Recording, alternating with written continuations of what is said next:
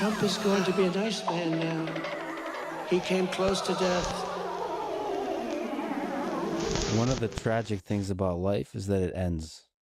How often do you think about your death? Are you afraid of it?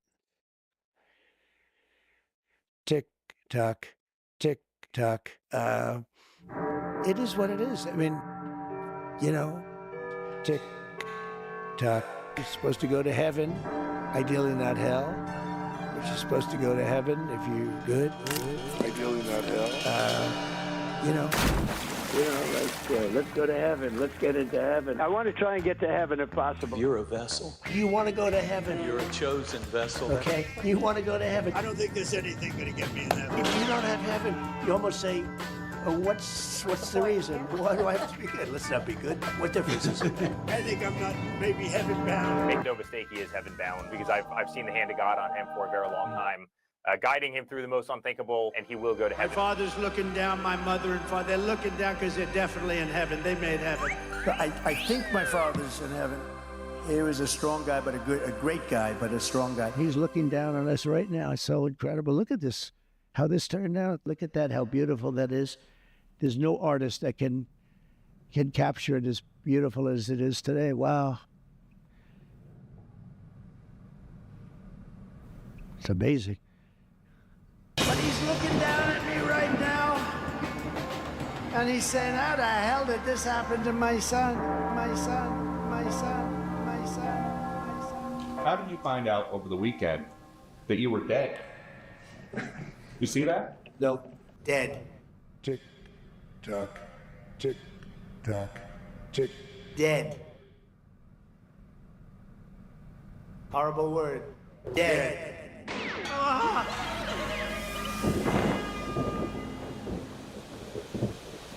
I'm going to die. I'm going to die. I'm going to die. I'm going to die. I'm going to die. I'm going to die. I'm going to die. I'm going to die. I'm going to die. I'm going to die. Shut up! I'm going to die. I'm going to die. I'm going to die. I'm going to die. I'm going to die. I'm going to die. I'm going to die. I'm going to die. I'm going to die. I'm going to die. I'm going to die. It's called, you're dead. He was dead. That was the end, right? He was dead. He died. Tick tock, tick tock, tick tock, tick tock, tick tock. Bye-bye. I can tell you, maybe the one thing he does that might have influenced heaven is, I think there's a lot less people going to heaven, meaning they're going to heaven slower because he stopped the death and destruction around the world. He slowed down the journey to heaven for a lot of people, in that they'll spend more time on this earth and they'll get there, but they won't get there for a number of years because he stopped innocent young kids from absolutely getting run through a meat grinder unnecessarily, and that in itself will get my father to heaven.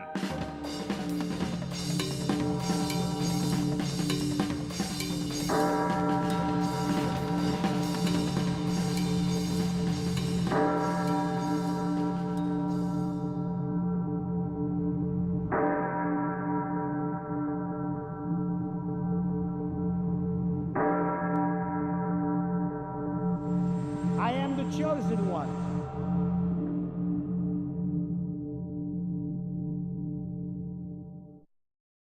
It was a banger. I hadn't seen that one before. Wow. Also, Kara, turn me on to some of this.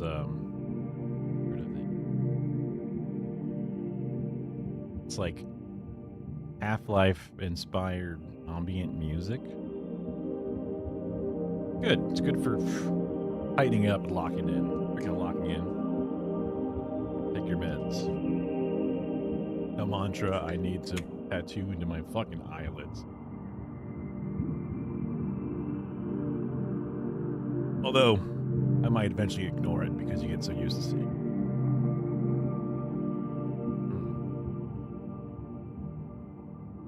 it. Perfection. All right. I finished up on my cottage cheese. So that's good. Got my little fruit bags, fruit and vegetable bags for some little snackages. Then there's a bunch of news today. More than normal. I just picked out a bunch of these little stories, which I'm happy because sometimes the stories are just like a headline that's interesting, and then like there's like a CNN where like they talk about the actual information for 90 seconds, and then it's just a bunch of fucking mouthpieces to just drone on and like just muddy the waters and to get away from the subject matter that actually matters, which is frustrating. So a lot of these other places that pump out videos, they pump them out just like the actual news part. Wild to think about a news place pumping out news videos, but yeah. So should we get started by getting filled in with like a longer kind of hit everything at once kind of video, or should we just do the we should probably start it off a little bit slower. Not a lot of people on the stream just yet. We can play it by ear here. But let me get it. Bam. Buttons working. Things are set up properly. I love it. All right. Let's do our filling in. The Stranger Things Netflix problem's killing TV shows, and why some experts argue it's actually for the best. After dominating the elections but caving on the shutdown, what's the future of the Democratic Party? And the truth about what's really happening with our kids and the news. We're talking about all of that and even more on your special Friday Philip DeFranco show, aka... Hey, he's got the W banner style. Looks suspiciously like all the other Twitch streamers and stuff. I mean, it's not like, putting titles at the bottom it's a brand new idea, but... a thing that he never used to do, as far as I could tell, not in this exact style. Maybe it's been like this for a little bit, but just noticing things. From the Bastards, where y'all take control, where you send in questions and I do my Philip DeFranco show thing. And then immediately my mind thinks, because I said the word noticing. Yeah. Because noticing is an anti-Semitic thing. About noticing how there's Jews everywhere. So I'm happy that Phil is not Jewish, because there have been times I've watched other creators just use the word noticing the way it's supposed to be used, because you're talking about noticing. But then I have that nagging liberal brain where I'm like, sweaty, hold on. So I thought it to myself, and then I thought, oh, I'm glad he's not Jewish. That way it's not an issue. But I was like, I should just share that weird loop in my head, because hopefully by putting sunlight on it, I can scorch it out tiny bit at a time.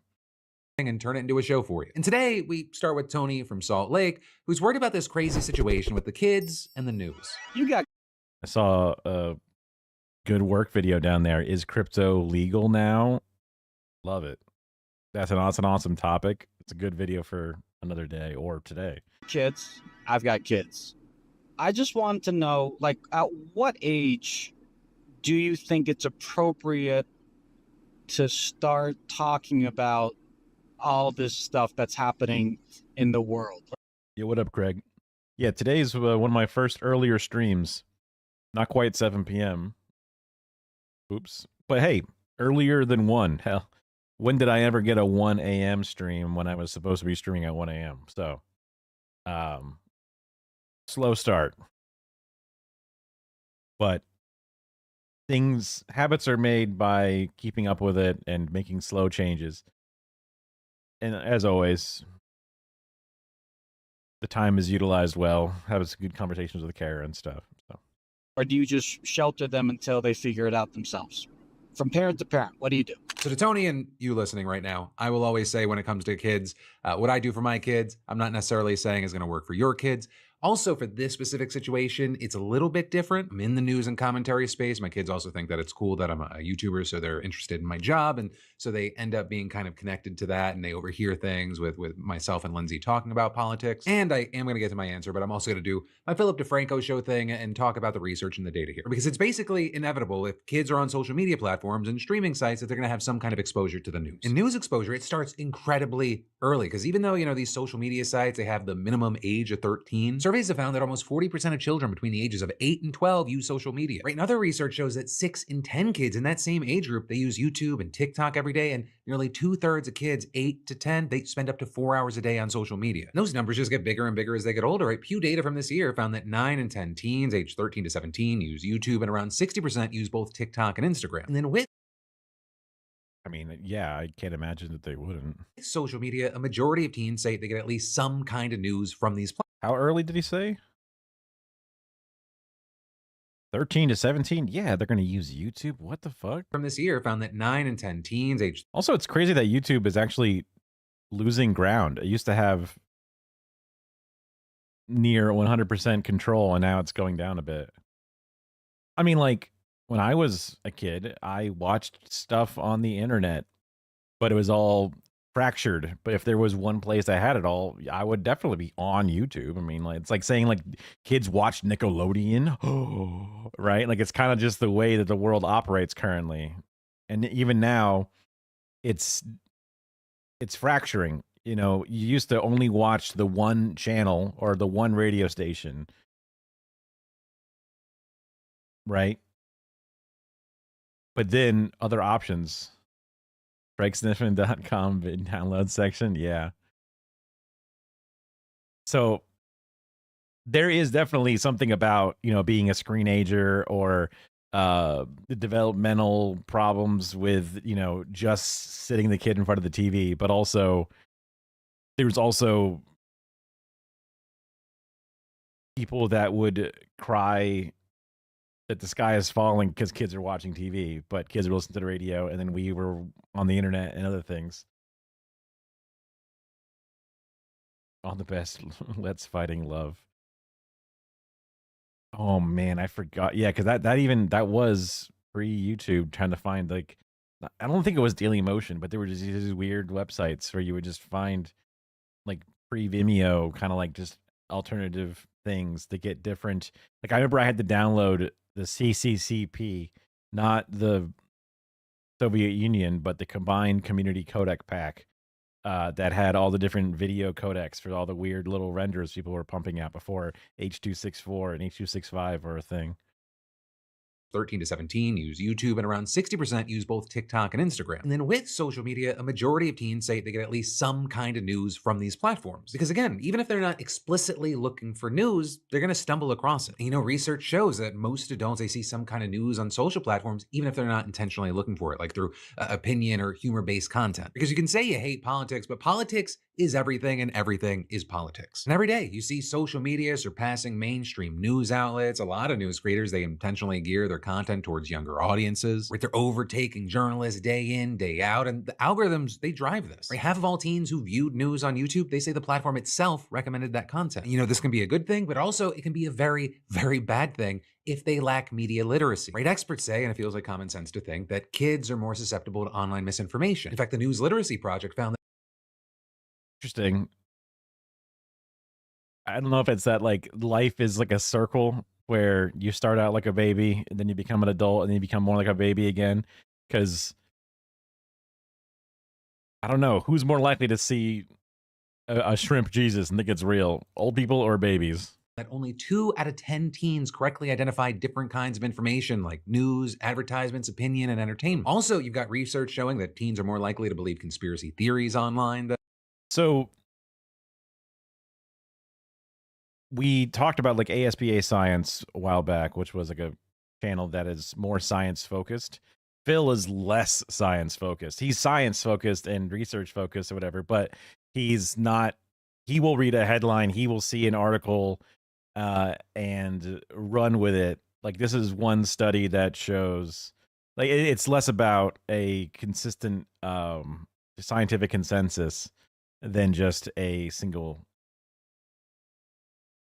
headline. You know what I mean? He's a news guy, so the headline news stories are engaging and dragging eyes and stuff, and that's kind of what he works with.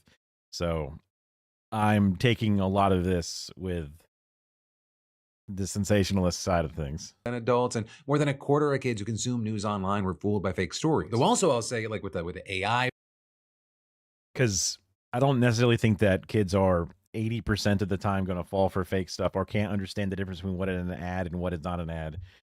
That seems a little too extreme, and I would really love to see the methodology or whatever. But then now I'm doing peer review, which is not really the point of absorbing the information here. boom, fake content, and misinformation, it's getting harder for everyone to identify. And then also, I'll say, in addition to news in general, as far as like just being on social media, like adults, there are concerns that when kids are overexposed to news and they're doom scrolling, they can become anxious and depressed. But even that's different because you've got these young minds getting molded. They have fewer coping mechanisms. So, my personal belief is, yeah, I think it does make sense to talk news, but I usually let them ask me first. But again, my situation is different. That makes sense. I mean, we talked about things that mattered to us directly. I was trying to find it off to the side here for a second. Is that when people get interested in politics, they very infrequently lose interest in politics. Like once a person becomes political, they don't become apolitical. That might have been the right. Okay.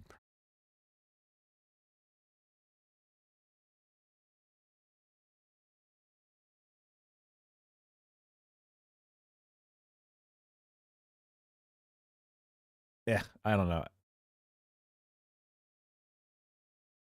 But so getting kids interested in politics early seems like it just helps them build a lifetime of being involved in it. And it takes a little while to get used to it, the same way it takes a while to get used to walking. So the idea of talking about politics in some way to kids, because you're just going to imprint your own politics onto the kids, right? So it's not necessarily a good thing or a bad thing. It's just a thing that's going to happen to certain people. So if people are more political than before, then that's going to have a ripple effect into the next generation just because of the way it works. But I guess our family was pretty apolitical in a lot of ways, which maybe it's different than other people's experiences because we didn't really talk religion. We didn't really talk politics. We just talked Simpsons quotes and whatever it was that we were doing. My dad would bring up topics and things that happened in his life that ended up becoming very political, but it wasn't a political discussion. It's like saying that get these politics out of my video game. I just want to play Metal Gear Solid and, fight against the shadow government. And it's like, wait a second, that's politics.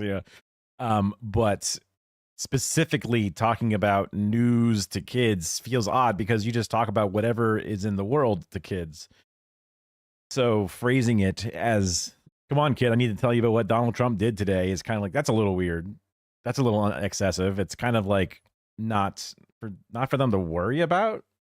That's kind of for the adults to worry about, keeping them abreast of certain things, like idea of like, ICE is going to come to your school and take your friends away. Like, okay, we should talk to you about that.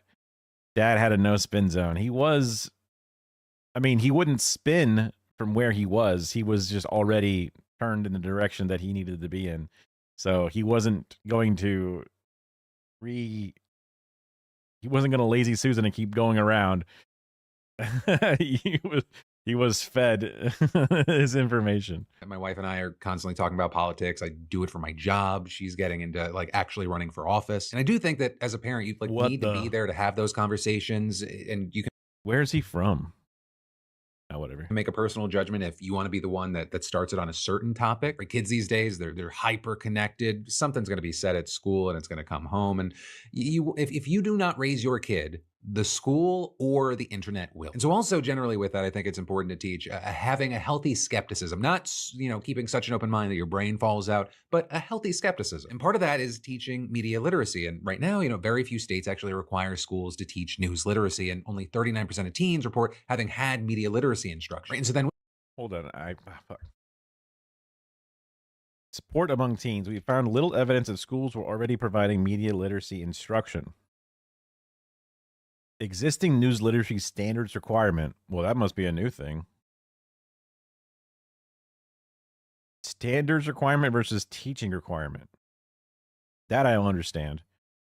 So you have to be able to pass it, but you don't teach it? Teaching is rarer. Oh, you need to have better literacy in order to become a teacher? I'm confused. To teach news literacy, and only 39% of teens report having had media literacy instruction. And so then with all that, you have experts saying that there are a number of steps that parents could take. You know, they can discuss the news openly with kids once they're mature enough, while filtering topics or details that they might not. I mean, that seems like the standard method. Kid says, hey, what's up with all this, wanting to legalize marijuana? I thought it was bad. Ah, yes, let's discuss prohibition and the way it works.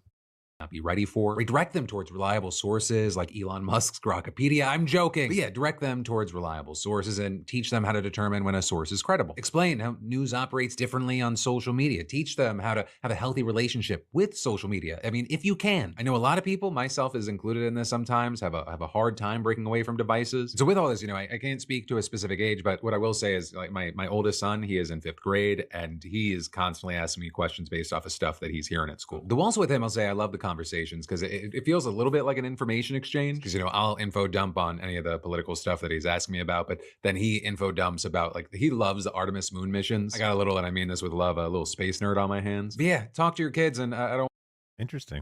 want to gender everything, but definitely talk to your young boys because if you do not raise them, someone else will. We see that fucking everywhere. We're going to dive into more in a second, but let me take a second to thank a sponsor and say your current get a note because bills don't care about your schedule. And for me, this is a safe use for $19.95. So scan that QR code or head to current.com/Phil and use code Phil for $50 on us. Terms and conditions apply.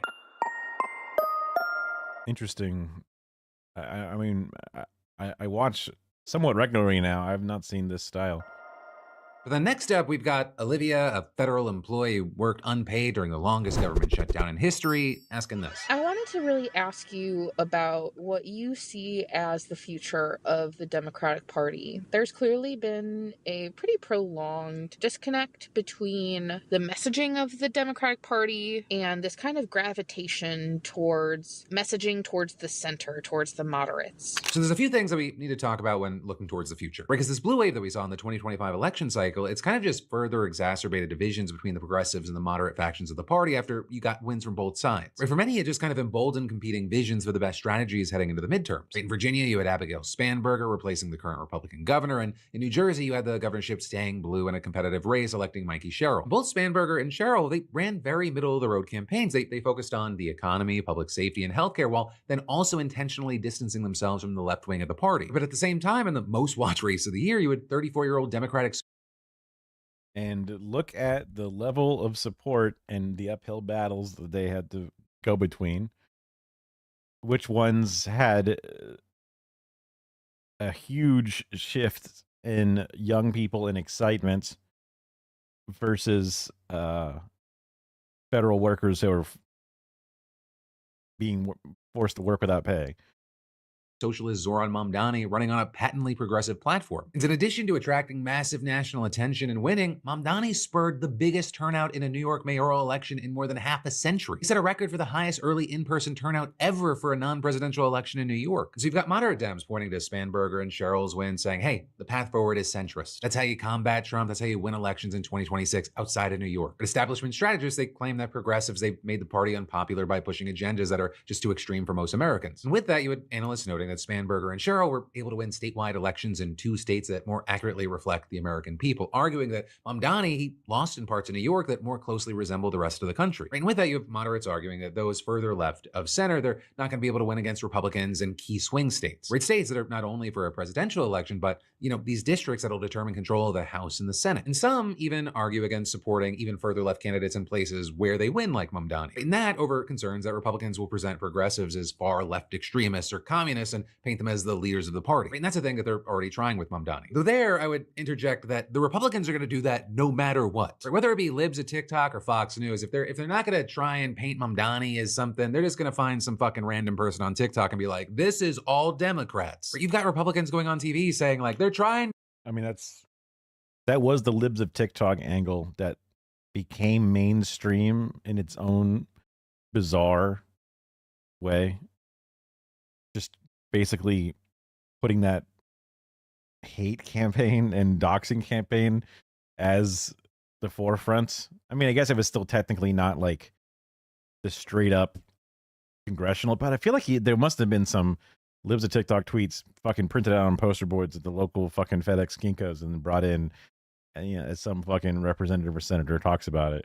To force your kids to turn trans. I mean, the president of the United States is like, the Democrats want trans for everyone. Right? And so there's all of that. But then, you have leftists arguing that Mamdani's mass appeal and the energy that he galvanized all over the country, it shows the American public's desire for more populist and progressive policies.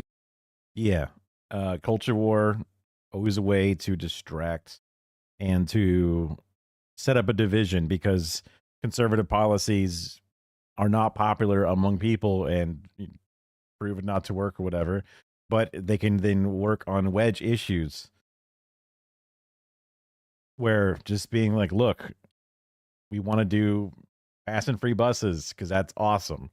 We want to have mental health people because everyone talks about the mental health crisis.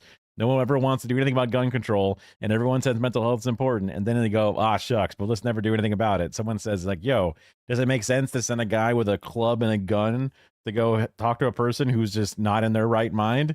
Does that seem like the right angle? If somebody is just, so policies that people actually agree with on both economics and even just like how they want to see their society run. Policies is one of my favorite angles. One of the reasons why, even as intellectual, free-thinking guy, I loved Bernie Sanders, whatever, because like he just talked policy and that's all he ever talked about, and he was very consistent and focused on it. It's what kept it like, none of the bullshit, none of the other things. It just felt good, and people like that. A problem that the other Democrats always just lead. Even if they try to talk on the issues, they just talk on the issues vaguely. And then you try to nail them down on specifics, and they have the worst means-tested policy possible. So that's why either they give you no policy, or, when forced to, give you some milquetoast shit that doesn't get anybody inspired. They claim that public support for more left-leaning ideals is evidenced by other progressives like Bernie Sanders and AOC, who have toured around the country promoting their ideals to massive audiences. And with that, you've seen strategists saying, the old guard of the Democratic Party, it's become unpopular and fallen out of touch with the modern realities of what Americans need. And with all this, as Bernie Sanders argued, New York is obviously different than Boise, Idaho, but I kind of think that with proper leadership and courage, what's happening in New York, in fact, can happen all over the country. And I suspect I'm not the only one who thinks that. I think Donald Trump understands that. I think the Democratic establishment understands that. I think that's what they're afraid of, right? And with all this, you've had the likes of AOC urging the machine to embrace progressives, right? Arguing that different factions can coexist within the party. So with all that, I'm personally of the mindset that, yeah, I think Democrats. Also, just thinking about video editing, I like the clean style because I've usually gone with the lazier route of finding an article, finding a headline, finding a quote, and literally snipping it and then having it float, and then getting the article title, getting the byline, getting all the different pieces, and trying to make the logos fit or whatever. But just taking the raw text, adding a consistent typeface to it that makes it look like it's an article because it has like a serif font or something. And then you have your own sort of like way to then credit exactly which place it comes from.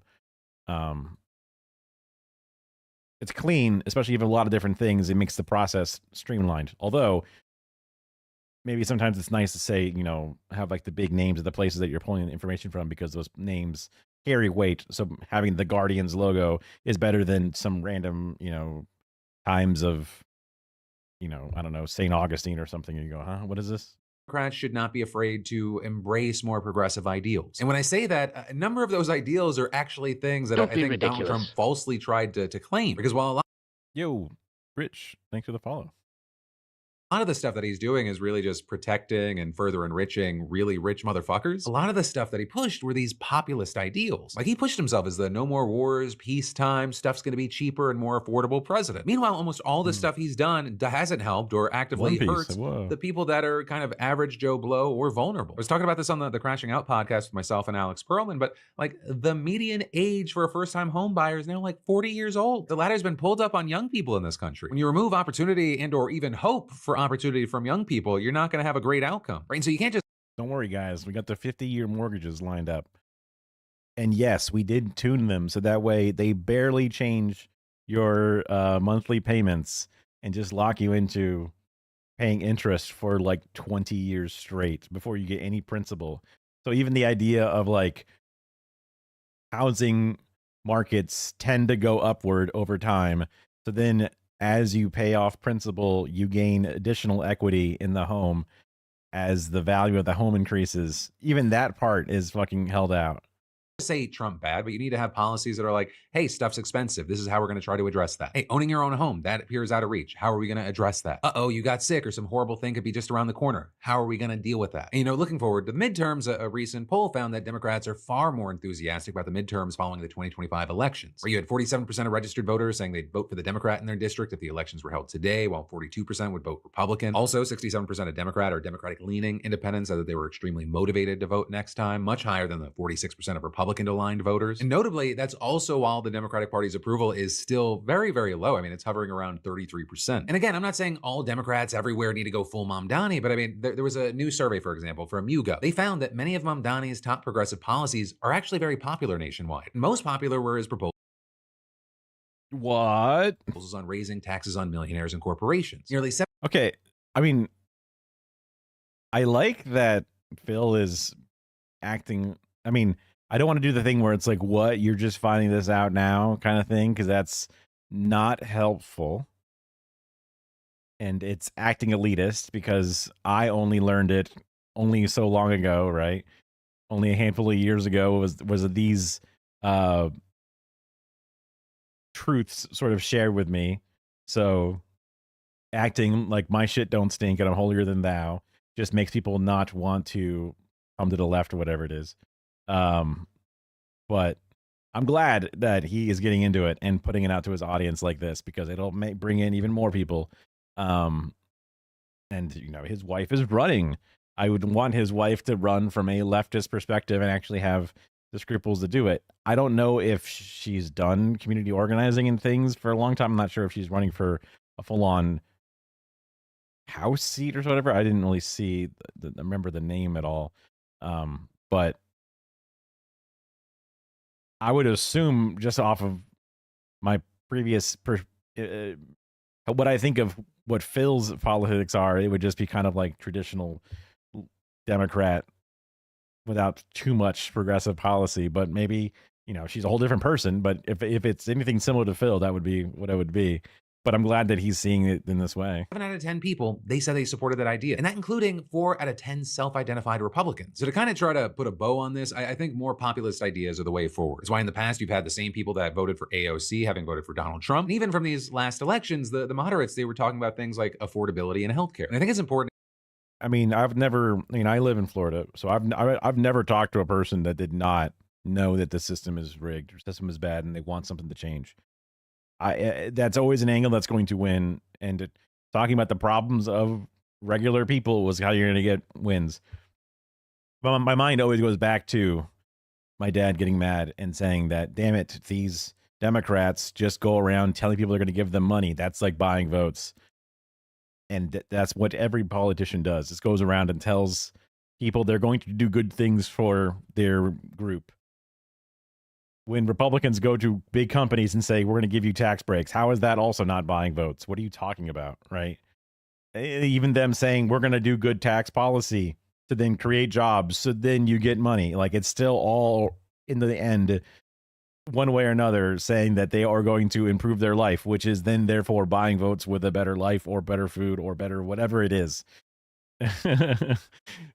That's literally what policy is made for, from start to finish. To keep those things in mind because, well, yes, a lot of people separate themselves based off if they're a D, an I, an R. There are a lot more issues that align everyone together when it's the have-nots versus the haves, especially as the room between those who have and those who not has grown over the years more and more. But then next up, we've got Charles from Florida who said that he's been enjoying my podcast with Alex Perlman. That's right, always plug Crashing Out, go watch it. But also with that, he told us about what he's been crashing out about. Entertainment such as television shows being only 8 to 10 episodes long and not really. Now it's just 7, 8 episodes, you're done. And if it gets a second season, it's like, 2 or 3 years later. So this is actually interesting. Interesting problem to have. Maybe I'm coming down on Charles too hard.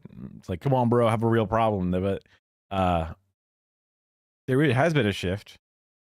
I guess it all comes down to the labor involved start to finish. So maybe we'll get to that. Right. I see a lot of people raging about this. I have at times raged about this. But, from the 1960s into the mid 2010s, right, it was normal for TV shows to have 20 plus episodes a season. But I mean, other shows had an obscene number of episodes, like 50 episodes sometimes. The rise of streaming services has changed everything because shows no longer have to abide by the network TV content schedules. And so, making shows with fewer episodes, it helps save money. And for streaming services, it makes sense to invest more money in a wide variety of shorter shows than a few longer ones. We'd almost think of it as like a cheesecake factory menu. They're trying to make sure they can offer as much different varieties of slop as possible. But that also might be too critical. I'm not sure. I don't mind a cheesecake factory outing now and then. Right, give me a Skinnylicious pasta, a Skinnylicious marg. Oh, Skinnylicious, huh? Is that like the diet menu that they have? Looks like he died here. He looks like he's all stretched and broken. There's, I know there's some more insidious background parts because when things have a certain number of episodes, like there was like the Aqua Teen Hunger Force joke where like, uh-oh, keeping you out of syndication. Only so many episodes total. So that way you rebrand the show name, which then prevents you from having to pay certain residuals and these different things. Trying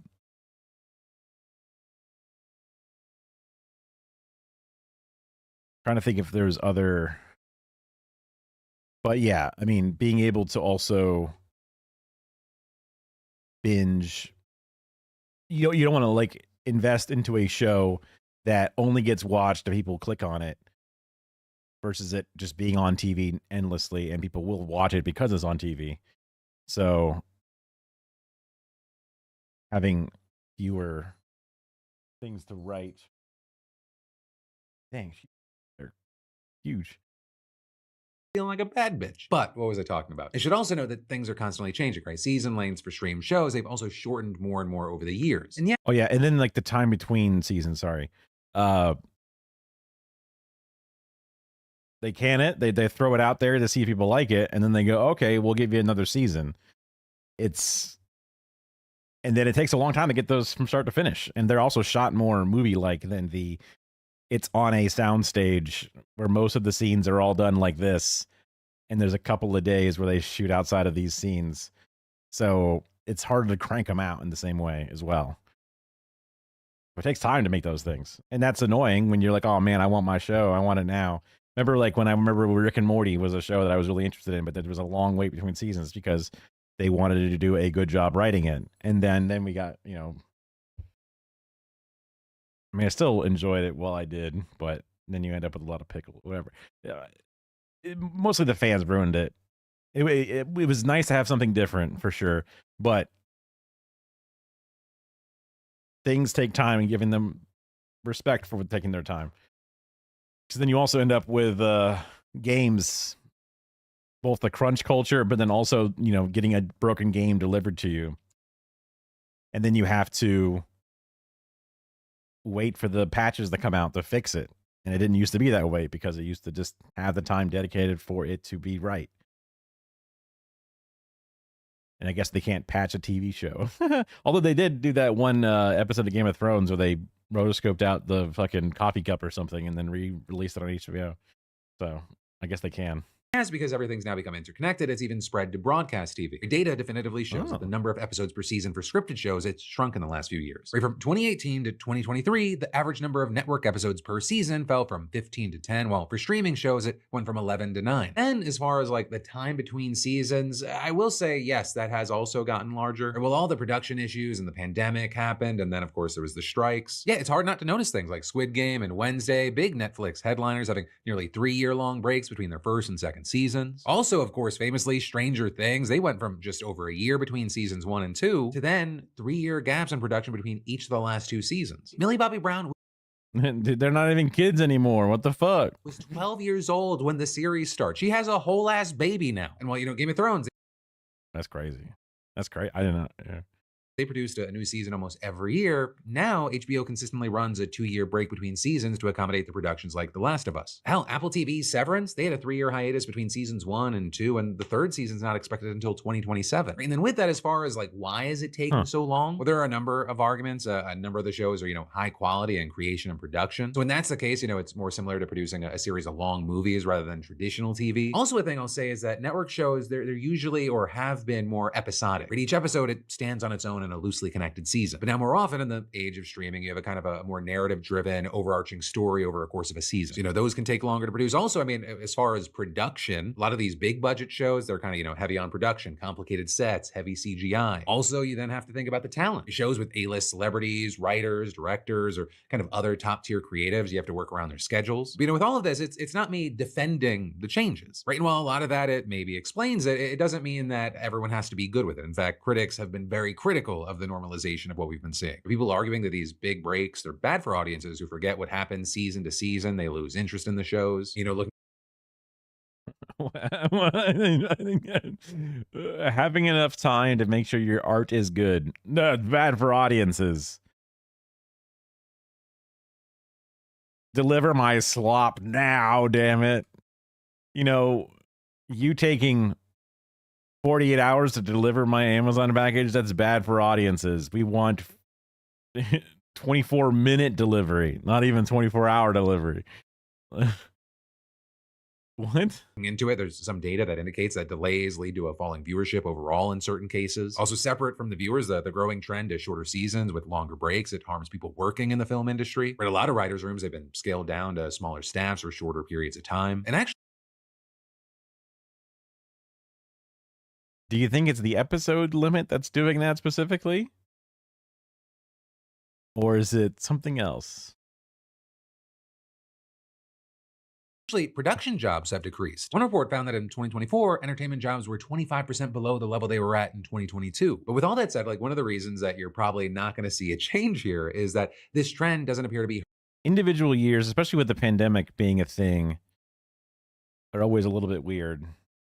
Like a resurgence in the industry, everyone trying to crank up production again, and then it being 25% lower than the peak of the return sounds about right, but also, I don't know, it's kind of a mix. I know that just anecdotally, some people from Cinemarxism was talking about working in LA and having a hard time finding jobs as a cinematographer and stuff. Although I don't know if he was doing show production and whatever, but just the amount of work that he had to find available, again, anecdotally, but just one experience. Hurting the streaming platforms themselves. And in fact, some data actually shows that productions with long breaks still perform very well, with the wait driving up anticipation, which boosts viewership. Right, and with that, there have been Netflix shows that take several years to produce between seasons, still breaking streaming records. And so, while a large part of this was me explaining why, I also, I really empathize with the frustration. I personally find myself bouncing. It's just because you had an expectation before is all. Between having two minds on this, right? A different thing that I think on and I sometimes struggle with is binging versus the weekly release. Sometimes I love when a whole season of something drops. I'm like, oh my god, thank you for making my Saturday. I wanted to have a lazy one. But then also there are times where I like the weekly release. I'm like, oh, that's my Thursday show. I got something to look forward to that night. But then I think a lot of that depends on, is it a 22-minute show or is it an hour-long show? Where as of filming this, I watched the first 2 episodes of Pluribus, and I don't mind that being a weekly release. Or with it being weekly, it feels like there's more time to dissect the episode, have conversations with other people that watch the show. I have never even heard of that show at all. But that is a lot of the thing with streamings as well. Is there's 100 different shows that exist on these platforms, and I'm like, huh? But I also don't think I would feel that same way with a show like Loot. But hey, where I want to end this is with kind of a few things. One, if you like it in this episode on Friday, What a wild perspective difference. Okay, let's do some of the funner, bizarre ones. We'll not do another long one. We'll do some short ones real quick.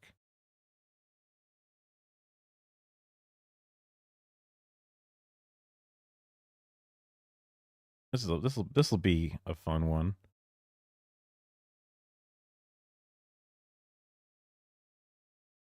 Russian AI robot falls on stage. First AI humanoid robot.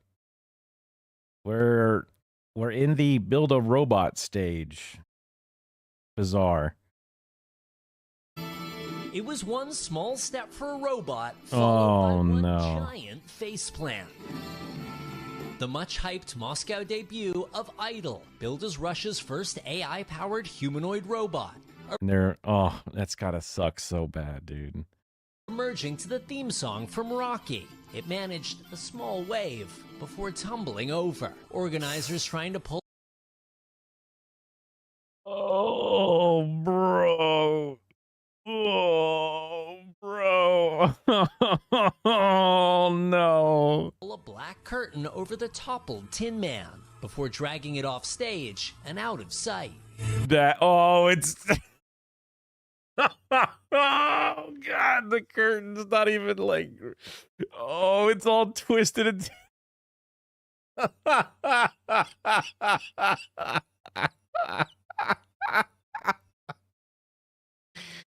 Oh my God, dude.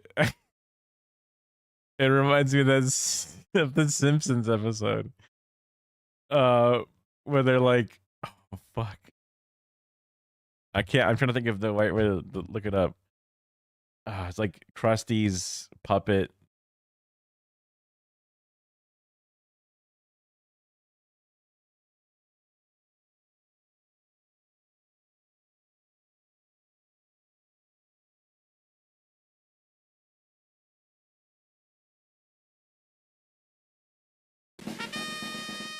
So, you want ventriloquism, do you? All right, watch this.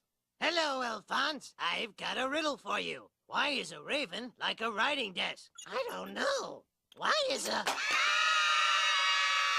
Hey, the dummy can't hurt you. He's not even alive. He's dead.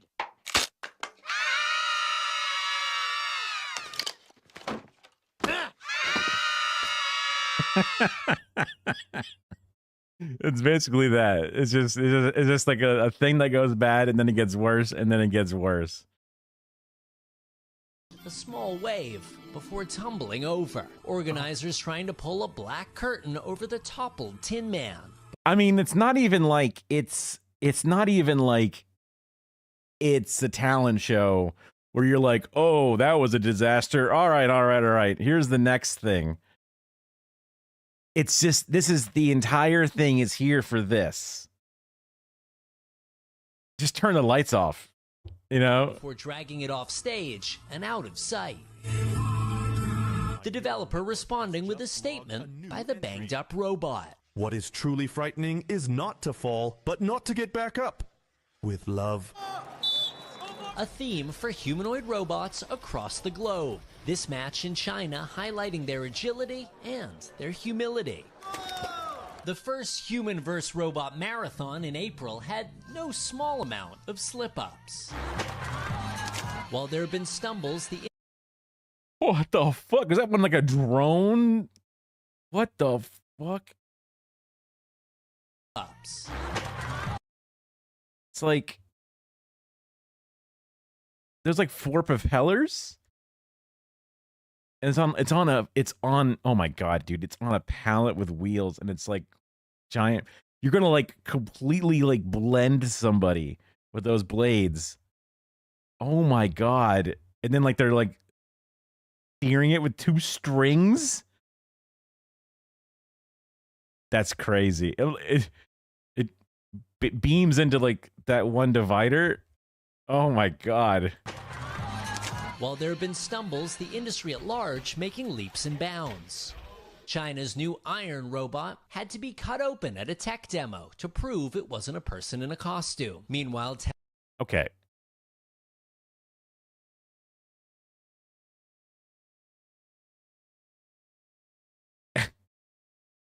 It's like, look, guys, I got nothing up my sleeves. Here's this one sleeve. See, guys, I got nothing. Nothing. Like, take all the clothes off. Why just one foot? Because, like, we have fake feet. Tesla's Optimus robot dancing with Elon Musk, but still needing a person behind the wheel. I see Yeah, that's the thing. These aren't really AI robots, right? a red apple on a plate. OpenAI's Figure 03 robot dazzling with AI integration. I think that has a lot to do with the advent of. I did not realize there were so many of these weird faceless fucking robots that are supposed to be in your home to do your chores for you coming out. That must be why that one company was blitzing to be first to market with their big story. So that way they can get all of the freaks who are like, yes, I will buy it now. And then they realize, wait, there are other ones that are better? Oh, fuck. My $20,000 is already waiting on this other one. AI, generative AI, because they're able to train them so much faster than they ever did before. AI helping train at home.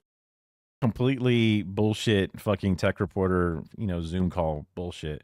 Because they have not been trained at all. They are just people doing it. And they hope that that will build an AI model that'll, I don't know, I guess learn your house and learn how to fold all your very specific laundry and make sure that you keep it all fucking in the proper wash cycle and make sure you don't accidentally dry the wrong thing. Like, what the fuck? There's no fucking way. Home robot helpers like Neo, now available for pre-order, promising to bring us a little closer to that Jetsons lifestyle, though at a hefty price and with some limits. These ads for the Neo Beta. I mean, they're literally advertising this $20,000 robot to consumers who will, by the way, be disappointed. Somebody at the office has to make sure they can look through its eyes and do these tasks. Leaving aside all that, do you know how slow these things are? But an old favorite, Atlas from Boston Dynamics, still reigns supreme. The gold standard for a humanoid robot. Atlas's dancing antics capturing hearts across the internet, with stumbles of his own. Experts say humanoid robots will help out at factories before they help us at home. But we're still Classic. a ways from that happening. 2035, 2040, that's when things really, really get interesting. For now, idle stumble reminding us even robots can't escape growing pains. Raf Sanchez, NBC News. You just know that you're fucked. When you're on stage and you're like, okay, we're here. We got our big day. They made us get out here and do it early. We got to do it. And then you're just standing behind the machine. And as soon as it starts to go, you're like, oh no, this is bad. This is now a bad day. Also, it's super scary to like get your hands around like a robot like that, especially depending on how it's designed. Because if it doesn't just immediately like go, okay, calm down and stop moving, because you get your hands in there and you're trying to pick it up and it's heavy. And then like the gears are moving and shit. And it's going to pinch and like lock up and crush your fucking fingers. Like, and you're in a panic because it's like, oh God, get it out, get it out, get it out, get it out. Oh my God. Gotta master the walk with it. Look, they don't have diarrhea. They do look like they are pinching their butt cheeks 100%. They do have that butt pinch going on for sure. Okay. This is good. This is good. Oh, excuse me. Okay. Doritos and Cheetos. Colorless removal of artificial dyes. Morgan, two iconic snacks. Getting a makeover. We're ready. Introducing Simply Naked. PepsiCo removing the artificial dyes from Cheetos and Doritos. Okay, the left look normal to me, as far as like red. The right do look significantly different. They don't look dangerously cheesy. They look dangerously corn. That's kind of crazy. making them totally colorless. NBC News business and economy reporter Emily Lorsch joins us. What can we expect from this new rollout, Em? Hey guys, the idea here from the company is that they are reinventing some of its most iconic snacks, Doritos and Cheetos, 2 types each, and they're basically removing some of those artificial dyes and flavors. They say that their expert taste testers compared them side by side with a blind taste test, couldn't taste the difference between the ones with the artificial. It's just color, dude. It's not artificial flavor. It's artificial color. Like, it's just color. And I guess like your eyes are a big part of how you eat. Flavors and the ones without, but we're So journalists. naked versus not naked. Correct. Okay, naked is no dye. And we're journalists though, so I figured let's do it ourselves. We can't rely on anyone else. Right? So we're gonna do it. Now, a part of this is I wonder if you eat one, okay, and you eat another one, okay, do you think one is better than the other? I don't notice a difference. That's fine. Okay, now, palate cleanser, smell some coffee, whatever, right? Get your palate cleaned. And then here, blindfold, eat a Cheeto. Okay, now take your blindfold off and look at the orange Cheeto and eat it.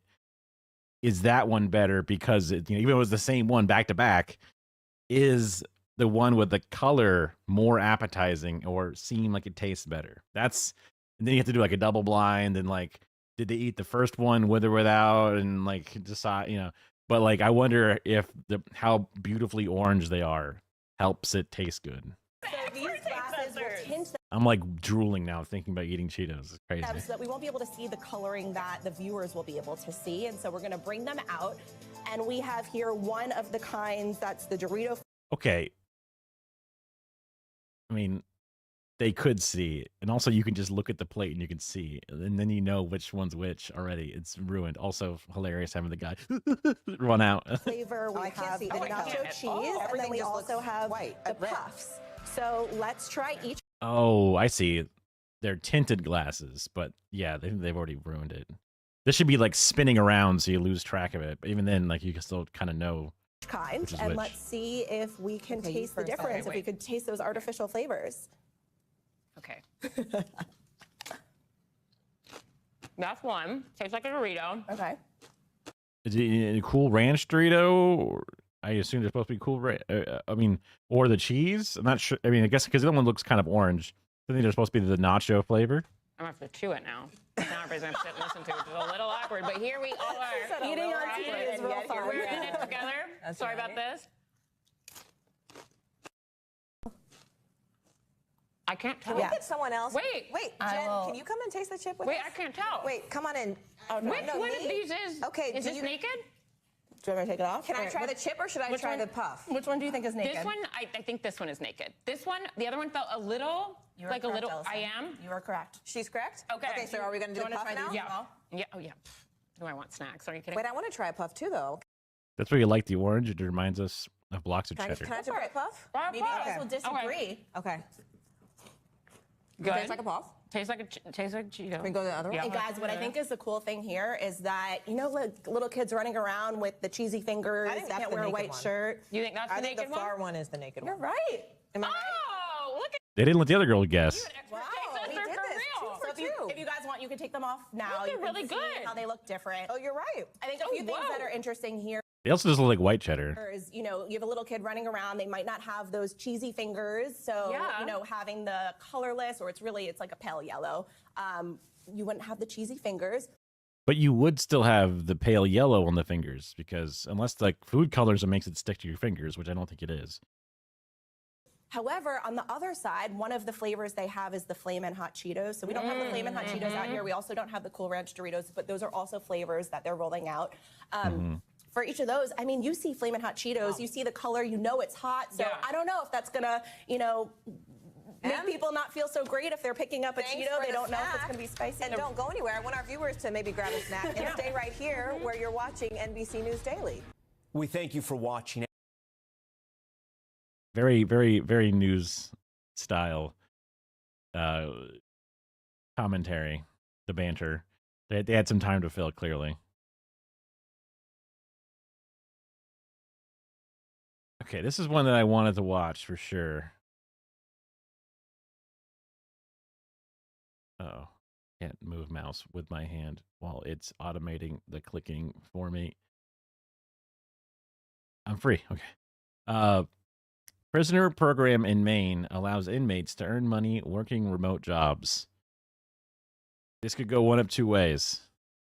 Based or dystopia. It's America, so place your bets, ladies and gentlemen. Preston Thorpe is a self-taught software engineer working remotely for a San Francisco-based tech company. I guess. Oh no. Okay, so he has a Blue Yeti microphone. The classic Blue Yeti problem of pointed at my face. Point microphone, right? Negative. The pickup pattern on a Blue Yeti is a front address capsule. They're setting my boy up for failure. I have an advantage because I have very little distractions. Thorpe also happens to be an inmate at the Mountain View Correctional. Is this like the monitor needs to be clear so they can see if they're like hiding a knife inside of it or something? Because that was kind of cool to have like a clear case around your monitor. That's kind of sick. Very like 2000s Y2K core. Tech company. I guess I have an advantage because I have very little distractions. Thorpe also happens to be an inmate at the Mountain View Correctional Facility in Maine. Okay, I don't like the framing of I have an advantage because I have very little distractions. I mean, should have phrased it the way around. I have very few freedoms. I mean distractions. Like, now, does the Mountain View facility get to, like, sell a service to companies that, look, we have a bunch of captive workers who are ready to work for you endlessly at machines?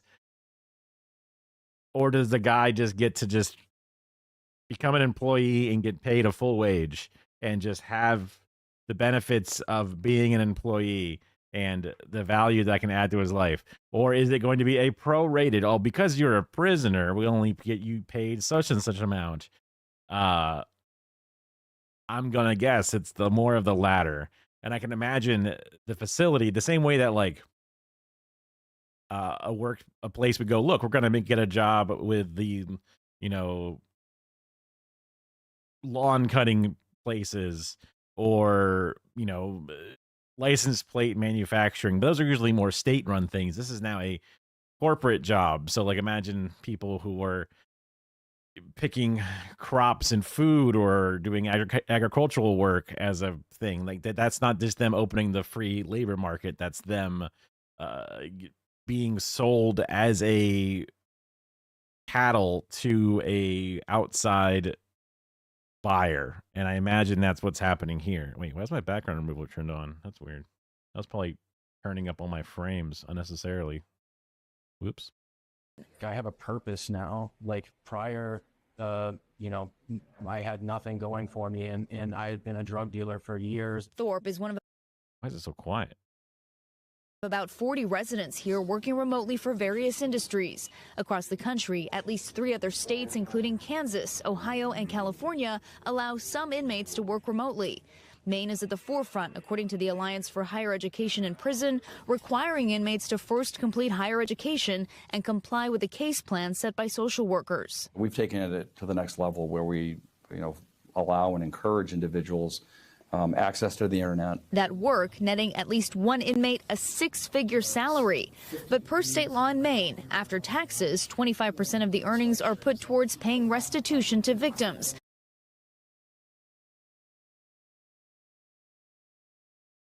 That's not necessarily the worst way. It all depends on how it's set up.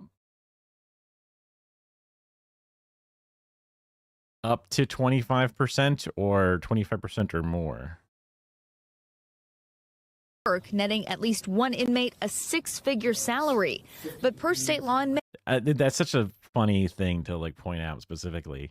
If this person was particularly skilled at the job that they did, that they were able to have such a high wage, then whatever. Why is that like someone in jail was able to provide their skills? They should be killed for it. I remember conversations in the car or at the dinner table about why it doesn't seem right that prisoners even get a color TV. You know what I mean? Like, so we're coming from a world of that.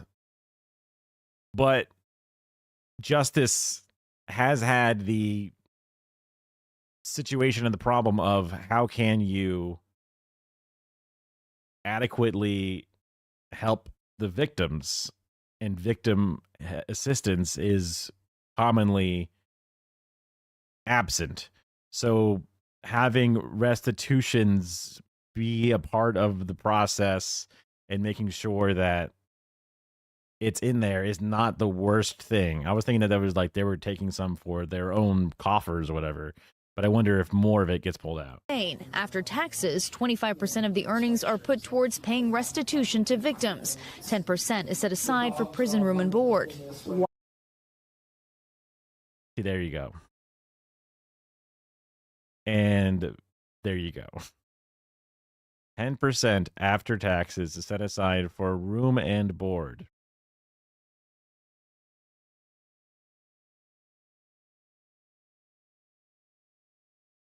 That's an expensive ass room and board.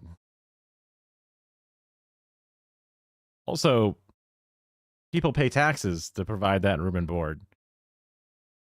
They're losing their freedoms to have that room and board.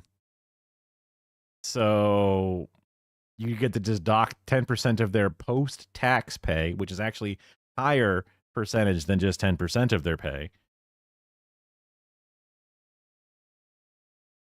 for room and board. Oh, what a nice B&B that they're staying at. Why should someone in the prison system be allowed to work? That's the framing that we live in, baby. Why is someone in the prison system should be allowed to work? The idea that we like working is a privilege in their mind, and you, a disgusting criminal, should not even be given the ability to work. So like working is not even seen as a necessity. Working is not even seen as an annoyance or an issue. That's crazy. The framing of all of it. Why should someone in the prison system be allowed to work outside the prison walls, so to speak, and make a six-figure salary? If people really care about victims and survivors of crime that are owed money, the way that we do that is we provide meaningful work for individuals that are incarcerated so they can pay down those debts. Thorpe earning enough. Just straight up. The humanity is not even involved. It's just about the money. To buy a home. I mean, if I was not paying him market rate, I think he wouldn't be able to do that. He's doing quality work. Whoa. I mean, if I was not paying him market rate, I think he wouldn't be able to do that. He's doing quality work, by the way, that people with 20 years of experience can't do. Thorpe is on the verge of finishing his prison sentence, knowing he'll... Oh, that's a sick keyboard. Are you saying that you're not paying him market rate? So they can pay down those debts. Thorpe earning enough to buy a home. I mean, if I was not paying him market rate, I think... if I was not paying him market rate, to think... he wouldn't be able to do that. He's doing quality... He wouldn't be able to do that.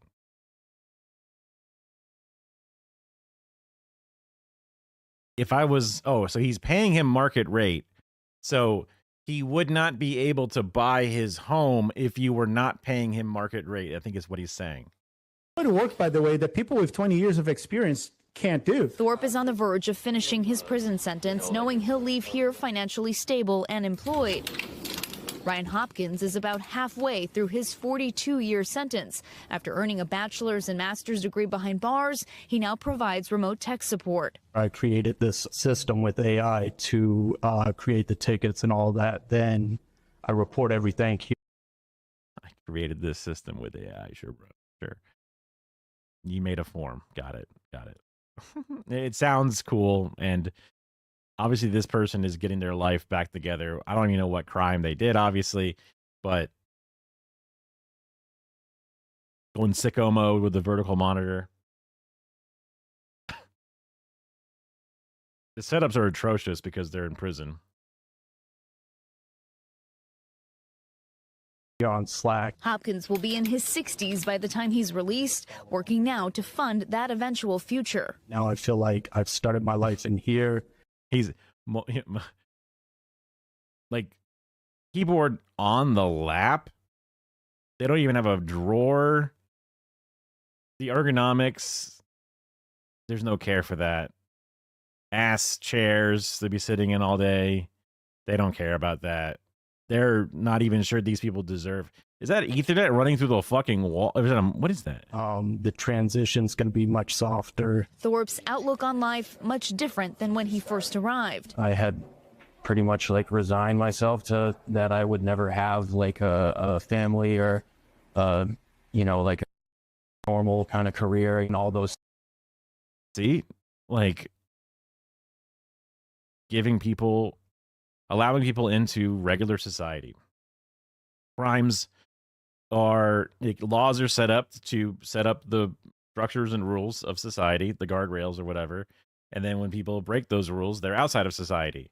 And you want to bring them back into society. You want to make them rules followers or whatever. Like, we as a society all work together. We're all a bunch of ants. We build up the pile of food and make the tunnels, and we all live in a beautiful ant mound full of food. But if you break that system, then you currently are outside of that system. You're put into jail, in theory, the way it's supposed to work. So you want to encourage them to come back to society and show them the good side of it. If you just constantly punish them and whip them and call them a fucking cockroach, then they're just going to say, fine, I'll be a cockroach and I'm not going to live in your human society. Like, it's just the most obvious one-to-one thing.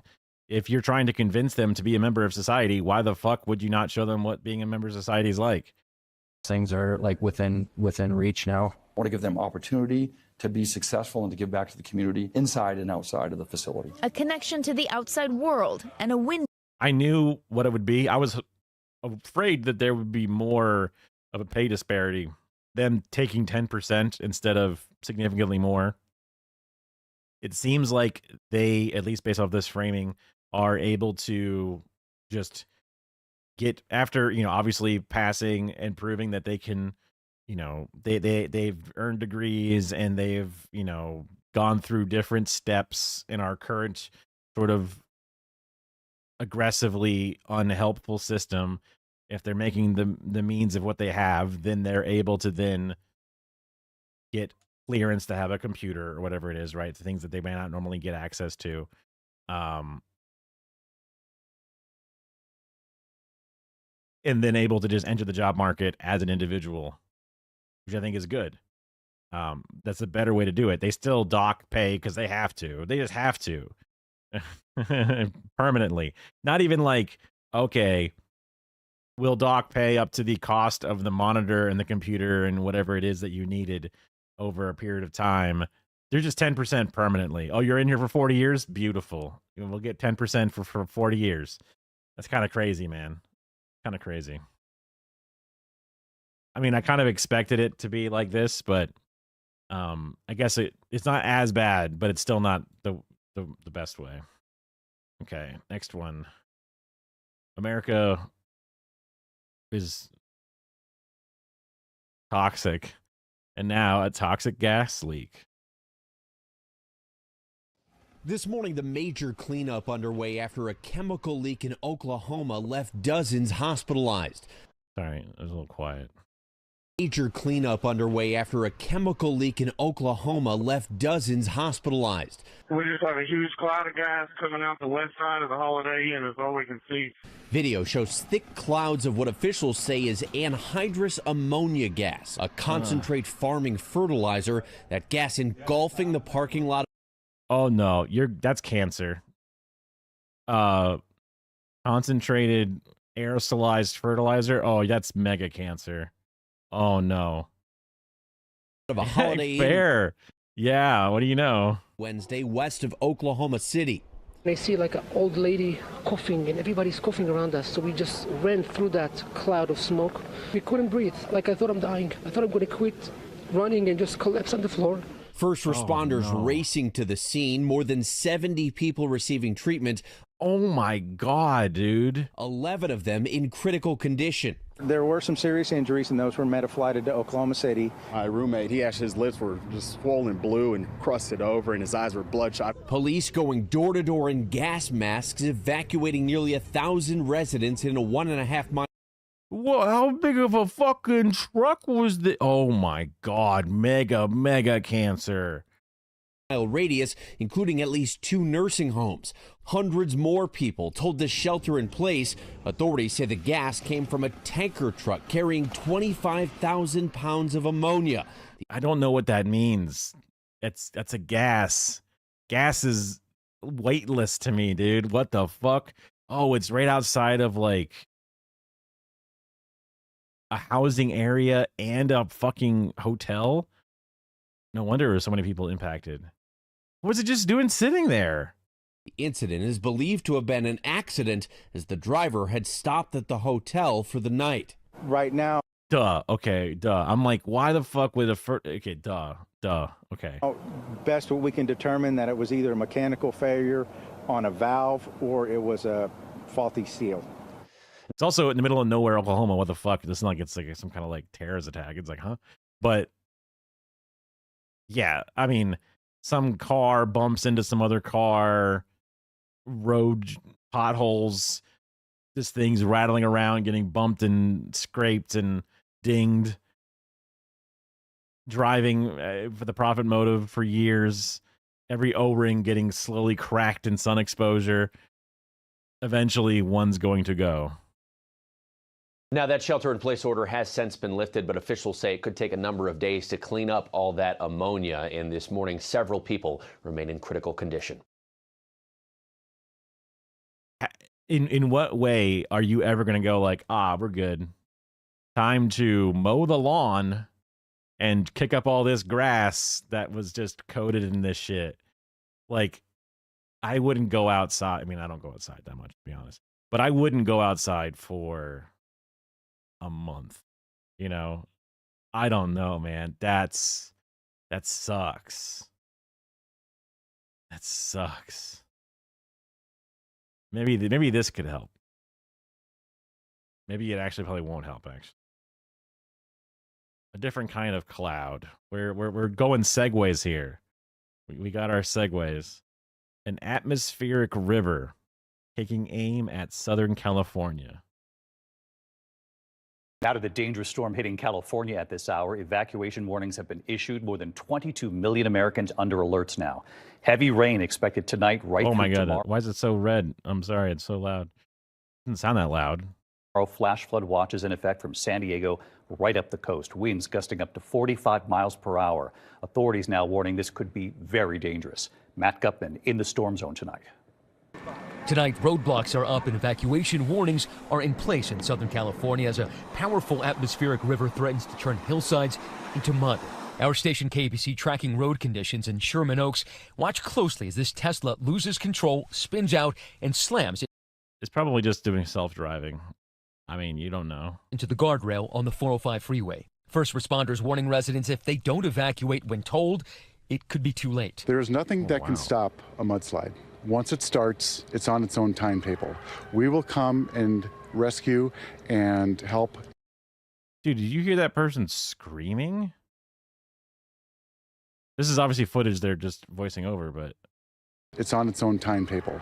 We will come and rescue and that's crazy. And help if something should happen. But before that, you can pay attention to the weather. And this is what authorities are afraid of. Oh my gosh. Back in September, heavy rain fueled by the wow. Oh yeah, that'll fuck you up. Good. That's fast too. That's not even like a slow moving mudslide. That was booking. Was that actually mud or not just dirty water? What the hell? Is what authorities are afraid of. Oh my gosh. Back in September, heavy rain fueled. I guess what is mud other than dirty water? By the remnants of Tropical Storm Mario washed away vehicles in Barstow. Watch out! Oh my. And brought a mountain of mud into the town of Oak Glen. Meanwhile, in the Central California mountains, the pack fire is out of control, already burning 20 structures and scorching more than 3,000 acres. I did not realize there was so much bullshit happening in California right now. But the storm's now giving those firefighters a hand and could possibly put an early end to fire season here. David, we're here at the burn scars in Altadena and across Southern California. Authorities have deployed 13,000 feet of K-rail like this. You can see that green absorbent boom. Now, the worst of the rain forecast for tonight into tomorrow morning, and those evacuation warnings will remain in place through Sunday morning. David. Matt, you and I know those burn scars can become very dangerous very quickly from this. Matt, thank you. Okay. That makes sense. Shit gets burned up, and then heavy rain comes and then washes away that loose settlement. That makes sense. The burn scar into waterway. I assume in Altadena and across Southern California, authorities have deployed 13,000 feet of K-rail like this. You can see. So that's just there to help be like a barrier and to help push it's a just to prevent the flooding it just sort of help direct it, I guess. But eventually it'll fail, right? If there's enough water and stuff. But then this part. That green absorbent boom. Now, the worst of the rain. Green absorbent boom. Having something up there that can absorb water, it's kind of like a sandbag. Although a sandbag, well, yeah, I mean, sand will absorb water and stuff, but it's just to be a barrier of some kind. I'm not sure if there's something special about the material that's inside of it. I don't really know. It's flood stuff. They must have a lot of this shit to put out. They must have been, and it'll get deployed. The best stuff will get deployed in the richest areas because that makes sense for them. Interesting. Okay, shit's fucked in California. Let's see. We'll do a couple more short ones here. Factors that could explain the rise in U.S. executions. Uh-oh. I moved my mouse. I did things wrong. I forgot. It's automated. Okay. And then...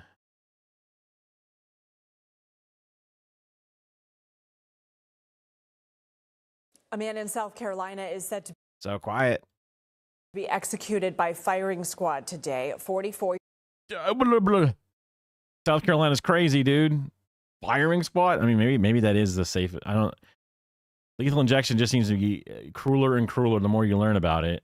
Electrocution is also insane. So maybe firing squad is the fucking actual way to... you shouldn't be killing people, but...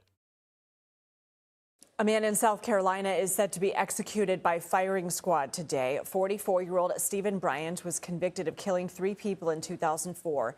He's the 3rd person in the state to die by firing squad this year. So somebody in Oklahoma, somebody in Florida, and then somebody... I thought this is the people that they killed or whatever. He looks evil. I mean, he must have done a bad crime to be, whatever, but... or at least convicted of a bad crime. Just the framing of it, making them... Yesterday, a Florida man was executed by injection for killing and raping a girl in 1979. And in Oklahoma, the governor granted clemency for a man who is set to be executed for his role in a 2002 lethal stabbing. Oh, I think I saw an article or title about that one. Okay, I didn't realize they were all separate. I thought these are the 3 from firing squad. Executions in the U.S. are increasing. The Death Penalty Information Center says there have been 42 executions this year. Robin Marr is the executive director at the Death Penalty Information Center. Thank you for being here. We know that... Yeah, hopefully this person is a person who's there to stop death penalties, not... We're all systems go on death penalty, baby. I'm going to grab another drink. The president has encouraged states to use the death penalty. Is that why they're on the rise? Well, it's one possible explanation, but like most things, there are lots of factors at play here. I mean, President Trump never made any secret about his enthusiasm for the death penalty when he was on the campaign trail, and that has followed through to when he's president. He issued an executive order in January directing his attorney general to use the death penalty, the federal death penalty, as often as possible and to encourage states to use the death penalty more often. And the death penalty's always been political. It's been political throughout history. So I think it's fair to say that in some states, I want to see that graph. I mean, or that chart or whatever. Hey, crime's down across the board, right? You know, America's getting safer and safer as a whole. Let's increase death penalties, though. Awesome.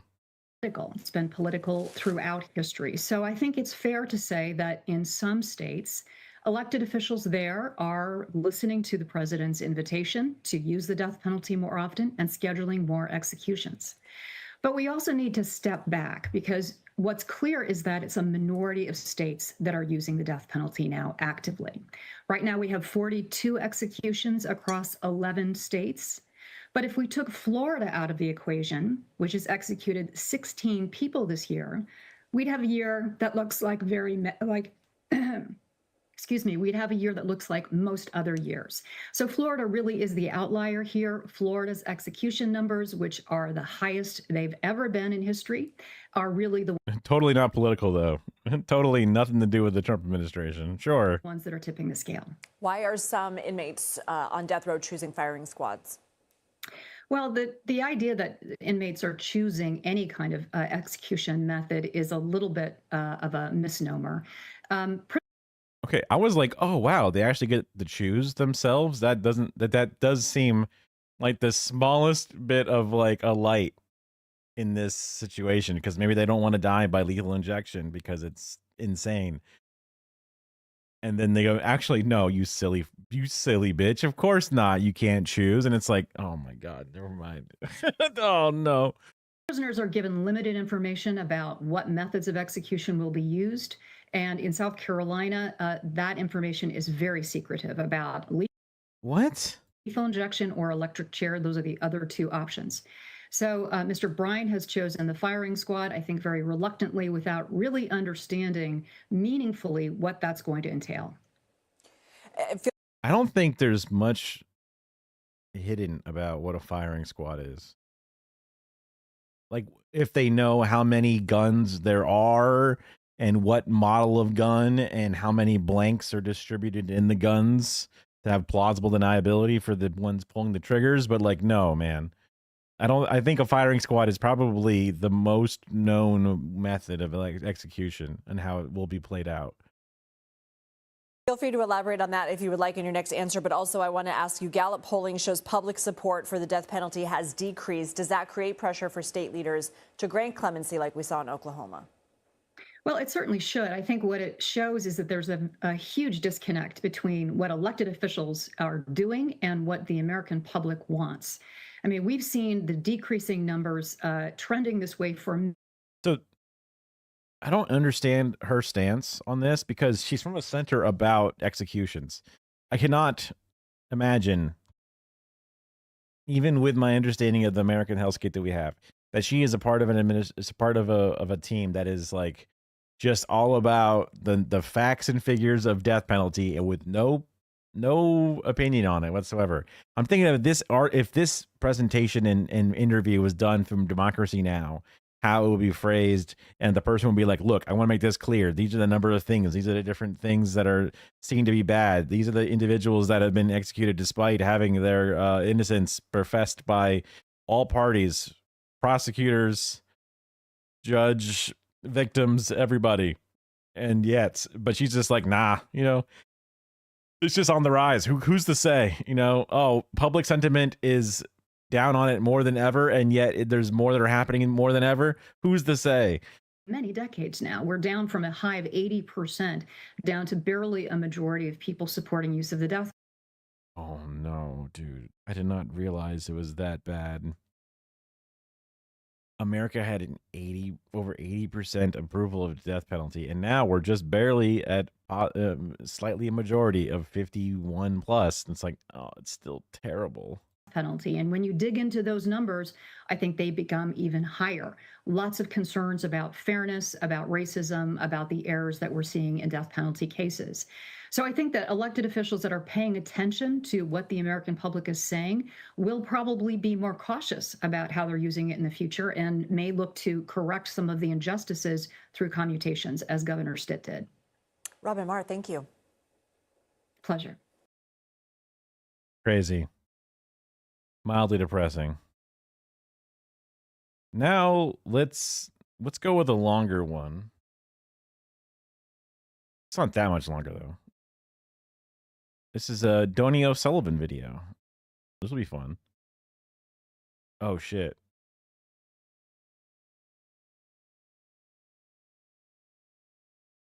Yeah, I thought that might happen. Because the title wasn't where I thought it was. Because white genocide has been pulled up here. So in the future, I should use my button that does not grab the title when I notice that. Case in point to myself. CNN visits whites only town in Arkansas. That's Monka. What? You want a white nation? Build a white town. And that organized. Some organized. Oh my God, sorry. Racism, way too dank. You want a white nation? Build a white town. And that organized. Some organized with like-minded people. We're part of a living tradition that we can't lose. We were up early this morning to go to a whites-only town. What? 720 in rural Arkansas. Eric, who runs the town, is all over social media. He's going on. When you say runs the town, whites only. YouTube and podcasts. Oh, look. Interesting. They choose some kind of runic shape. Oh wait, hold on. That's someone was telling me that their friend or someone in their town or whatever had a tattoo with this very specific thing. Interesting. This like certain type of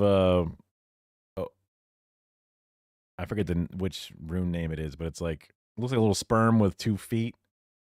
It's like a virus diamond head with 2 feet, and then they kind of fan up. And podcasts, very prominent neo-Nazis and white supremacists. Damn it, he's drinking White Monster. Now I feel like a white monster for enjoying a white monster occasionally. Damn it. I mean, he also breathes air, so I can't, put myself through denying necessities. And anti-Semites in the US, and they're letting CNN come visit them.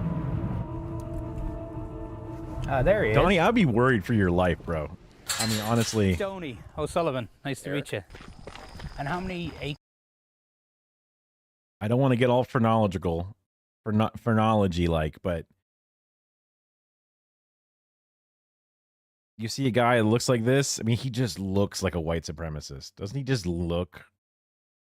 I mean, I don't know what the hair is there.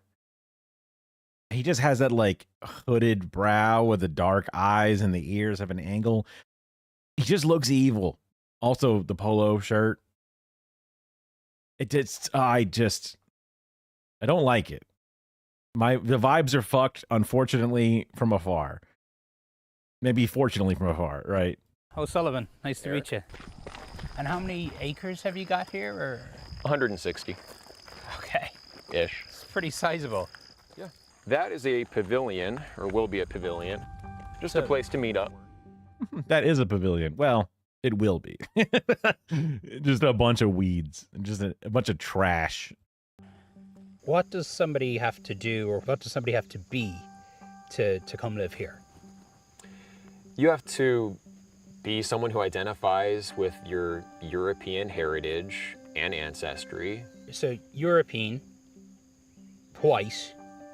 Those are synonyms to me. Right now, there's about 40 or so people living here, give or take. But you told me. Okay, there's 40 people that live in this town. Okay.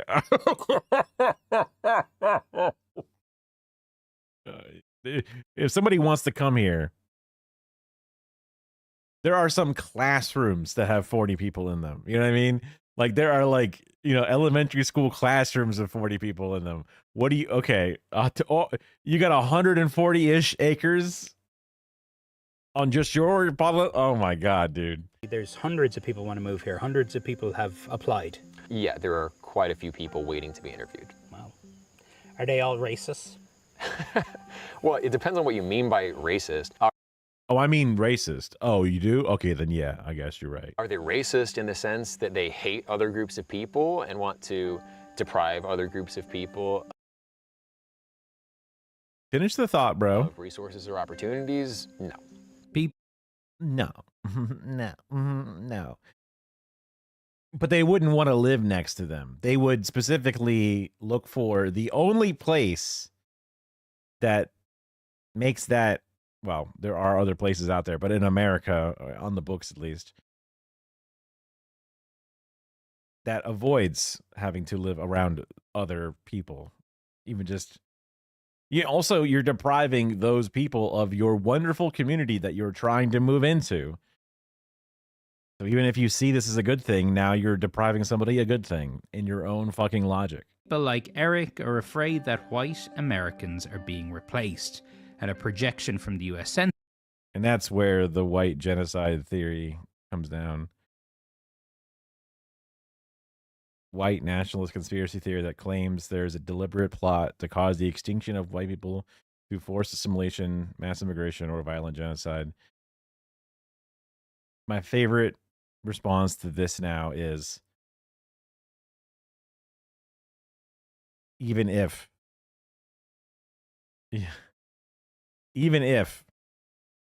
this was real, so what? Even if more white people will be outnumbered in X number of years, even tomorrow, it'll be outnumbered.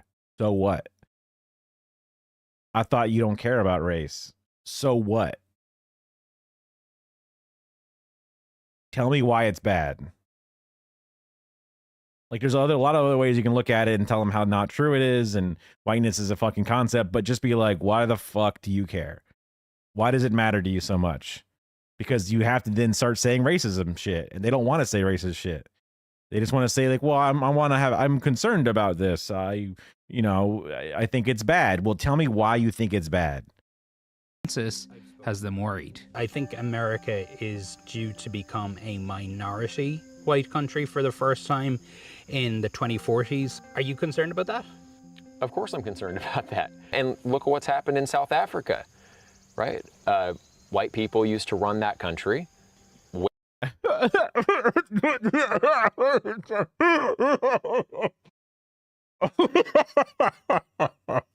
Let's just start looking at a very specific point in time and say, wow, okay, well, white people are in charge. Okay, let's not question that at all, right? Let's just look at that as like the starting point. But then now they don't run the country anymore. Oh no, even though they own the vast majority of the land to this day still. Oh my God. Like, that's insane. What an oh man, because I thought he was gonna go with the whole white genocide thing with like Elon Musk's, and oh my God. When the tides turned and political control was given to non-white people there, people that pause, that pregnant pause, and the like lack of eyebrows staring at you because he wanted to say it so bad, but even he doesn't want to say he's racist. He's literally from the whites only town in Arkansas, and he won't say that he wants to be racist, right? The whole reason, again, of pointing him in the face and say, tell me what's fucking wrong with whites no longer being majority. Tell me what's wrong with it, you bitch. Because they're too, some of them aren't pussy and they'll just tell you the racist bullshit. And then other people hear it and they go gross and then they walk away, right? That's the best defense against that disgustingness, right? But even this little worm won't fucking say it. Have to live behind bars and be very cautious. There's private security everywhere. But these fears aren't confined to rural Arkansas. The greatest invasion in history is taking place right here in our country. They're everywhere. In political terms, this policy is called the Great Replacement. And the name of one white minority country keeps coming up. Terrible things are happening in South Africa. The leadership is... True. I mean, but that's the thing. That's the thing, man. Nobody wants to be racist, even in a town of 40 in a whites-only town. Doing some terrible things, this horrible things. So, indeed, Eric took inspiration from a white... He's gonna get canceled, man. His mutuals on Twitter, he won't be able to... You know, I mean, if anything, that's gonna give him engagement on Twitter. On our new X, the Everything app, yeah, absolutely. It's only town in South Africa for what he's building here in Arkansas. Many of us imagine, what is this going to look like when we are actually a minority? And so we see what's happening in South Africa and we say, is that going to be us? Trump has even claimed a so-called white genocide is happening in South Africa. but it's a genocide that's taking place that you people don't want to write about. Welcome to the United States of America. He's used this as a reason to open up the US refugee program to white South Africans. Something that in the US has become the butt of late-night jokes. President Trump has signed an executive order giving refugee status to white people from South Africa. Huh. You know, I could have sworn that white people had it good in South Africa. Must be the Mandela effect. That's hilarious. Specifically, Trump... I mean, that was a pretty good, you know, canned, complete joke right there. I appreciate that. That was a decent one. Trump is giving refugee status to Afrikaners. These are the descendants of the people who created the most diabolical system of white supremacy in human history, apartheid.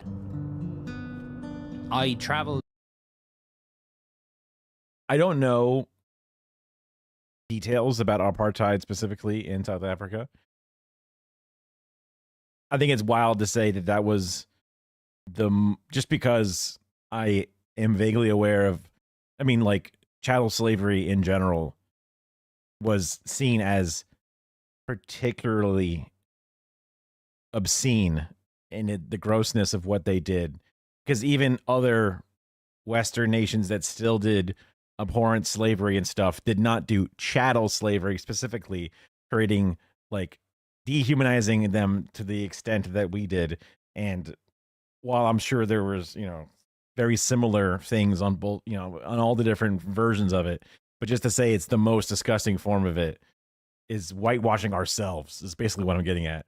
But maybe, again, I'm not a fucking slavery expert. It's just one of the things that I've been, because, like, people talk about, well, there's slavery that exists in Africa. There's slavery that existed in other countries before. Why are you so mad about the South and the way that America did slavery?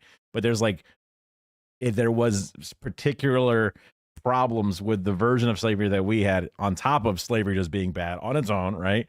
But it also could lead into some of the reasons why the persistence of the white supremacist things being baked into America were because of how different it was. To Alabama to meet one of the new Afrikaner refugees. Earl, how are you? Nice to meet you. Oh, wow. Tattoo check?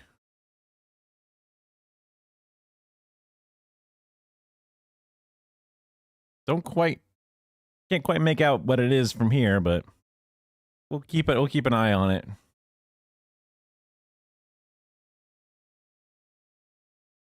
A white Afrikaner moving to middle of nowhere, 40 people, Arkansas. Dude, you're not going to be able to, like, be a separate class of individual in this place. You're not going to, there's no one to subjugate. Are you sure you want to live here, bro? Errol Langton, who had just moved to the US with his family. Could we get 2 of the breakfast sandwiches, please? You seem happy. I'm very happy. Happier than I've been in a long time. Yeah. Less stressed as well. You know, anybody who knows me, the first thing that they do is, oh, if they haven't seen me in a few months since, since leaving South Africa, is the first thing is go, you're looking good, you're looking healthy, you're looking like you're getting on top of things. Where you lived in South Africa, you and your family felt unsafe? We are very nomadic, so we've lived in multiple locations as a family, and in multiple locations I've had the same kind of sense of, I'm just waiting for something bad to happen. Yeah. And I've had bad things happen. In 2003, Errol says he was stabbed 15 times in his home.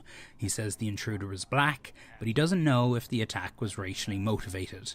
Is there a white genocide in South Africa? South African accent is kind of weird. I'm a fucking Floridian moron, so I am not able to place anything from the accent specifically.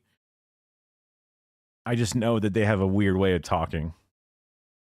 I feel that's a little bit of a loaded question because genocide, the definition of genocide is such that you can interpret it any way you want. Wait, I want to hear the question again. Motivated. Is there a white genocide in South Africa? I feel that's a little bit of a loaded question because genocide, the definition of genocide is such that you can interpret it any way you want. I mean, that was one of the biggest talking points back whenever people would say there's genocide happening in Gaza. And people would go, well, that's not technically a genocide, a phobophilia, whatever. Even though it literally was and still is technically a genocide. But there's they would talk about how there is such a specifics and they're looking for, they're saying that they weren't meeting the markers of them, despite meeting the markers of them. But now you're like, it could mean anything, actually. Do I believe there's a white genocide? Yes, I do. I was gonna say, there's no way he's acting like he's gonna say no, but motherfucker moved out of there. He fled. They want it to be a black country. And if that's not the definition of genocide, I don't know what is.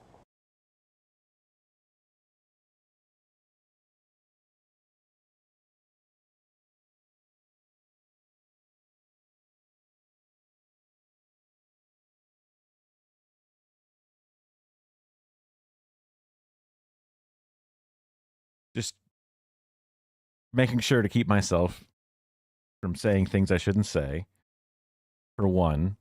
I don't normally jump to specifically saying insane shit or whatever, but it's and also trying to make sure to collect my thoughts because he's making a claim that they want a black country, which is never anywhere at all what they've ever said. So he's just putting words in their mouth. And it's about proper land ownership. It's about continuing to break down the problems that the apartheid had built up.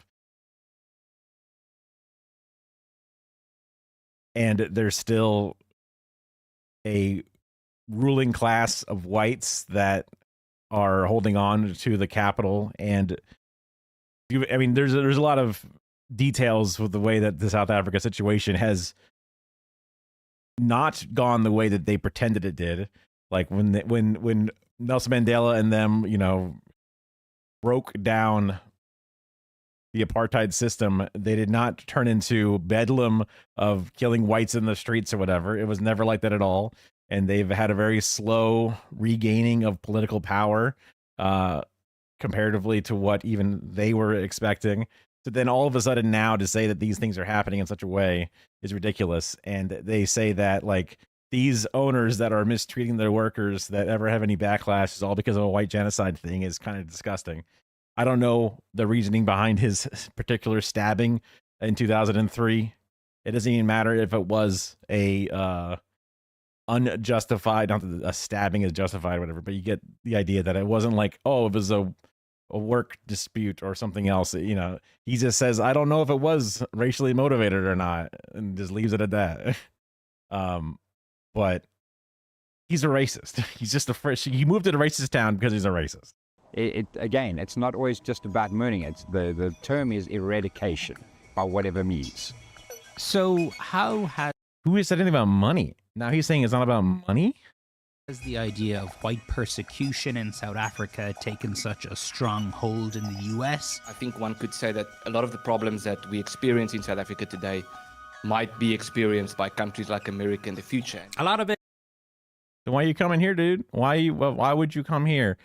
Also, the insanity, just thinking back on it, to open up the cut off and to spit on refugees of countries that we have had a hand in destabilizing, and then to open up the kind hand to white only South Africans to flee their genocide is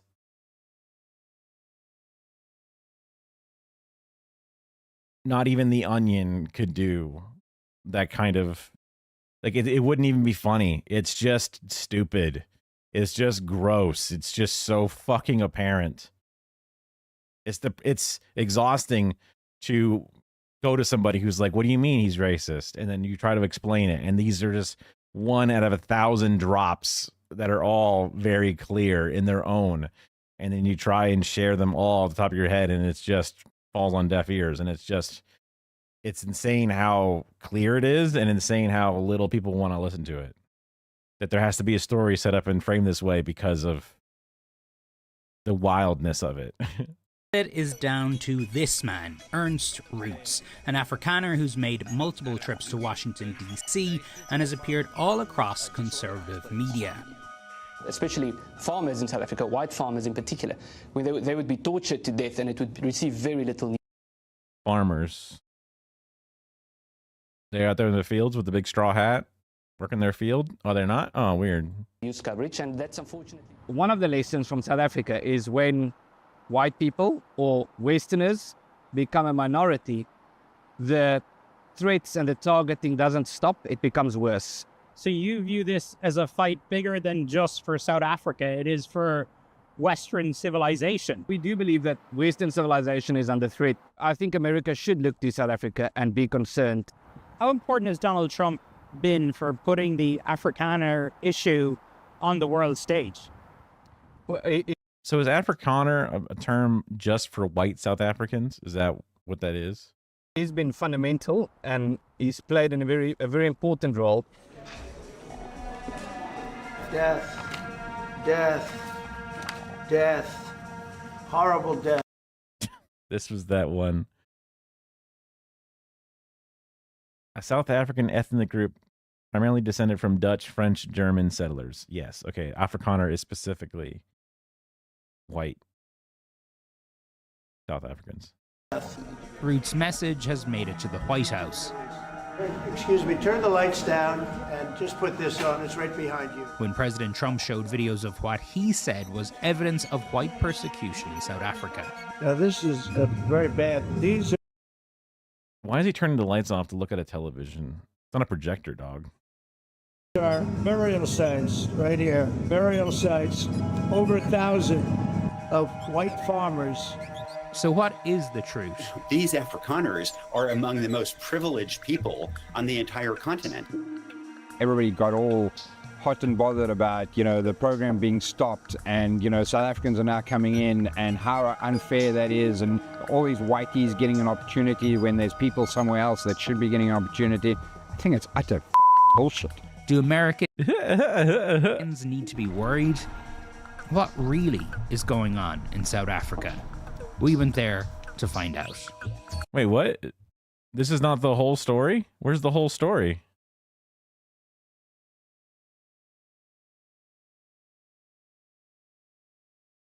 These whiteys.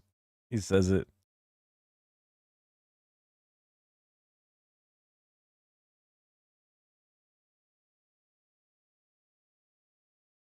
Such thumbnail styles. I'm now getting distracted by, I was talking to Kara before, about thumbnails, because we were working on the video. And just like this, the word fist bump with an image, right? Boom. That's a good thumbnail. Paper with an arrow going to it, and a classic IKEA thing. The framing of it, the open space, the non-annoying arrow, but still an arrow. These are the tiniest versions of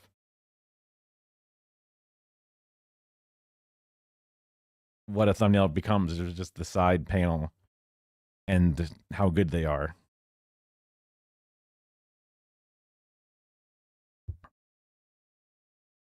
I do love me. I'll take a look at this. I'll add this one to the list of things.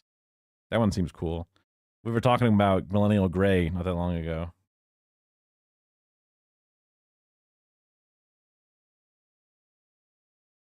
I guess this video will come out later. This is just like a teaser or something. Sunday, November 16th. Okay, yeah. So there you go. Well, I guess we'll have a bit of a teaser for something later, maybe. I mean, I don't really, I mean, I know the story, but I guess it'll be good to get the information specifically on it. Okay. An evergreen story of our new fucking hellscape.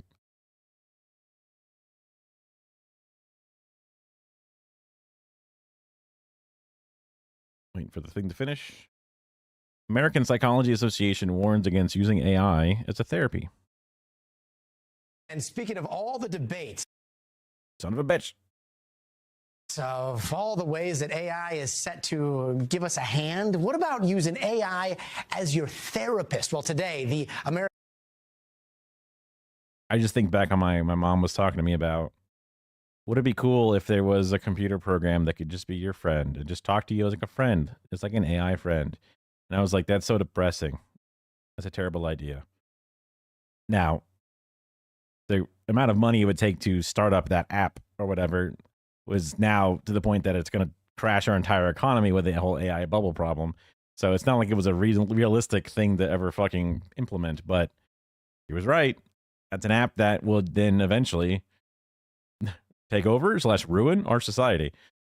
So American Psychology Association is out with this new advisory about using AI chatbots for therapy, warning that they cannot substitute care from a qualified human professional, even as there is this shortage of behavioral therapists nationwide, and chatbots seem more than willing to dole out advice on mental health. they're like, oh, don't worry. We said at the beginning, hey, if you need real advice, get real advice. All right, now I'm going to be your real advisor from here on out, and I'm here to help you, bro. And then even them on the back end, the CEO OpenAI being like, yo, if people want it, we'll give it to them. You know, we'll dial it back if someone's saying something, but ultimately we're here to provide. And if you want it, baby, we'll sell it to you. Not even like we need to rein this in so we don't let people do more harm than good. It's like, oh, are you an adult? You got it. Health. Let's bring in Dr. Judy Ho, a clinical forensic neuropsychologist and author of the new Rules of Attachment. Great to see you, doctor. Okay, so for a lot of people, I got to be honest, like it is notoriously hard to get into therapy, and yet AI chatbots are in all of our pockets. Have you seen a lot of people just starting to turn to AI? It's so frustrating how, like, if you, Kara, her phone is so old that she has like gotten kicked off of her work network. So she can't look at emails or answer like a Zoom call or something on her phone, which is handy because, you know, oh, you're in a work call, but then you got to take a shit. You can just keep the call going on your phone, right? Handy. You want to make breakfast in the kitchen, bring it on your phone. Easy peasy, right? But now she's got kicked off because her phone is too old. She's got like a Galaxy 20 and I have a Galaxy 21. And if I wanted to do more streaming stuff, IRL things, having an iPhone with improved cameras and the different app store versus the Android, you know, all these different things. We got AirTags on the cat's collars, and we only have like an iPad or something that's like an actual like in the mesh network. So having the proper phones could help. Lots of things that could be good about, but like you go to buy a phone.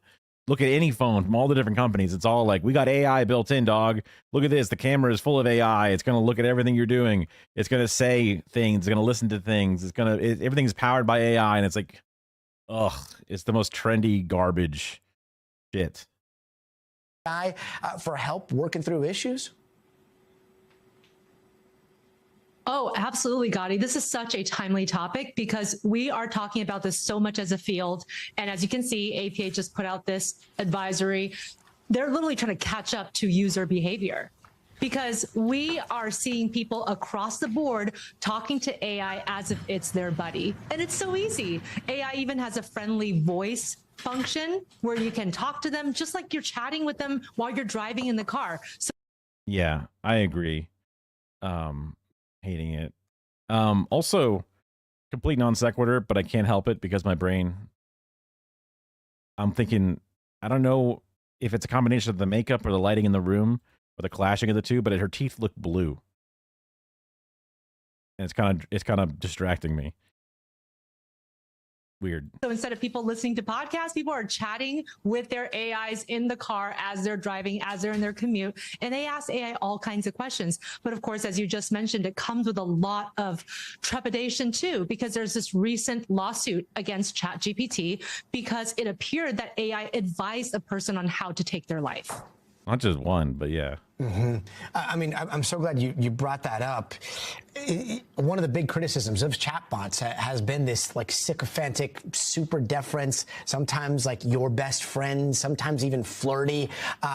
And when you're asking a chatbot to give you advice on a question, they kind of make you feel like you're the center of the universe, right? Like what kind of potential harms come with that type of approach to a human being when they're trying to work through issues and trying to figure. Yeah. That's funny that they have that protection turned on, but then they'll have the AI version of Siri instead that's ready to suck your dick at any moment. Yeah. I remember trying to use the Google ones that exist forever and being frustrated with how bad before the LLMs, the large language model versions, because you'd be like, how many cups in a gallon? And then they give you an answer. And it's like, okay, but then how many in a liter? And it's like, what do you mean in a liter? Or like, I don't know what you mean. And it's like, ugh, you can't even continue a follow-up conversation from one sentence to the next, right? Or they just don't understand what you're trying to ask or whatever it is. And it's really frustrating how bad they are at things in the Siri style, the Alexa styles or whatever. But these models, though they have history, they're not any better at like doing beyond a Google search. You know what I mean? Like they're just a autofill, predictive autofill. It's it. Acting like it's general intelligence or whatever. And then like all the like application based AIs, so like AI background removal is just neural network learning models that utilize the data sets that they have to build a baseline and then are able to adapt to things, but it's not an intelligence. It's just a data set and a parameter for growing that data set. It's not really the same thing as an intelligence, unless you're getting like really philosophical. What does an intelligence mean, man? What is the idea of learning? Or, it's just the entire economy is all the trillions of dollars are all wrapped up in what is basically predictive text. Like the jokes of back when you used to like, you start off a text message with the first, like the center word in your like predictive next word thing and just letting that build out a long chain until it repeats eventually. Like that's what this is. Figure out like what is real and what is in their head. It's such a good point because, Gotti, when I ask questions of ChatGPT, it'll tell me that my questions are brilliant or this is perfectly laid out. Who doesn't want to hear that to some extent? But actually, I've had to give feedback to ChatGPT like, okay, now none of your compliments mean anything because you always say all my questions are. Yes. I mean, I literally do this with Kara all the time where I'm like, Kara, I am not afraid to tell you that makes you look fat. Kara, I'm not afraid to tell you your breath stinks. So when I tell you you smell nice or that looks good on you, please believe me, my compliments are not just fucking empty air.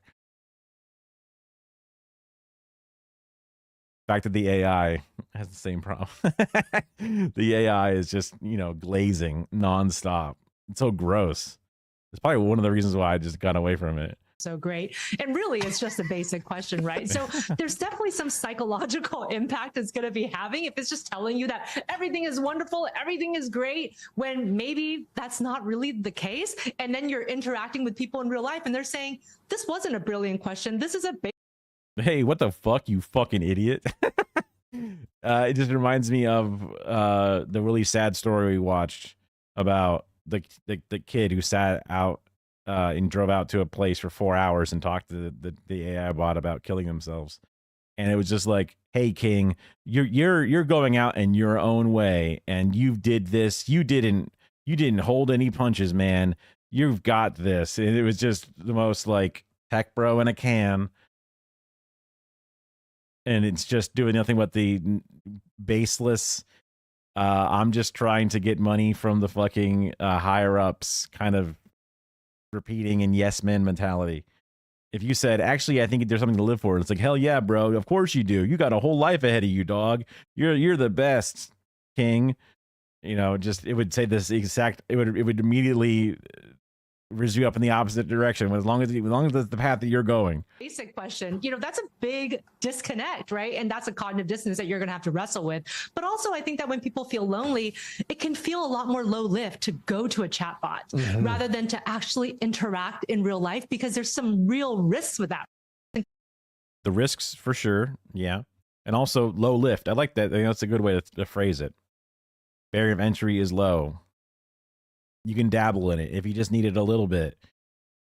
But on a macro scale, hundreds of millions of people, you're going to have problems that arise from this type of behavior, especially as it continues, especially as other conditions get worse and worse. If we had better social safety nets, if we had better outcomes for people in general, if we had better health and better economic situations for people in general, like this problem with Americans and AI is a bigger issue, not only because we have more people, but also because America is worse than a lot of other places in a lot of ways than other places, other Western nations. You don't hear about people committing suicide in the UK or in France. I'm sure there will be some if there haven't been already, but I can see how the American system is ready for a bigger negative impact from a thing like this, especially on a macro scale, because it shows that there's more going on. Could reject you. They can say something that you don't like to hear. And sometimes people just want a yes person. And at times, chatbots can be like that. Yeah, I mean, there's so many implications here. Like there's the cost factor. There's the fact that, you go to a therapist, there's a long downloading process. And if you're talking to your chatbot all the time, they already know all that stuff. And yet what you said, they don't know all that stuff. The stuff is saved in a log, but yeah, whatever. It rings so very true. It does feel like, I mean, we've seen the use of AI excessively can lead to some problems, and using it for things like intimate problems or social attachment. In some ways, this seems like holding an AA meeting in a bar, right?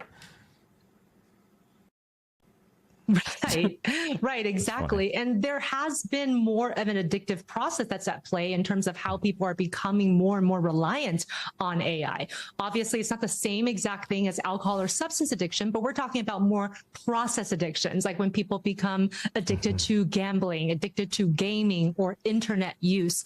There's a slippery slope there where you become overly reliant for all of your coping needs, and you're using it to distract yourself and escape your problems. And it's actually causing more distress, causing dysfunctions in your relationships, causing you not to be able to meet your responsibilities.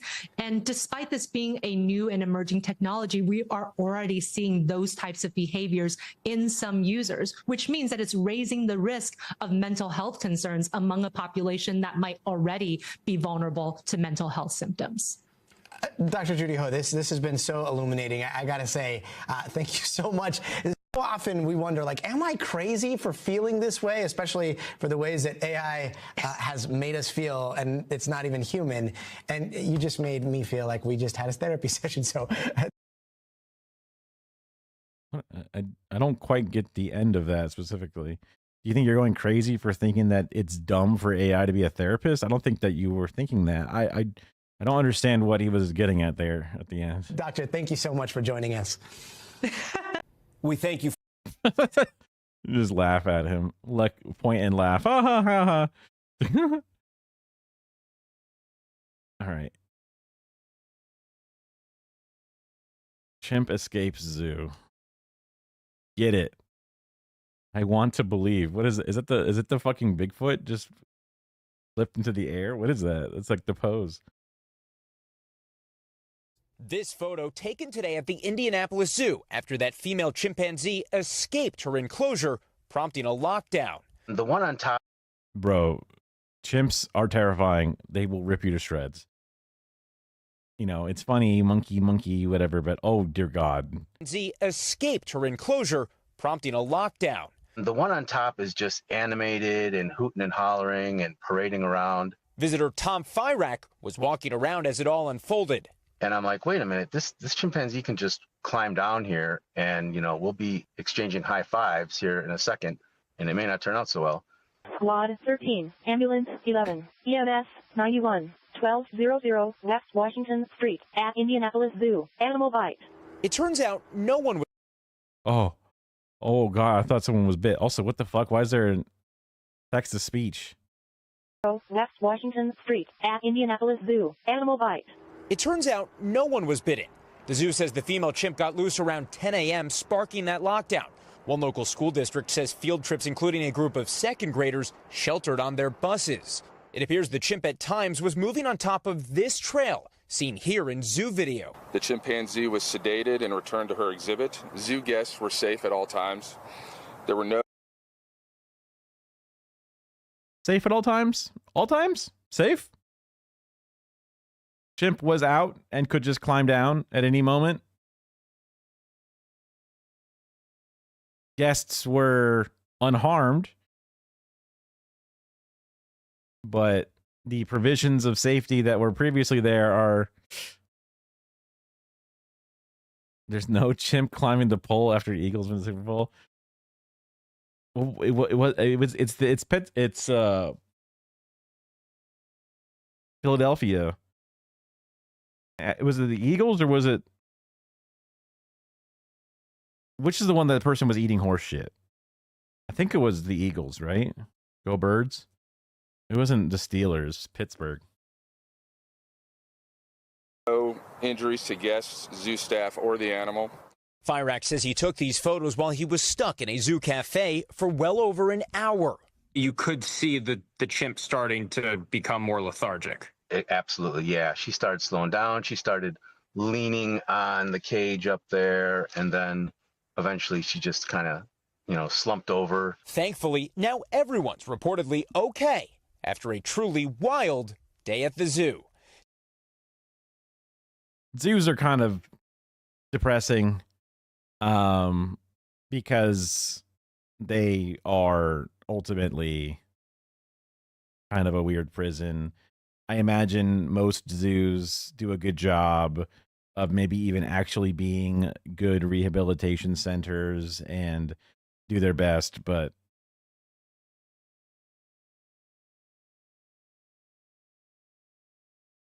it's just one of those, yeah, like, because, like, you know, they'll always be like, well, these are ones that are hurt in the wild and can't be returned, and we do our best to be as mindful of them, but they're always in a very small enclosure, you know, dance monkey dance, literally in front of the people, right? So they do their best to say that, you know, what are we supposed to do? Kill these animals? No, we'll put them here.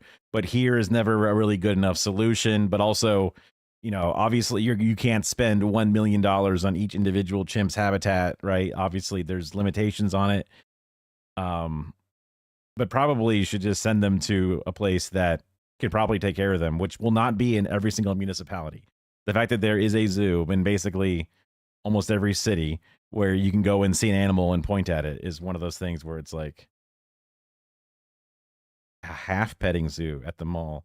Yeah. I mean, petting zoos of like goats and domesticated animals are like, okay, I guess.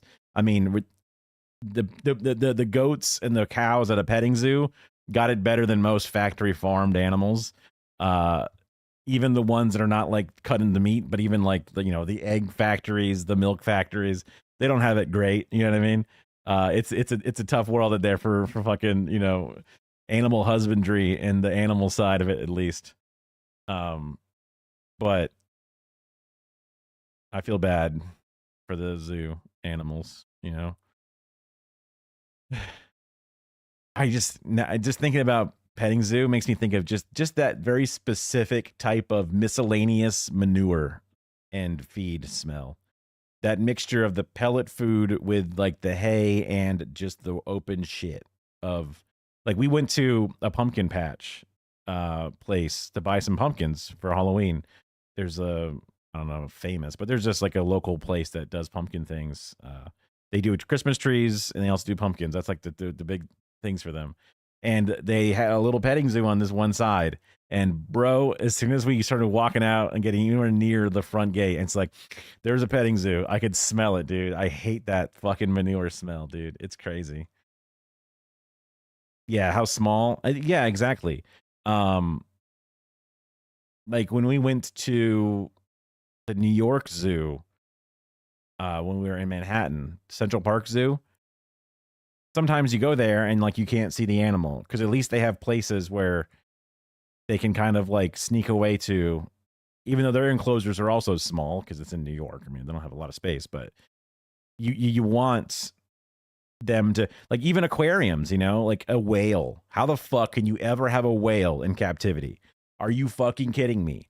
They are the size of a goddamn bus. They're bigger than a bus. How the fuck can you ever get a tank big enough for them? They had the entire ocean at their disposal. They usually migrated more than I've ever traveled my entire life each fucking year. You know what I mean? They swim and go through open. And it's like you could never build a fucking enclosure that could ever be adequate. You could have the entire, you know, Gulf of Mexico and it wouldn't be big enough, right? You would never be able to see them and it wouldn't be big enough, right? So it's like, how you could never do it? What the fuck? So, yeah, there's no, but also people want to learn, right? It teaches them about conservation. It teaches them. At Alveus, obviously, a Twitch version of it does an amazing job by having an incredibly large facility with very few animals, and they do their best to be as empathetic and caring of those individual cases. And usually there are also cases about being either healed and or cannot be returned to natural habitats because of, you know, human interaction for too long or whatever. And I realize that not every zoo can be that. Just maybe there should be less zoos. I don't know. It's just, I'll just defer to the experts. I bow out and say, I let you guys deal with the specifics. I just say zoos kind of make me depressed. It's just one of those things. Okay, what is this one? This story. I couldn't even, when I remember reading the headline at first, I didn't understand what the hell I was reading. Family of student expelled after confronting teen over deepfake porn images plans lawsuit. And I'm like, wait, who did the family of student expelled after confronting teen over deepfake porn images plans lawsuit. So the family is planning the lawsuit of a student who was expelled for confronting a teen over deepfake porn by confronting what? Huh? A Louisiana family plans to file a federal lawsuit against their school district in a case involving a deep fake pornographic image. Lawyers say the family's 13-year-old daughter confronted a male classmate who created a deep fake of her and then shared it, and then she got expelled. What? I mean, like, if she hit him, we have a zero tolerance policy for violence. But the boy also got expelled, right? I mean, like, you can't. The framing of this story is she was the only one punished with this severity of a punishment. Also, what a fucked world that they could have a 13-year-old getting deepfakes made. Oh my fucking God, bro. You know, and it's like, should we have, you know, age gating on applications? And it's like, we're in a different world now, man. I don't know. Like, this is where I'm like, I'm kind of, I don't want to be the Luddite. I don't want to be the, you know, kids these days, but I'm like, we could definitely have some sort of, you know, keeping kids off certain parts of the internet would probably be good for a lot of people. CBS News reporter Katie Weiss is live for us in New Orleans. Katie, you talked to the father of that 13-year-old girl. What did he have to say? I did. He says that You said, what the fuck? Are you fucking kidding me? Oh my God. Like, She's very upset, understandably, about all of this. She has Katie Weiss for CBS News and Barry Weiss, probably unrelated. Probably Weiss is a common name, common enough, but I just immediately made that connection.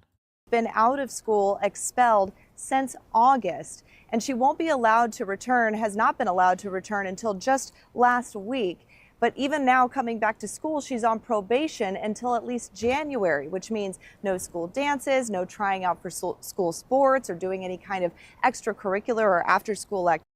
What a needlessly punishing restriction just to make them feel like an other. Activities. He says his daughter tried to report these pornographic images of both her and her friends earlier in the day before the bus incident took place, but says that the teachers, school staff ignored her complaint. How the fuck could one, if not multiple staff ignore such an obscene problem? I'm not a school person, so putting myself into the shoes of an exhausted, mid-pubescent teacher, because all the kids are all going through in the worst part of humanity, the worst part of life, and there's just constant shit and a bunch of, I don't know, boy crying wolf scenarios where it's like, teacher, he said I got boobs, he keeps looking at my boobs. Teacher, he, I don't know, kicked my dick. Teacher, and it's like just nonstop. And is it at a point where now the deaf ears are like, teacher, they're doing deep fake porns of me, and it's like, no, they're not. Like, how can you possibly ignore such a thing? How exhausted or beleaguered or just fucking misogynistic are you that you can just roll that one off out of all? Like, that one should pique your interest out of all the other ones, Teacher, so-and-so drew me in a gross way, okay, whatever, man, they can draw. But teacher, they made a deep fake. Maybe it's a super old person who doesn't know what a deep fake is. What the fuck? And then later on the bus, she ended up taking matters into her own hands. And he says, well, he doesn't agree with her behavior of hitting the boy. Okay, yeah, she hit him back. Yeah, like, are you kidding me, dude? I think a teenager who's even tried all the correct methods, right? Violence, riots are the voice of the unheard. It is straight up. She tried going through all the peaceful protesting methods of telling the adults in the room and doing things and rising the matters of the attention. It's this hitting, though technically the individual crime of this 13-year-old girl, should be laid more at the feet of the individuals who ignored her, right? That would be, to me, the clearer issue here. Boy who allegedly made these photos, he understands and he believes that expulsion was really excessive. He says that his daughter's an outgoing, fun-loving girl, that together, the two of them even do martial arts together. None of that matters. That's all perfect victim narrative kind of shit. Doesn't matter. But she's really just been tremendously impacted by this. Take a listen. Of course, I'm very upset. I mean, it's disturbing. Those pictures are horrible. They're extremely explicit, and they look. Oh my God, dude. Oh no, he must have had to have seen them. Oh my God, that's gotta be the worst. To be a parent, to have your daughter go through this at such a young age, and then to end up having to see them in the matter at hand, to see deep fakes of your own 13. Oh my God. The fact that the dad's not kicking down doors and beating people up is crazy. Look real. You cannot tell the difference. How has your daughter been holding up over the last couple of months that she's been out of school? Not that great, honestly. I mean, she's strong and, she's tough, but, mentally it does play on her. She did. Mentally, a 13-year-old is never fucking doing great, right? And then you add this shit on top of it. That's insane. And also, just like with the fucking prison stuff we were looking at earlier, oh, look, you were previously expelled, previously suspended, so now you're on probation. So now you're not allowed to go to a dance or even try out for extracurricular activities. Those are very, very, very time-sensitive things generally. Like if you want to be a part of a sports team, there's only a certain enrollment period in order to get tryouts and things. So like purposely excluding these individuals from the best parts of extracurriculars and the values of those add, and then now keeping them on the outside of it, not allowing them to go to the dances and things, keeping them on the outside, separating them from friends groups and things. All you're doing is creating more bad kids, more bad behaviors and things. If you show them the benefits of being within, like again, the systems in place are all punitive in measure, and then not even punitive when it matters, like stopping, like they haven't talked once about what the kid who was doing the defaking had happened to them. What the fuck? Yeah, with depression, you know, anxiety. To me, her 8th grade year was pretty much ruined, which is her last year in middle school. What do you think accountability looks like in this case? I mean, there's no way. I assume that it's like porn. Like whenever I think of deep fake porn, usually it's just like, maybe this is my older phrasing, because it used to be you take a porn video and then you just basically using the tools, copy someone's face and morph it onto the thing. And it uses the language models, learning models, whatever it is, to slowly figure out which pixels should go where. And it takes a lot of effort. And now it's easier and easier to do than ever before with computing, and the system's getting better at it. But it's still pasting someone's face on top of it. That's how you get like the Bidens dancing and all the other little things. So I assume that's what it is, but maybe it's more or less just like using their face and then just creating a still image of pornography or something. But yeah, I mean, if it's not AI, then it's CSAM. Like then it's actually like even more illegal, I think. Like, because this is not considered nearly as legal as that. So how could this other 13-year-old boy, you know, like that's a bigger scenario, right? Like, so it might be just based off the circumstances, like clear that it's a deep fake, or maybe even the kid has admitted to how he did it, or whatever app they used, or weird Russian fucking side-loaded app that they had to get to do that, or whatever. To me, I would like to see, you know, protocol changes. Let's see some staff and higher up get trained on how to handle this properly. Yeah, how could they not have already been fucking talking about this in any? There's no fucking way this has not come up at all. And it's if it literally has not come up at all still, then they're fucking lucky. But they should still have had, like, they have fucking active shooter drills, right? I'm sure. So they should have understandings of the new fucking ways that the world shifts over time and the problems that can come of it. They have lots of probably talks about keeping the kids off texting and stuff in classrooms. But this is like, especially with the burgeoning age of individuals and the, like, oh my God. And now the family is planning to file suit against the school district by as early as late next week. Liz? And Katie, you spoke to the family's attorneys. What did they say about this?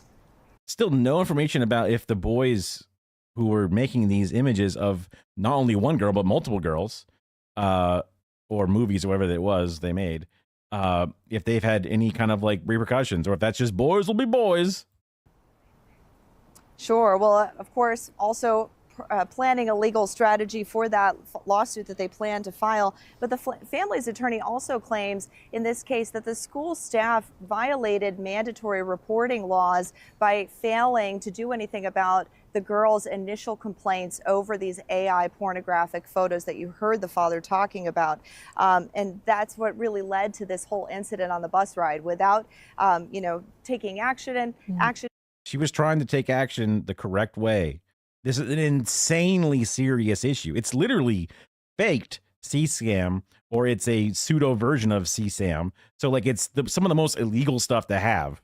The fact that they even have a fucking thing with a blurred picture of it is kind of insane, because that means whoever was adding this blur has potentially CSAM related stuff on their fucking machine. Usually that's dedicated for the worst computer in the fucking FBI vault that has all of the like obscene amount of shit all fucking stuck on it permanently. So this, and it's not like two wrongs make a right, where like, okay, if they expelled the boy, then they can expel the girl, whatever. Because obviously they're just beholden to their made up rules about their zero tolerance policies, and they say, oh, sorry, your hands are tied, or whatever.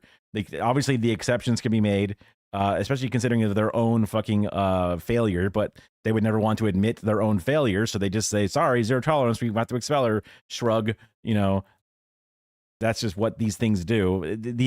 And that's one of the problems with like the way that people have to apologize for things, that they see the structures of corporations and now, you know, certain officials, whatever, who would rather not take accountability and instead make it more difficult, because it's easier to just sort of push people away than to hold yourself accountable. I've always fucking talked to myself and Kara all the time about being honest with yourself first is the most important step, because that's what leads you to then be honest with others outside. I have to constantly, even when I'm thinking like, you know, there's this problem, whatever, it's like, oh, but if I emptied the dishwasher, then the sink wouldn't be so stinky, you know, because then instead of having things sitting and soaking, they could be loaded into the dishwasher. But I've been lazy. And even though I'm mad about this thing sitting stinky, I should be thinking to myself first about the thing that I did not do right. You know, like, being honest with yourself is the most important and grounding way to move forward. I'm getting kind of off topic here with this, but they don't want to admit that they fucked up is basically all it comes down to. And it's just like, now we don't trust you anymore because you're not willing to be fucking honest. And she felt she had to take action herself. And now they're just hoping that this lawsuit could also bring attention to, you know, this issue across the country for other parents and school teachers all over. True. I mean, if this is just one school, but this is kind of the way that schools work, right? About hiding their own accountability and then also, you know, not dealing with this problem appropriately, not having the training for it, not having the protocol for it, not having the immediate lockdown on, are you fucking serious? You know, get this kid out of, you know, fucking lesson 2-1 of fucking his math class and let's get to the bottom of this very serious, literally life-altering issue for this girl right now. Are you fucking kidding me? Over the nation who are also going to be grappling with this as AI becomes more accessible to preteens and teenagers who may not fully understand the severity of their actions. Take a listen. There's no doubt that this is going to be a growing trend, because when we live in a world where 13-year-olds can get access to these kind of software, and in a heart. Is this the student? They wouldn't put her in this thing, right? This lady looks young. I'm not sure how old people. I mean, I'm bad at judging. I assume this is like either a different plaintiff or a mother, or I don't know, a paralegal or something. But I'm just confused. Do this to their peers, and the public needs to be made aware of this because it's growing and it's going to get worse and worse. Because they should definitely not be putting the 13-year-old's face into this story. So I'm just like worried that's what that was. That person's probably older than 13, but sometimes, you know, bad webcams and makeup, you can't tell. Now, the school district sent us a written statement saying that this was actually handled swiftly and that it's still undergoing an investigation by the local sheriff's office. I should say the classic statement by a place that's trying to hold fucking their shit. boy in that case was charged about a month after the incident took place for they're working swiftly on it. 10 counts of distributing pornographic material. Now, the school also says to us, quote, 10 counts. Unfortunately, in this case, there's a tremendous amount of misinformation and omissions of fact that present a one-sided story. The school district went on to say that we have never and will never steer from our mission of ensuring a safe and healthy learning environment for all students. Liz? Katie Weiss, thank you so much. Crazy. That is a disturbing omen for the world to come. Probably obviously not the first case of it, but it's maybe extra newsworthy because they are doing a lawsuit because of the lack of action or something. That's wild. you can't add things to your. Oh, here we go. It's right here. That's a video for that's a weekend video right there. Octopus trained to play the piano. That looks good. Crazy. Yeah, but that's just a grim omen for the world to come. Because, oh God.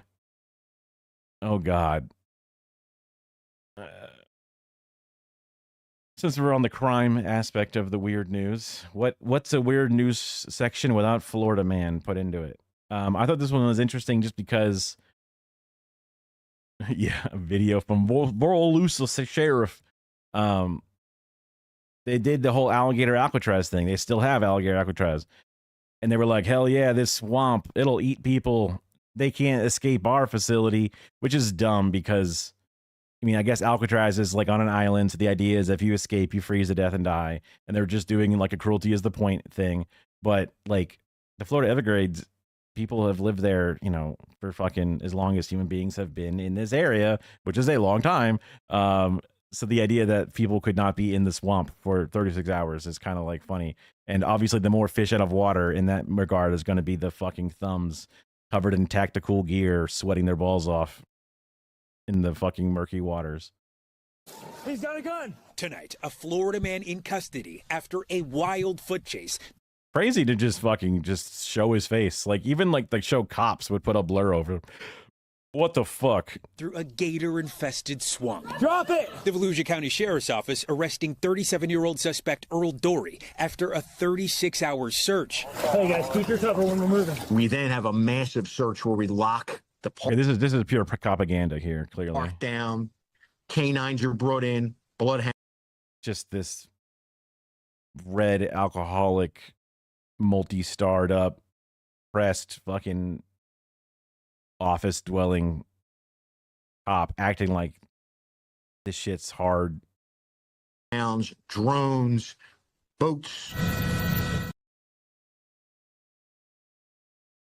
Okay.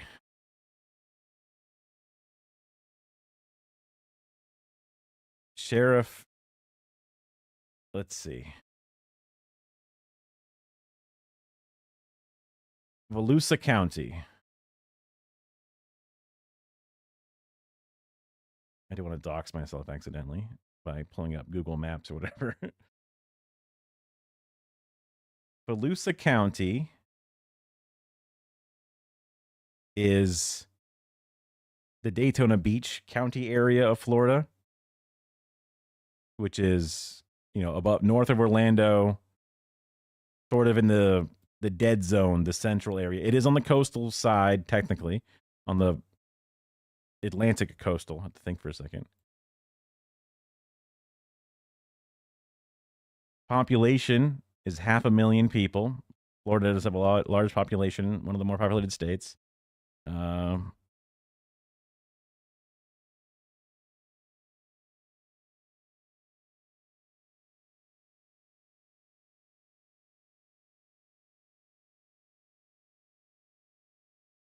Total budget is $1.4 billion.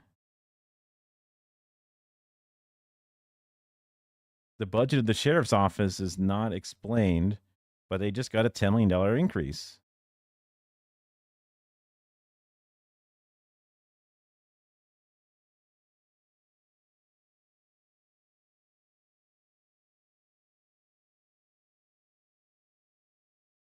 Next year's budget for Volusia County, Florida. Budget by fund.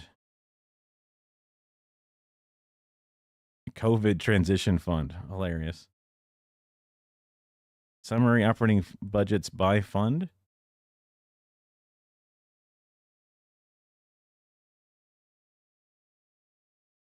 Did they really not?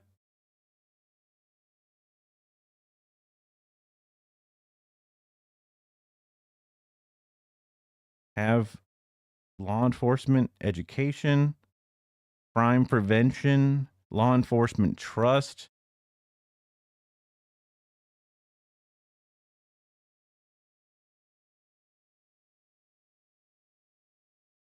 Just because this is a county with,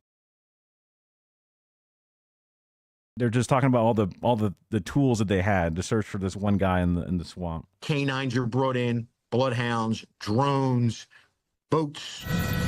That began earlier this week when deputies first encountered him while tracking down a stolen car. The confrontation turning into a chase on foot, ending at the De Leon Springs State Park. They found him while looking for a car. They just found him. What? Over the next several hours, deputies arrest 2 of the 3 people inside, but Dory makes a run for it. Body cam video obtained by NBC News shows canine units weaving through trees and trudging through mud. At one point, I could not imagine many hours of them doing that, and then later on, while helicopters are going. But I'm sure that they were doing this for a bit, but then gave up on it. Spotting him. Show me your fucking hands. Show me your fucking hands. Do it now. The sheriff's department says Dory drew a gun at them, then pointed that gun at his own head. NBC News unable to verify this against the video since Dory is not visible or audible. We were unable. Chances, even now, slowly but surely, news outlets are disbelieving the police on things. This is really the best. That's crazy. Stevie, this is NBC. Able to reach him for comment. He's got a gun. Unable to reach the guy in custody for comment. Yeah, I wonder why. Drop the f***ing gun! The suspect disappearing deeper into the swamp. He's in the water. While authorities try to negotiate. Give up, dude. We don't want to f***ing shoot you. We don't want you to hurt yourself. But ultimately managing to evade authorities until the Fish and Wildlife team spots him. He had exactly what we knew happened. He had lost his pants and his shoes. The sheriff's K9 unit making the arrest and posting images. The dog took a nice chunk out of his bicep. So if you're going to get bit by anything. Oh my God. I'd rather be the dog than a gator. And I just amazed he was able to elude us this long without any food, without any clothing, without any water. You know, just goes to show you when you want to avoid at all costs getting caught, what you'll go to.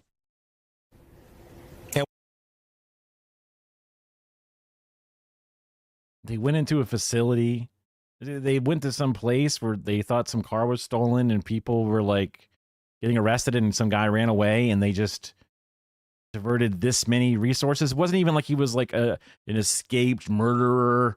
He's just some guy that ran away when the cops showed up, and they devoted this much time and effort, and then he was willing to die, and then like they send the dogs.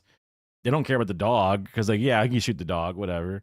Oh, but then he didn't want to shoot anything, and then the dog like fucking mauled him, all because he ran away from a house that was being raided. It wasn't even like they suspected him of a crime. They just, like, I'm thinking like these are stories set up in a way that they're like the one example of a bad thing, and then they make it out like it's the normal and their jobs are hard. But they were just tracking down this guy that just ran away afraid.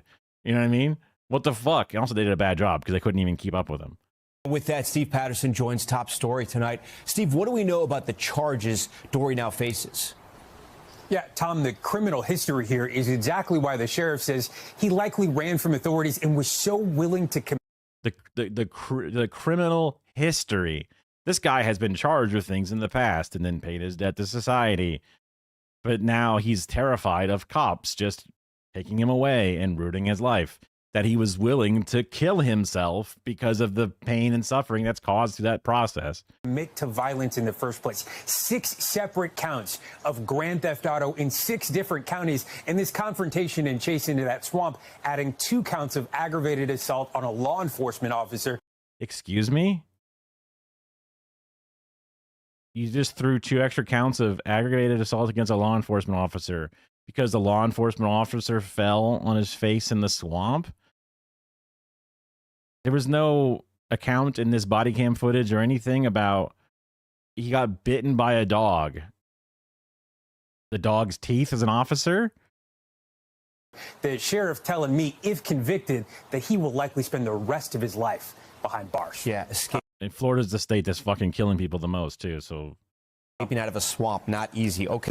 We thank you for watching. Yeah, what a... Oh, my God. Ew, gross. I don't know what I was expecting from that story, honestly. Probably shouldn't have fucking picked it out. Here's a bit more of a more traditional political one.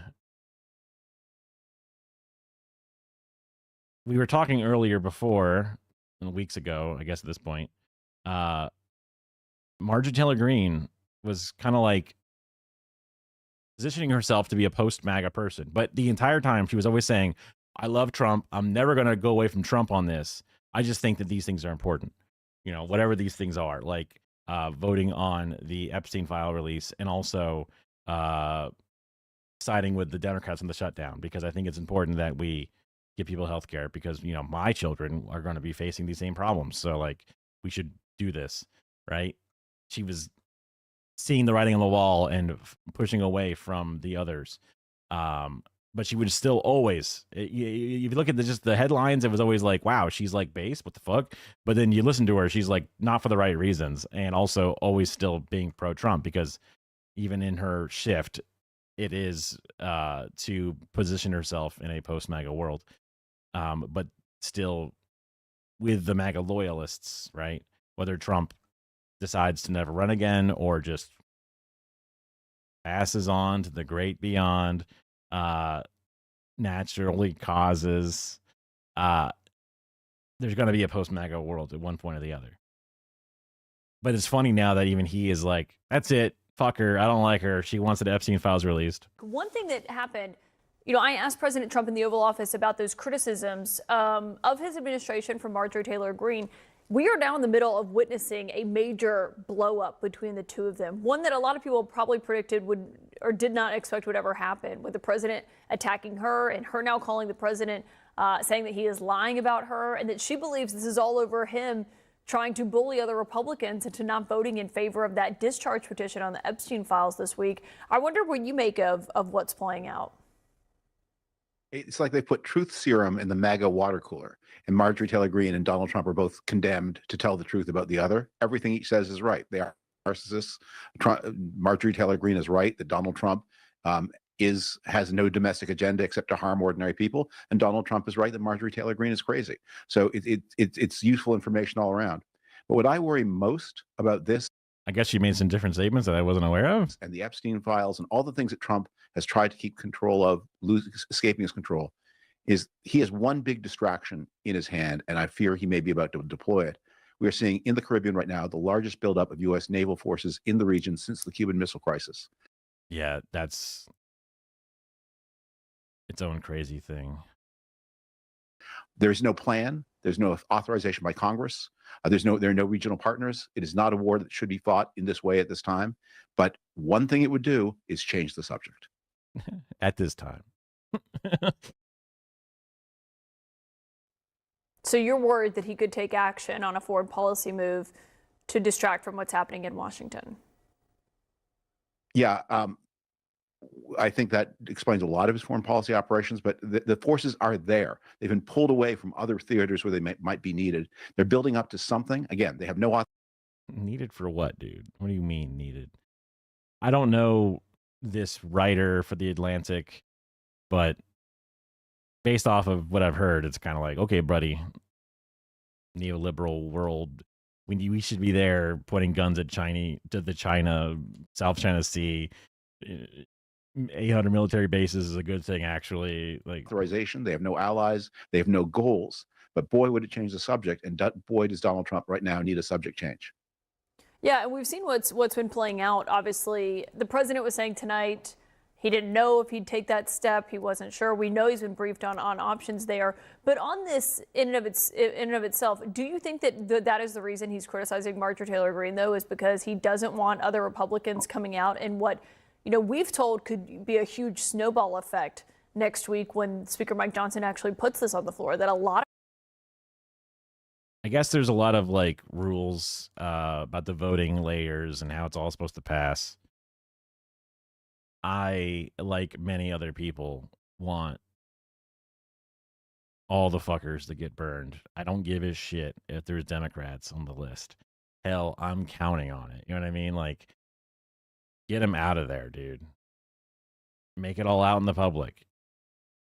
I'm all about growth and rehabilitation of individuals, but it seems like these individuals weren't trying to grow as a person. As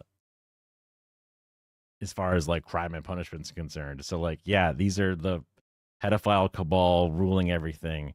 All the conspiracies that run in the background that distract and annoy and stop information from both disseminating or being believed, depending upon the direction of where it's coming from.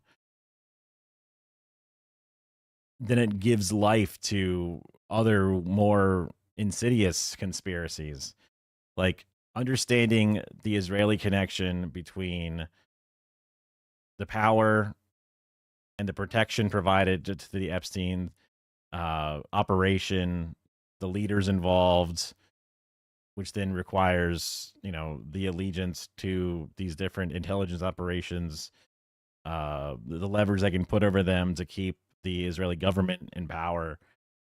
Those are things that are technically conspiracies because they're not as 100% proven to this point, but they are backed up by other things we've seen in more traditional operations of the way that they literally run and openly operate and talk about.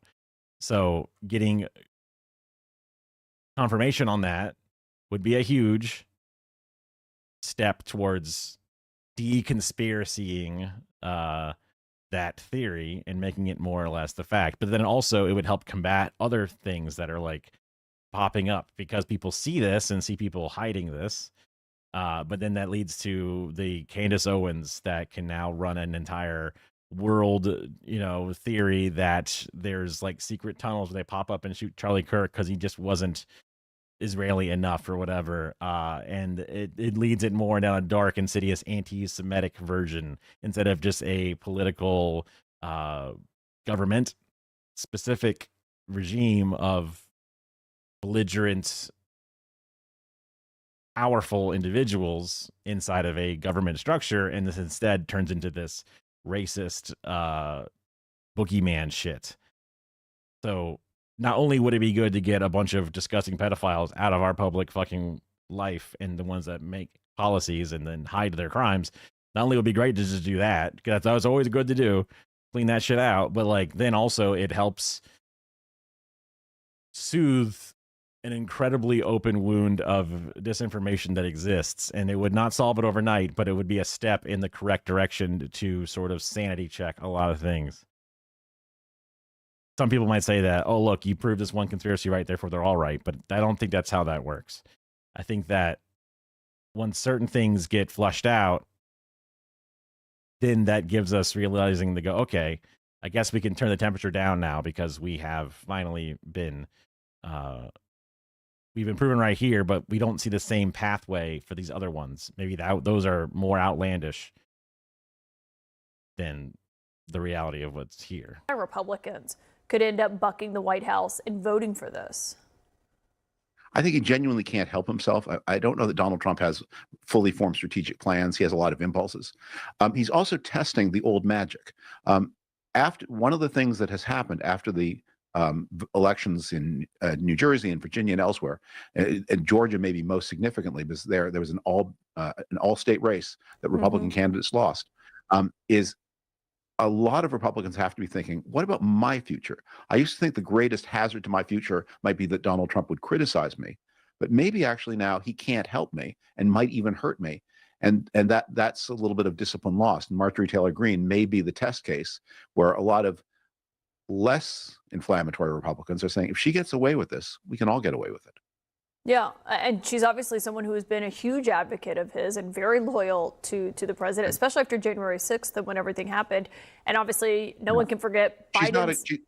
She's not a good actor. I mean, she's not a hero of the Republic, but she is somebody who may be just crazy enough to actually believe the things that Donald Trump says without believing them. So a lot has happened tonight. I don't really understand. I guess they didn't really set up if she's changed her statements. A lot of times it's annoying when the news constantly refreshes you as if you're just joining us now. Last time on Dragon Ball Z kind of thing. But this time I actually felt like, wait, I thought she was, from all the last interviews I've ever seen of her, she was only ever saying, I want to touch on the end. I love Trump, but I want to touch on the end. I love Trump, but I want the Epstein files. But I believe Trump and he's innocent. I just want the Epstein files. Like, that's always been the words that she was saying. Buckle up. Marjorie Taylor Greene is learning what it feels like to be on Trump's bad side. She has been one of the most vocal Republicans calling for the full release of the Justice Department's investigative files on Jeffrey Epstein. And now President Trump, Congresswoman in quotes, tonight is unendorsing. He is withdrawing. So there's a giant post. All I see wacky Marjorie do is complain. She told me people that don't return phone calls. Dude, what the fuck? He is crashing out. Like, if there ever was a definition of crashing out, this is it. his endorsement of Marjorie Taylor Greene and writing on Truth Social that all I see wacky Marjorie do is complain, complain, complain. And then he added that I can't take a ranting lunatic's call every day. There was a lot there. So you can go and then talking about a lot. Then okay, so they had a Twitter spat. Got it. MTG fired back with screenshots of text messages that she claims that Trump is lying and that she did not call him, also saying that it is astonishing, really, how hard he is fighting to stop the Epstein files from coming out. She argued that she has been one of Trump's strongest supporters, but that she doesn't, quote, worship or serve Donald Trump.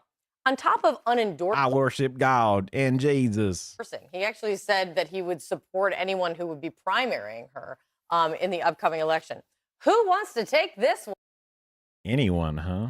one on? Well, I can tell you that is not unusual in politics. Political romances are often short-lived, and she has been critical. Okay, this is where the fucking gaggle of freaks get into it that don't have anything to say, and the news is no longer newsworthy.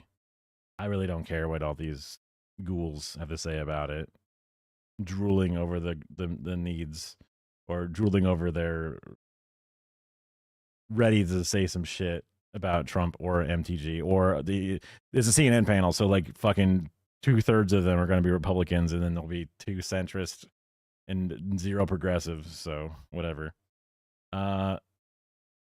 Let's get out of the politics side of things, at least for a bit. iPhone users can now add U.S. passports to their Apple wallets. Interesting.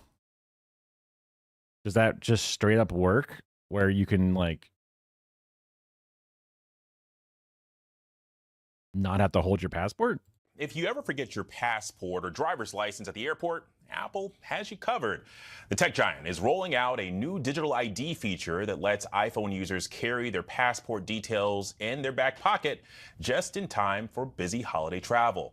Now, so far, it's not available for international trips, and so from I was gonna say that probably. So the passport for non-international, aka useless. More on this, I want to bring in our tech reporter, Mike Dubusky, who has all the details. And Mike, it is important to note that this is specifically for domestic flights, but it's sort of like a digital passport, right? In some ways, yeah. So the way this works, Alex, is that you get your actual physical passport, you get out your phone, you take a picture of the front little photo page, and then you also scan the chip that's in the back of the passport. And then you also have to take a selfie, so Apple can actually make sure that you're the one trying to upload this digital ID, as it's known, to the Apple Wallet app. But after that, you can basically use this as what it sounds like, a digital ID. You can check in with TSA, again, only for domestic flights. And potentially down the line, you could use this for other purposes. Things like, getting into bars or ordering, things off websites that are over 21. Things like alcohol from Uber Eats, for example. So in some ways, it's like a passport. In some ways, it's like a real ID or a driver's license. Well, and so, Mike, which airports are accepting this?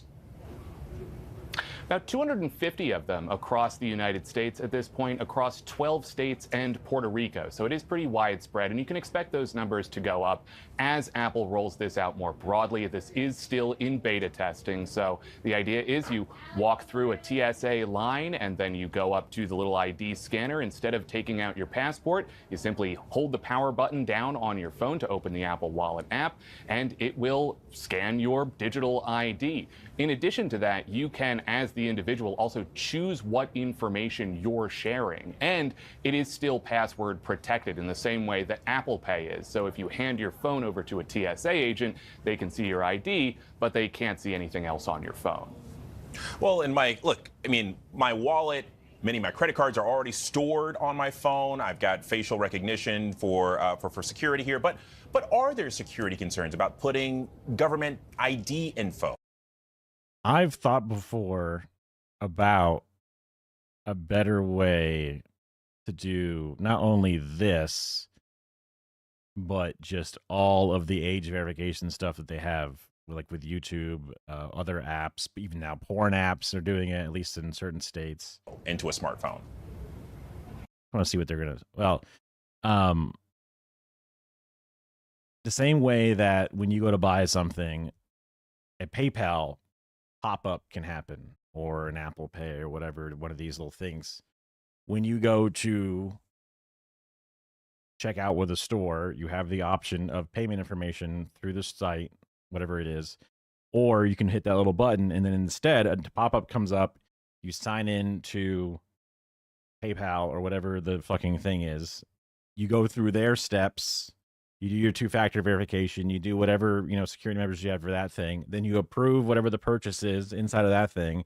Then it closes out that little window. It takes you back to, or at least the other page that was there now continues to do its actual thing. And then the payment part is now closed out. And then you have the confirmation or whatever it is.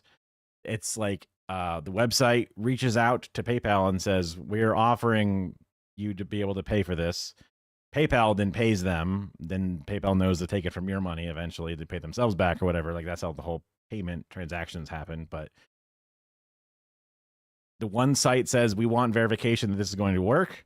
Then the other site, you do your own independent verification, has something to do with, they don't know what PayPal account it was paying it or whatever. They don't have the details about whatever specifics they give is what they are willing to give.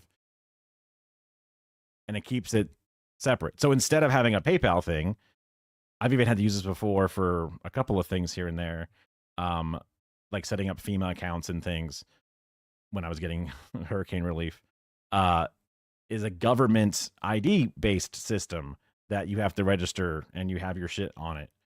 And instead of having my fucking photo ID scanned by YouTube, I have it scanned with the government that already exists. They already have my social security. I'm already on the grid.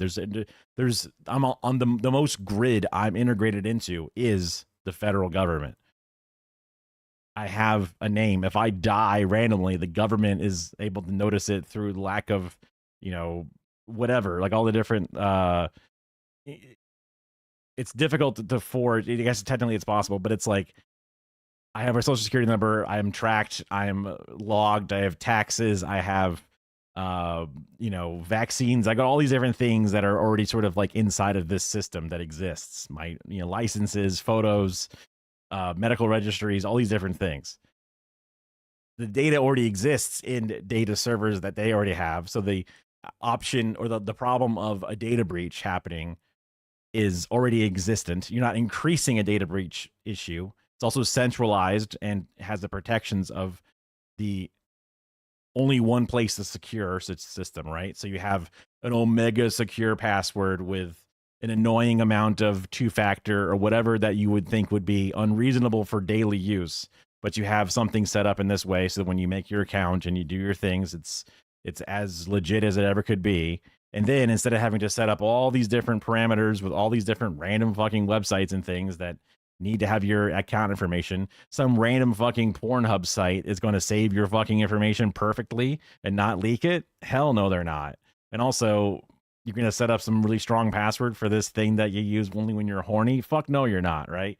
So it makes way more sense that the government be the one to handle the information because they already have it in the first place. It's just sort of being a better broker of it. And then having a anonymous handshake between these two things. Okay, this website says this account is now attached to this person's ID.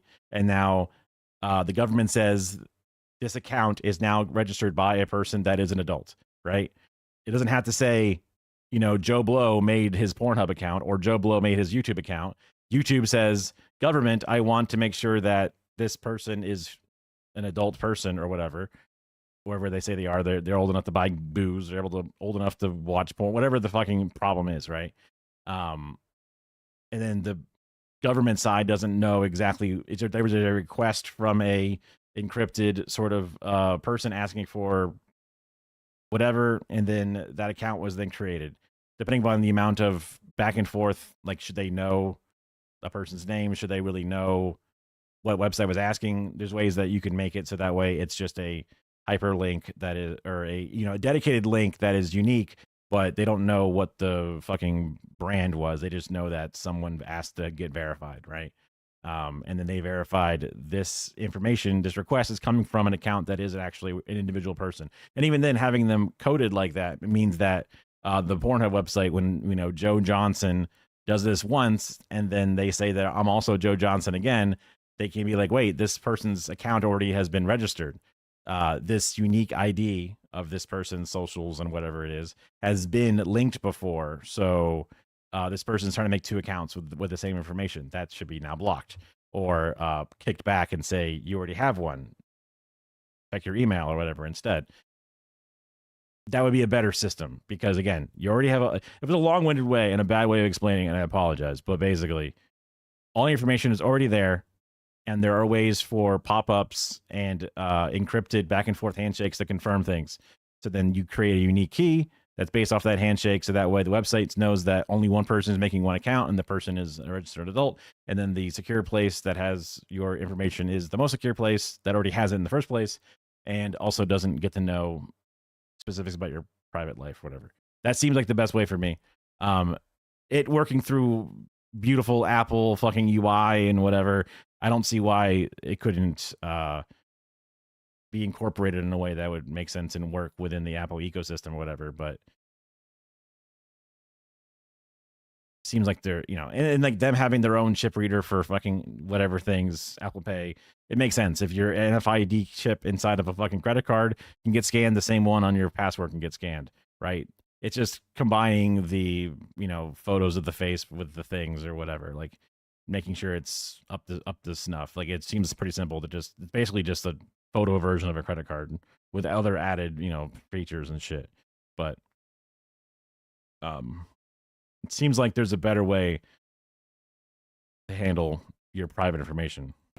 I think there are just inherently, every time that we upload any form of identification or any sort of financial information to our tech devices. Now, Apple, for their part, say they don't have any insight into when you're using this digital ID, what information that you're sharing. But of course, there's the security concerns, Alex. There's also the sort of just practical concerns. What if you go to the airport, you're waiting in line for too long, and your phone battery runs out, or your phone just dies, or it breaks? There's some logistical concerns here that could pose a pretty big problem if people start leaving their actual identification at home. And that's why many officials are saying in these sort of early stages of this rollout, it's best to bring your passport with you just in case.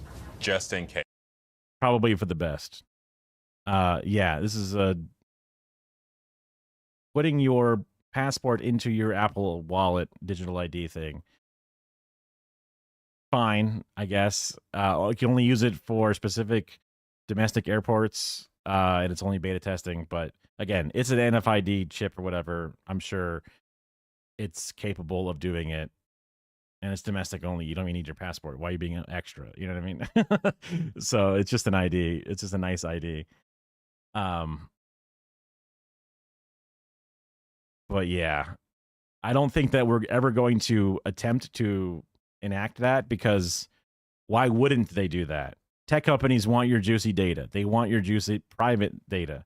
They want to scan your fucking IDs. They want you in their systems because now that's added data they can sell to data brokers. Having to develop their own thing in-house, easy peasy. Having to make sure that their system properly works with a system they don't control, like a government system, that's not easy peasy, right? That costs a little bit more internally for them to do. And also, they don't get to sell your data. So that's why it'll never happen. But I feel like somewhere in like the EU, that shit probably already exists to some degree, just because they have better protections for digital privacy rights. Not that they have like as far as they should be or whatever, but it's just one of those, like, they've definitely been way up in front of the curve compared to America. Let's see. This is something that Kara was seeing in some of her news feeds and stuff. Stuff about THC gummies and drinks face ban under provision in government spending bill. I feel like this is only for fake THC hemp-based products, not actually like normal marijuana things or whatever, but I could be getting misinformation or whatever. I'm going to start this and get another drink. This morning, new backlash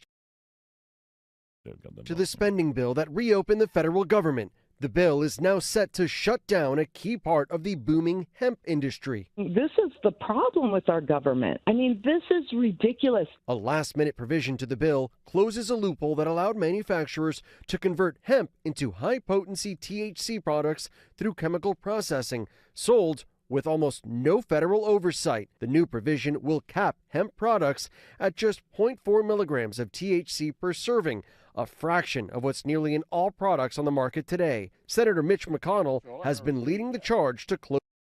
So crazy.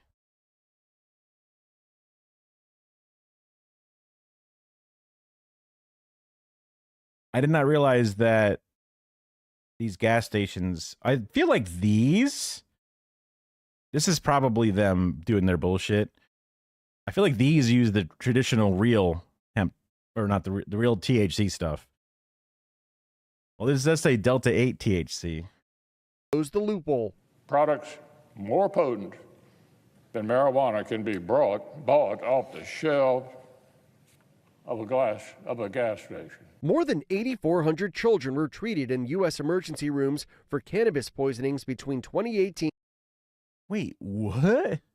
Oh, children treated. Okay.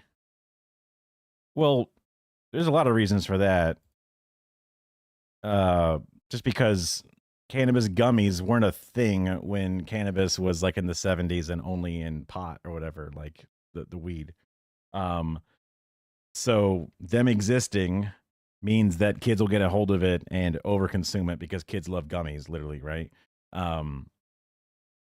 But I mean, I've heard bad things about synthetic weed, not just like sativa. Sativa, I think, is like the fake sweetener. Salvia, like there's all these like weird, bath salts people smoking and eating people, like that one famous Florida story. So I feel like you get around this spice, right? Yeah. I feel like you get around this by just decriminalizing weed flat out, right? Like, why have to bioengineer this weird synthetic fake version because they can just sell it openly because there's no rules against it, but just let the real natural stuff be instead of this. I've heard like it gives them weird thoughts. Now, these are also anecdotal evidence of just a few people trying it once or twice. And also they're thinking about how weird it is. And then they have weird thoughts and their paranoia, weed trip or whatever. I don't know. I assume this stuff is more expensive, at least to produce, than traditional stuff. They're just able to sell it openly on the open market. I don't know enough about the economics or whatever behind the things, but probably because it's got less regulations is why they can maybe sell it cheaper for the average customer than the real stuff. But again, seems like stopping the weird synthetic stuff is easier done if you just allow the regulations on the normal stuff to be the thing. But having a loophole where, like, if you look, this is not a tobacco product, this is now a Delta tobacco product, and now we can just sell it with no taxes on it, and it's a whole separate thing. That's not good because you need the regulations to make sure this shit is done properly, right? So this may seem like a random story after previous weird news, but we're nearing time for Cheeto whole ass legalizing it to gain points. Oh yeah, I mean, do you think that the Cheeto lobby is there to push it? Yeah. So like having this be an unregulated thing is just kind of like dangerous for different reasons. It's, Mitch McConnell doing it because he hates THC and hates weed. That's just him being racist, and he's not. It's just him being his normal self. He's always been a racist fuck, whatever. But he's just an old man who hates weed for a lot of reasons. But he's also not here saying we should legalize cannabis or decriminalize cannabis, whatever. He's not there saying it. He just wants this off the market too. That's all, which is just a frustrating part of it. In 2023, but some lawmakers have joined those in the hemp industry pushing for regulation. Oh, you mean Trump want more regulations and info? Oh, yeah. Not prohibition. We've been fighting for actual regulation since day one at Delta. Industry leaders say the economic impact could. listening to Delta sellers and Delta business people, probably not the best case because they're like, hi, I'm a business owner. I want my business to keep thriving. So,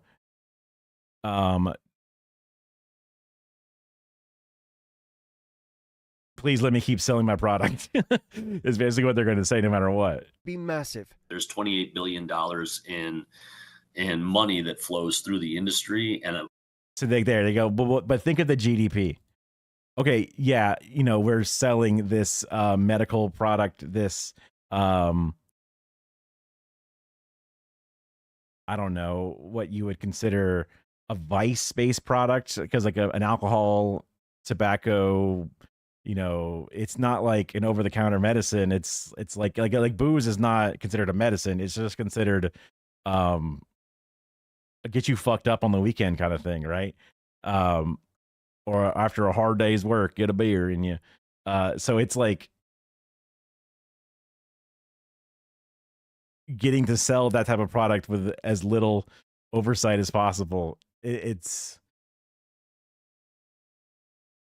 not chill.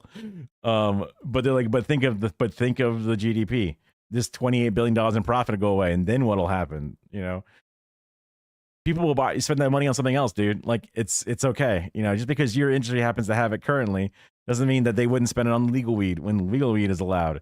But you've been working on creating, I guess, factories and shit that pump all this weird shit into hemp or whatever the hell it is to make this not weed.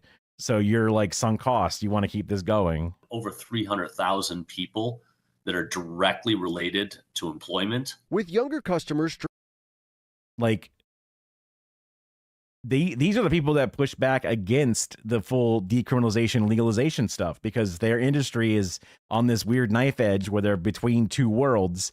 And if either one becomes a reality, full prohibition or full legalization, they're fucked. But if they stay in this constant limbo, they're in business. Drinking less alcohol, some breweries turn to THC beverages to keep their businesses afloat. We would be gutted. It would be devastating to just put a prohibition on it. And one hemp farmer who called into C-SPAN says the change could shut down her business. I make a jar of joint and muscle salve. It has 3,000 milligrams of CBD. That product doesn't get anybody high. It's a topical product. This was a false narrative. A bipartisan. Wait, a CBD body oil thing? I guess technically might have some amount of THC in it by a very small degree, but maybe at a degree that would be still above this other metric that they're talking about. I don't understand why the THC issue would be mad, but maybe like because the hemp farm would be less profitable for other reasons is why maybe she would no longer be able to get her product to then make into the CBD product. I'm not really sure how that applies to this. Push is underway in Congress to reverse the new limits on hemp products. Well, that's so funny that there's a bipartisan push now, because they're like, oh, we didn't realize what we just fucking set up here. This is kind of the same story. And for more on how this potential ban could affect business owners, I'm joined now by Jim Higdon. Won't somebody think of the business owners? Can we talk to somebody that's like in the business side, please? We haven't heard enough about the capitalists. Let's see what they have to say. Fuck, like, people, just regular people. Fuck experts in the field. Fuck health professionals. Fuck medical professionals. Fuck any of that shit. Scientific consensus? Nah. What's the business owners thinking? He is the co-founder of Cornbread Hemp, which makes a wide variety of CBD and THC infused products. Jim, it's good to have you this Friday. But I want to start. You say that this bill will definitely destroy your business. Why? Alex, thanks for having me. This bill doesn't just restrict THC products. It restricts full spectrum CBD products. Just a quick fact check in your package. Okay. You said 0.4 milligrams per serving. It's actually 0.4 milligrams per package. And even these simple CBD oils that we offer at Cornbread Hemp and other companies all across the hemp industry offer They have 1 milligram of THC per serving, along with 25 milligrams of CBD. That's 30 milligrams of THC in a jar of this just little CBD oil. It's simple, it's harmless. People have come to rely and depend on this as a wellness product over the last several years. That's kind of funny because whenever I was looking into CBD years ago, they're always like, "There's no THC. It's nothing in here. Don't worry about it." Now there's 30 milligrams in a jar of lotion, and it's like, wait. Now I don't think that topically the THC really gets into your system all that well, especially in small doses, especially whatever. But it's just kind of interesting that they're being more clear about it now. And now, in 364 days, it's going to become a Schedule 1 narcotic. And we just can't let that happen. Well, and you mentioned that timeline. I mean, you also said that it's not feasible to fully remove THC from these products. And, there are going to be some folks that say, why is that? Yeah, I don't know if there's no, I guess you can't put it through a filter and just catch just that part, right? Well, it's just the natural nature of the plant. The reason why these products are effective is because they contain a little THC in them. And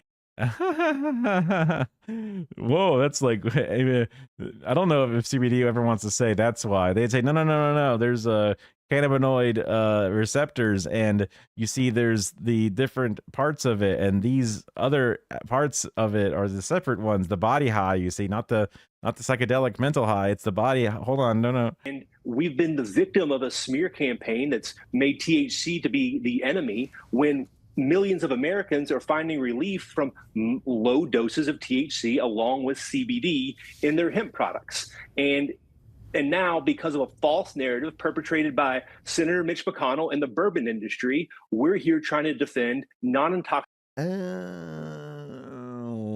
Okay. Finding an enemy capitalist angle out of it, I could see that. I mean, now, if a scientist was saying this instead of a business owner, you would be a bit more veracity behind it because you are behooved to just make your business successful. Whereas a scientist is not really supposed to be behooved to say anything other than just the truth or what the research shows, right?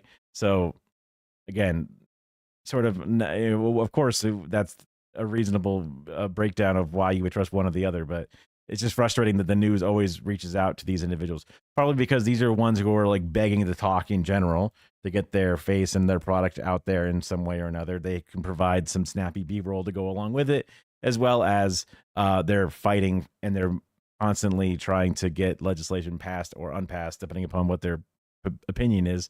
So they're ready to talk versus where are you going to find some stuffy researcher who may or not even have a webcam, right? Intoxicating CBD products from becoming Schedule 1 narcotics. Now, I hear the complaint about the perceived smear campaign and the juxtaposition to the bourbon industry. But I mean, we do have dozens of state attorneys general who sent a letter to Congress last month arguing that 2018 farm bill that legalized hemp has been, quote, wrongly exploited by bad actors to sell recreational synthetic THC products across the country. What is your response to that? Look, 39 attorney generals did sign that letter. I think that letter was deceptively written. The first paragraph of that letter, everyone agrees with. We want to get rid of synthetic THC in the marketplace, which is what the first paragraph of that letter says. The letter goes on to say later on a second page that they want to get rid of all THC, which is not what the first paragraph says. What's notable to me of the 39 attorneys general that signed that letter, you do not see the attorney general from Kentucky or Tennessee on that letter, two states that have had a lot of experience with hemp products. And I think those attorneys general saw through the deceptive nature of the wording of that letter. And unfortunately, many other attorneys general did not. Jim, we heard that you're headed to Washington next week. What's your plan? Basically, they didn't read the whole thing. It's really funny to say, considering you'd expect an attorney general to be able to do that. But oh well.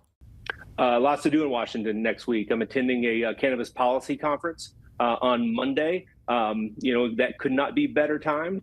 And then I'm going to be spending time on the Hill, talking to legislators and staff, trying to figure out what we can do in the next 364 days to right this wrong that Congress has given us. All right. Jim Higdon. I haven't tried THC seltzer or drinks. I wonder how well that works. Probably expensive as hell though. And I remember seeing a YouTube ad for one that said no prescription needed, whatever, because it's a Delta 8 product, basically. So I remember looking into it, but it was too expensive to buy. But I mean, I have a Florida medical marijuana card, so I wonder if there is seltzer or soda style. You know, it's like cracking a beer, brother. But it's just because I had trouble with gummies and other edibles. Also, I think also I hate smoking. Like I own a vape, but it's like, oh my god, it's not a thing that I ever want to do. It's only ever to try to like mellow out after getting all fucked up and shit. So, but it just craters me. It just, dumpsters me. So maybe something like a liquid version that is not as difficult to digest as like in the oil, maybe, or whatever. It has to go through the fats and gets into your intestines, whatever. Maybe a liquidized form could somehow get into your bloodstream better. Probably not. This is just me being a consumer and just trying to find a new product to try and then ultimately fail at having any benefit for me. But whatever. Okay. I had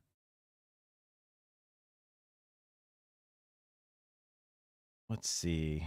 We could go with ICE or immigrants. I guess it's kind of the same thing. Let's go with the first one. Vance blaming. Oh, this is probably a bullshit story. Probably only the first 5 minutes or less is worth watching.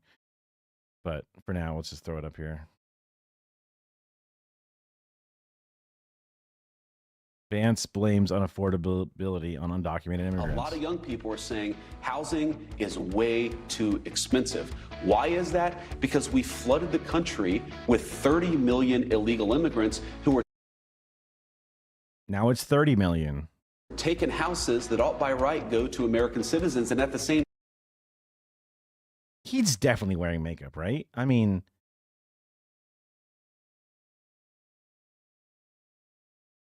it just, I've seen people with dark eyelashes. Does he dye his eyelashes? Like he's like, oh, I got gray, but I'll keep it a touch of gray, but then I dye my eyebrows and eyelashes? Why do they look?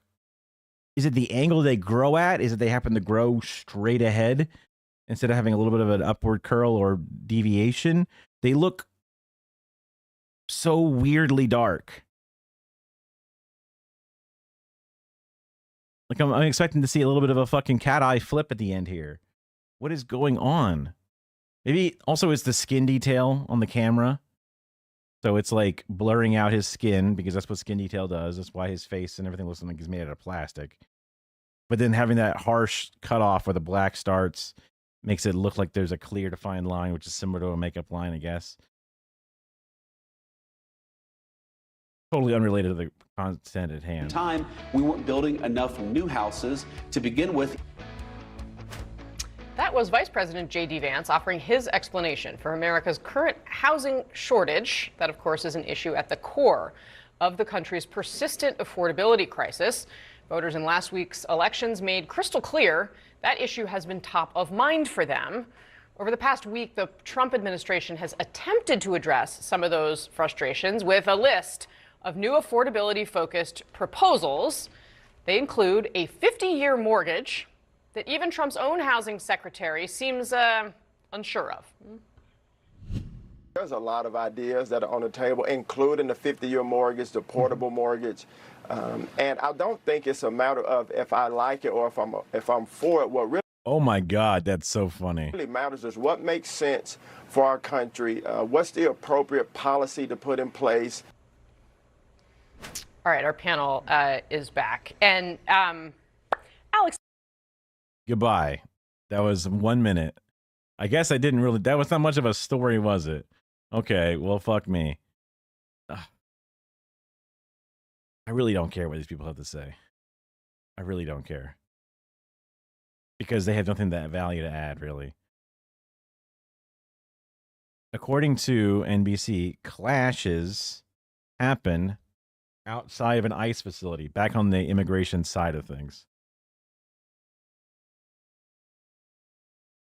So multiple places covering this, so I guess it's bad or big. So let's see.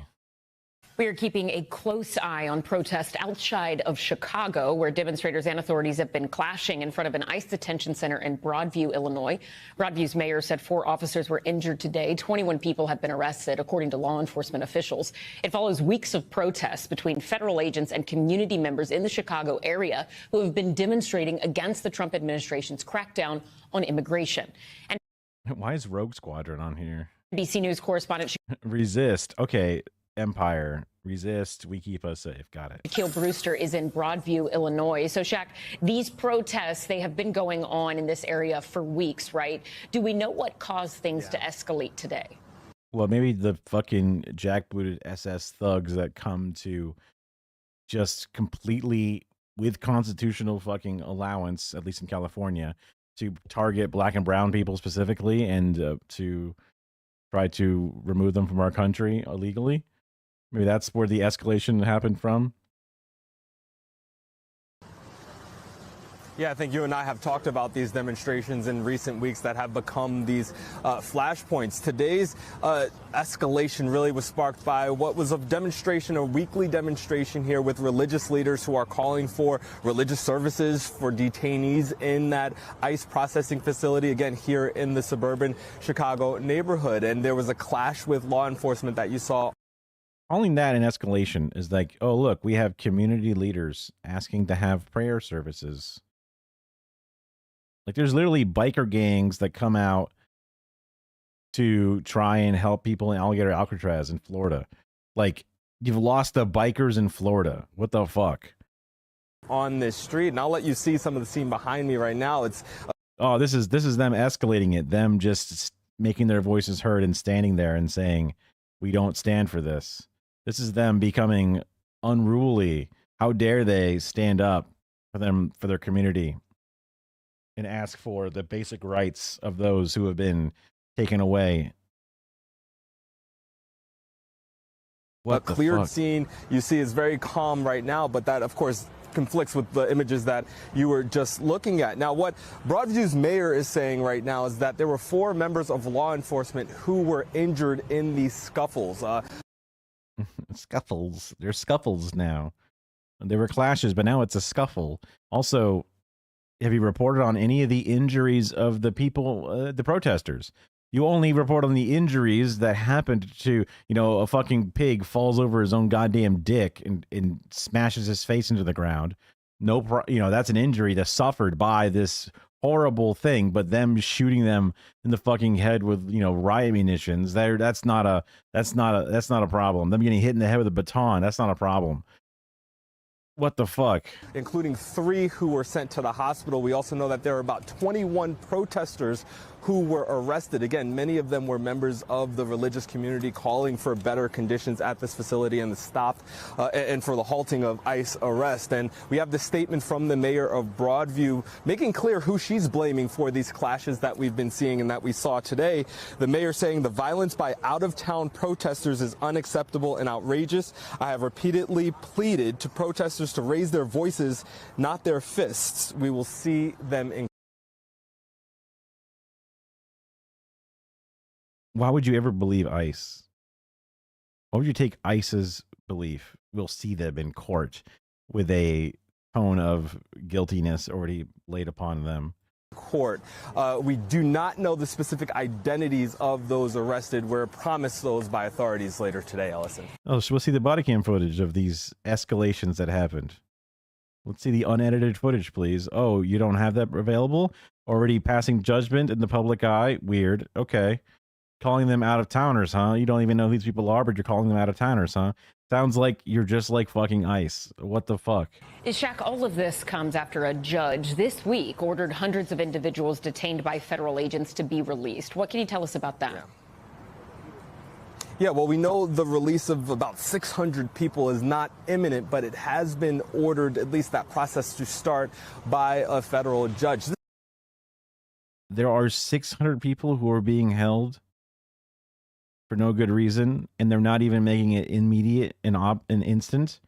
There are 600 people who are kidnapped by federal agents right now, specifically over 600 people. And you frame it like the protesters, the religious leaders out there are the ones that are being the evil ones? This goes back to a consent decree, essentially a court agreement that dates back to 2022. Essentially, you have hundreds of people who attorneys say were arrested without a warrant, and the judge saying that if they are not dangerous, then they should be released. Yes.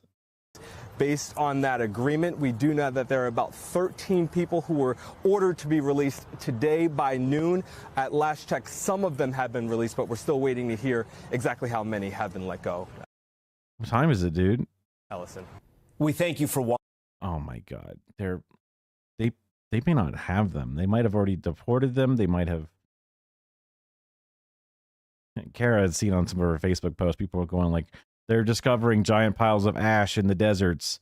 That means they must be already cooking people and burning them to death. And it's like, maybe. I wouldn't put the evil past them, but like you got to have better proof. You got to be able to like DNA test the ashes or something. You can't just say these ash piles must be this, because you need better than that. Okay, this is kind of going back to the Venezuela side of things. We're going back and forth. I got through all my more non-political specific weird news.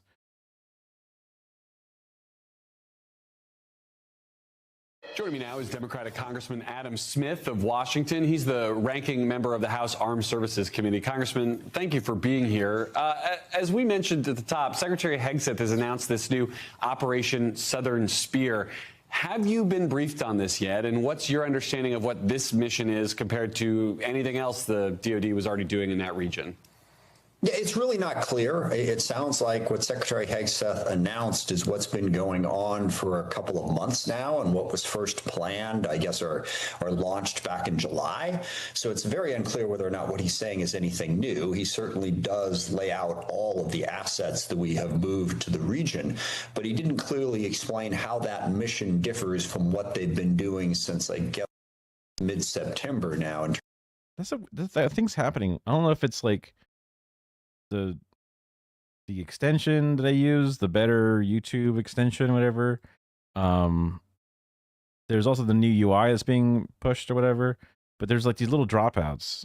Maybe it's just NBC, their YouTube uploads. Let's see if the same spot happens. Of the assets that we have moved to the region, but he didn't clearly explain how that mission differs from what they've been doing since, I guess, mid-September now in terms of the boat strikes. Okay, it might just be like a Zoom call having a problem. So we need greater clarity from DoD on what is this mission, and crucially, something we haven't yet at any part of it is, what is it trying to accomplish exactly? Oh, wait. Okay. Well, and I think the other question is, are these strikes even legal? The Pentagon says it's carried out 20 strikes so far. They've killed 79 people. Do you believe what the Pentagon has been doing so far is legal? I have not seen evidence that says that it is. I mean, yeah, I have not seen evidence that this is legal. The action is considered legal until proven otherwise. Their aggressions are innocent until proven guilty. Well, you killed somebody, dude. That's guilty. Okay. What the fuck? What? Also, I don't trust them to even know how many people are dead. The small boats, you can probably guess how many people are on it, but bigger boats, not so much. Oh my God. Obviously, these governmental extrajudicial killings are insane. Outside of the judicial system, outside of the checks and balances of even a legislature, just straight up lasering somebody from like out of sight by a warship or drone is terrifying. But now to then push into land-based wars or bombing the land of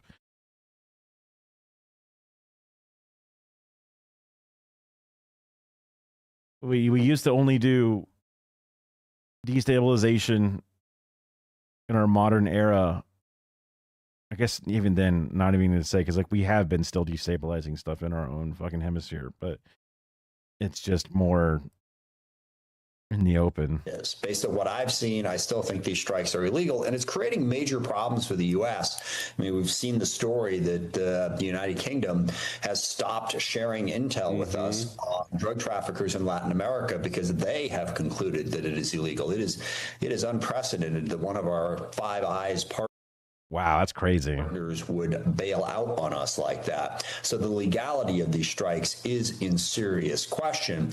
But again, beyond the legality, I know we want to try to reduce the drug trade in the United States of America. How blowing up some boats in the Caribbean with cocaine on them, it's not been clear to us how long is this going to take? Is it really going to be effective? So you've got both the problem that it seems to be illegal and the other problem that it doesn't necessarily seem to be effective at accomplishing what it claims to want to accomplish. I mean, how much does the missile that blows up or the fucking munition that blows up a boat with one shot, giant fucking explosion, how much does that fucking missile cost? How much does it cost to fucking pilot the drone to track down this random boat to the fucking dickhead, kill hungry fool that's issuing the order or pulling the trigger can shoot down a fucking boat? How much does all that cost to stop what could have been maybe a few kilos of fucking cocaine or whatever? Are you fucking kidding me, dude? Oh, you know, buses fast and free, $700 million for a year for the entirety of New York City to have free buses. Too much to spend. $700 million for one bullet to kill one boat? Oh, hell yes. Let's do that 20 times. So far, Congressman, I've heard a not sure and a no evidence, which makes me wonder about the idea that, we reported a month ago that the Pentagon is instructing personnel they have to get approval before they can communicate with lawmakers like you. Do you feel like you're getting the most up-to-date intelligence? Can you do your job? Yeah, that team of 40 people in Arkansas are all going to be contractors now for some sort of, depleted uranium tipped missiles or something, and they're gonna it's in a core part. You see, this is a $1 billion industry. Our GDP relies on us constantly blowing those people up and then not helping the people here. That's the beauty of a GDP. Let's not ever look into why GDP is not an accurate measurement. We love just using knowingly ineffective measures because they happen to be beneficial to us currently because we have such a huge consumer market. The roads are bad and everyone's tires get fucked up, so they constantly have to buy new tires. GDP goes up, baby. That's a sign of a good economy. It's a sign of a good system. No problems here. You have to pay obscene amount of money for life-saving care. GDP go up, baby. And the fact that it's inelastic means we can just keep it going up in perpetuity forever. Job overseeing the Department of Defense with the information you're getting? No, they are not providing us sufficient information. To begin with, they didn't provide us any information for. And now that's the thing. They set up a rule that says, "Don't worry, guys. We'll give you proper information. We'll talk to you about things. If we have to do something, we'll make sure to tell you about it and to get authorization and to do these things." But ultimately, they're not doing it because there's no way to stop them. They do what they do. You can complain and raise an alarm about it, but they still do it. It's you and what army because you're not the army. The rules are there to stop the people that are willing to listen to the rules. But the ones who are willing to break the rules, even the rules that they build themselves, they're not going to follow. They're not going to stop them. This is a bit of the fecklessness. I mean, I don't know of a reasonable way to go outside of that because then it's just might makes right or whatever. But we've let ourselves slide into the situation now where we have an unruly military arm doing things. that doesn't bode well for a lot of stuff. The ICE is doing open crimes, and the news is fucking defending them. It blows my mind though, man. Just to see the local reporters standing there with human beings behind them, and then to paint the story in the way that they do. It's just nuts. About a month and a half. And then 2 weeks ago now, I think we had a brief from Secretary Rubio, Secretary Hegseth, and the top lawyer at the Justice Department on this that attempted to lay out that explanation, at least the legal justification for it. I don't buy it. I don't agree with the legal analysis that they used, but crucially, they also did not provide us the intel. Either this guy's title said Ranking Member Armed Services Committee in Washington. Did you just lose the vote? What do you mean? What is the point if you're not doing anything? And on the DoD side, we have jurisdiction, obviously, over the Defense Intelligence Agency and some of that. But on the Intel side, the Permanent Select Committee on Intelligence in the House and the Senate, they have not been given the details on what is the intelligence that led you to believe that these boats were part of this larger operation. So there's been no brief for the Intel committees, and that's really the crucial information. They sort of gave us their conclusions. Here's who we believe these people are and what they're doing. They didn't show their dickheads playing COD in the desert. I mean, that definitely was around during the 20 years. I mean, I guess we still have. The war is over. The 20-year war is over, but motherfuckers are still deployed, right? In some degree. Which is why I think it was during the Harris campaign, they were like, look, we don't want to say that they said nobody's deployed, and someone's like, motherfucker, where are we right now? Because that's America in a nutshell. They're always deployed, whether you're at war or not. 800 military bases. You got to have them somewhere. You got to have them stacked up, either in our allies' areas or right next to our unallied areas, and keeping those allied areas maybe a bit more in line to be allies when they have a giant military base right there in their own fucking country. But then going home to Vegas, it's like, yeah, I don't know if there's maybe there's like the border patrol fuckers, right? That's always going to be a thing.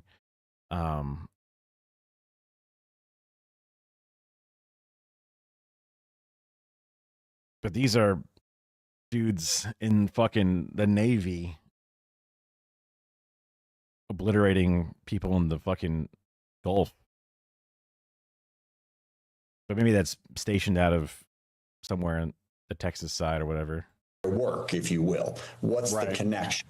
And this is different. I mean, back, and we're still doing this, but in the global war on terror, when we were targeting people in Iraq and Afghanistan and Somalia, I routinely got very detailed briefs on who these. Oh, we got some great briefs on all the fucking brown people that we were killing, and that was chill. That's what I'm saying. Like, you were bad at your job when it was before, which is what let things slide to where they are now. The lack of humanity in the system has now rotted it deep, deep, deep. Organizations are, who the key players were, and why Department of Defense felt that these were key players to target.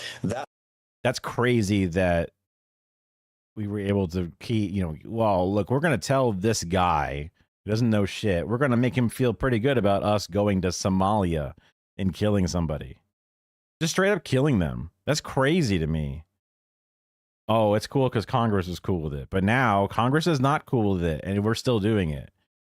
So what was the point of asking this motherfucker? What was the point of fucking telling him why it was good? If you're just going to do it anyway. We're down to a fucking coup where like the military is actually in control of the government, because the military is the one that ultimately has the final say on the violence. And the government is set up all because it's a hierarchy of who gets to do the violence. And eventually the facade slips away, and who you are and who you think you are and the power you think you had doesn't matter anymore, because you say, but I say no. Wait, I thought I was supposed to have a say in this. You know, the people have lost control a long time ago, but now even the fucking ghouls are losing control.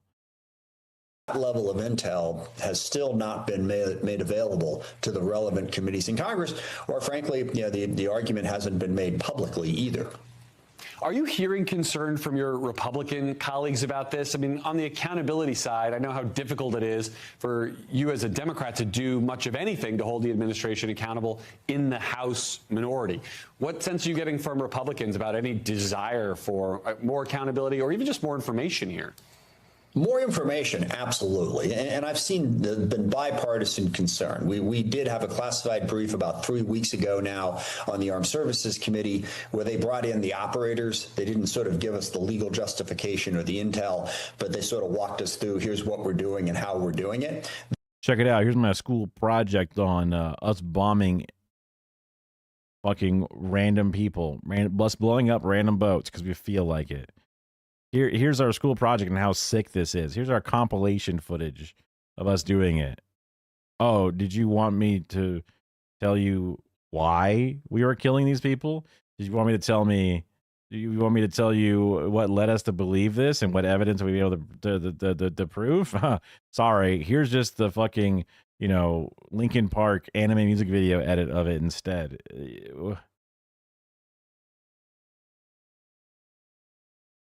I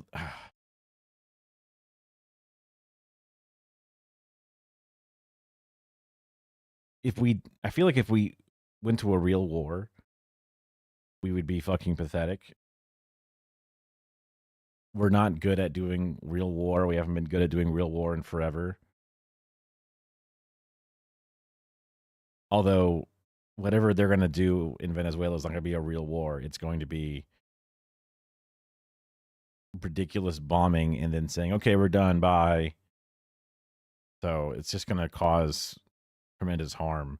And the fact that we're so inept, it's not even going to come close to being even targeted in the way that they think they're doing. If they are like, yes, we are targeting cartels, they're not even going to be targeting what they consider to be cartels.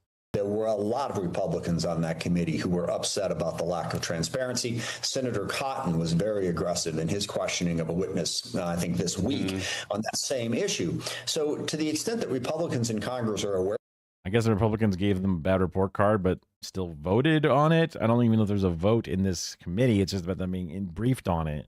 Of the fact that Congress should exist, and given that Mike Johnson just dissolved us for like 8 weeks and didn't do anything, I'm happy there's at least a couple of Republicans who don't want to turn everything over to a totalitarian executive branch, but they're not doing.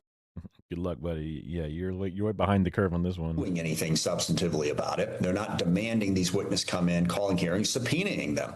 There's things the majority can do if they feel like they're being stonewalled. So I have heard some rhetoric. I've heard some complaints from Republicans being completely sidelined on this, but following it up with forcing mechanisms to get the executive branch to change, that hasn't happened yet.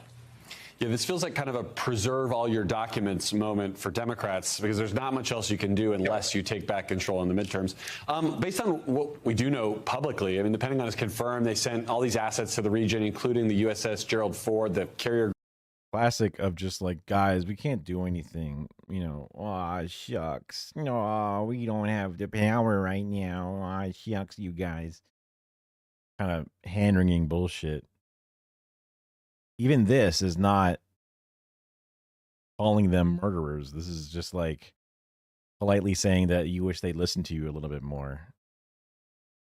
Group there are reports that senior military officials have presented President Trump with options for operations inside Venezuela, meaning strikes on land. I mean, based on what you do know, are there any kind of operations of that sort inside Venezuela that you would support?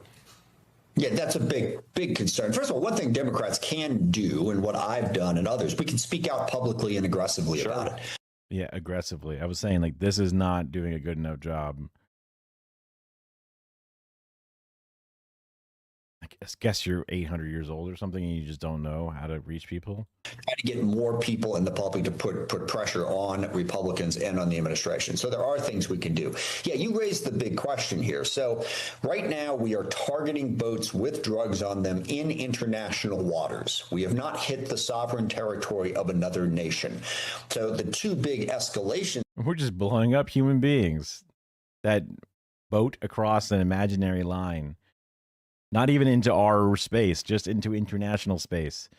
I don't think you can just straight up murder somebody because they're in international waters. Like, it's not like you can get on a boat and now you can, like, gamble on a sports game or something. Now I guess nowadays you can just do that whenever. Like, you're talking about fucking doing a government mandated straight up murdering, obliterating these individuals. In this that could happen are, number one, you start hitting the sovereign territory because the drug dealers will undoubtedly adjust. If they know these routes are now being targeted, the demand is still. That's it's buying into their bullshit, dude. That's just, oh my God. Present in the U.S., they're going to find other ways. So does that take you to doing land strikes? And then second, does this bleed over into a regime change operation in Venezuela?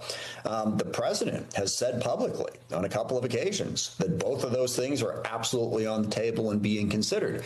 The administration, for the most part, Secretary Rubio, certainly during our briefing, denied that there was any plans to do that. But certainly from what the president has said, there is cause for concern that they might do, rather dramatic mission creep here. That was the whole fucking clickbait of the title of the article, of this thing, all down to the end here. That's interesting about Secretary Rubio, given his past history being very aggressive. No, for sure. On Venezuela. Congressman, I've got less than a minute left. I want to ask you, the Trump administration's rebrand of the Department of Defense, we've been calling it DOD in this interview, to the Department of War. Officials tell NBC News it could cost as much as $2 billion with a B to. That's crazy that it costs that much. I guess it's a lot of placards that change. I mean, what the fuck? Huh? That's kind of weird to say that it costs that much. I wonder where that cost is hidden in. A bunch of new business cards getting printed. Like, what? That seems strangely high cost. Because, like, when new guys come into the office, they got to get new business cards too. So why does that cost different? Or is it just the cost that normally happens and all these bullshit, letterheads changing? But now they're making it out to be something different. Because, like, to me, I don't mind them calling it the Department of War. Because calling it the Department of Defense was always a way to, like, sneak in support. Because, like, oh, we got to have a good defense. We got to have a good defense. It makes sense to have a good defense. I don't want to have less defense because I don't want things to go bad. So defense sounds good. But, like, oh, let's fund the War Department. And it's like, well, I don't want to do wars. You know what I mean? Like, I don't like supporting and funding the War Department. I don't necessarily feel great about all the war stuff that we're doing. So, to me, I thought it was an optic good thing to change it. It makes them look more fucking deranged and evil. It makes it seem like a thing that we should not be funding but more. But costing $2 billion to rename it? I don't get that. Complete that name change would require congressional action. Have you heard from Chairman Rogers if that's something he wants to take up? Do you think that will happen? They have not pressed that issue. I think, well, first of all, I guess it's not happened because I guess in the Chiron they're not even calling it Department of War. I guess it's not a real thing. I guess they were like faking it till they made it long enough that I was believing that it had been done, like the Gulf of America share. They go, okay, look, we did it. And I'm like, okay, I guess you did it, right? I'm still calling it Gulf of Mexico without even thinking about it. Pete Hegseth's out there doing all his insane fucking speeches, and he's calling it Department of War and stuff. making a big deal about it, but I guess it's not officially done yet. The law says it's the Secretary of Defense. And Right. you're talking about illegal action in Venezuela. The entire Department of Defense under Secretary Hegseth has acted like the law doesn't apply to them, which of course is what the Trump administration is doing. He's asking the Justice Department to specifically target Democrats. I mean, the entire Trump administration is purely partisan and not paying attention to the law. They're running around calling it him the Secretary of War and the Department of War. The law is clear. It is the Secretary of Defense. That law has not been changed. And so it is a violation of the law to do that. And certainly it's incredibly expensive, and all for the most petty of reasons. So, yeah, there is concern about it. You know, we got a lot of issues. I haven't seen. Yeah, whoever this guy is, I think he's a big war lover just because the way he's framing this whole thing. And he just wants to get back to business as usual. He wants to go back to brunch about his wars. You know, he loved all the fucking updates he got about the killings in Sudan that we would do.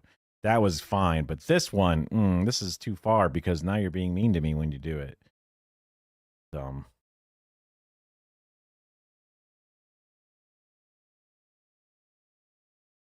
Oh, this was, I guess I'd hate to go back and forth like this, but I forgot that I had a secondary one for that ICE thing. I guess I got mad. But they're talking about the police being hospitalized, which I'm really curious about. Tonight, clashes and arrests outside the. Also, classic tactic to show the middle or the end of a situation, right? They don't show the cop running up and pepper spraying a child in the face or doing something insane, and then people saying, "Yo, what the fuck, man?" and then like rushing up to help the kid, and then they edit it. You know, it's like the classic image of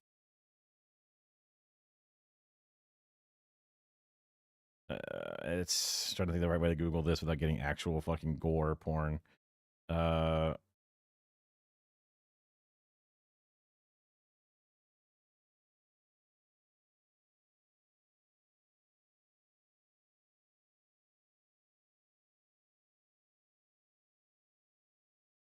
don't really know the right way to do that.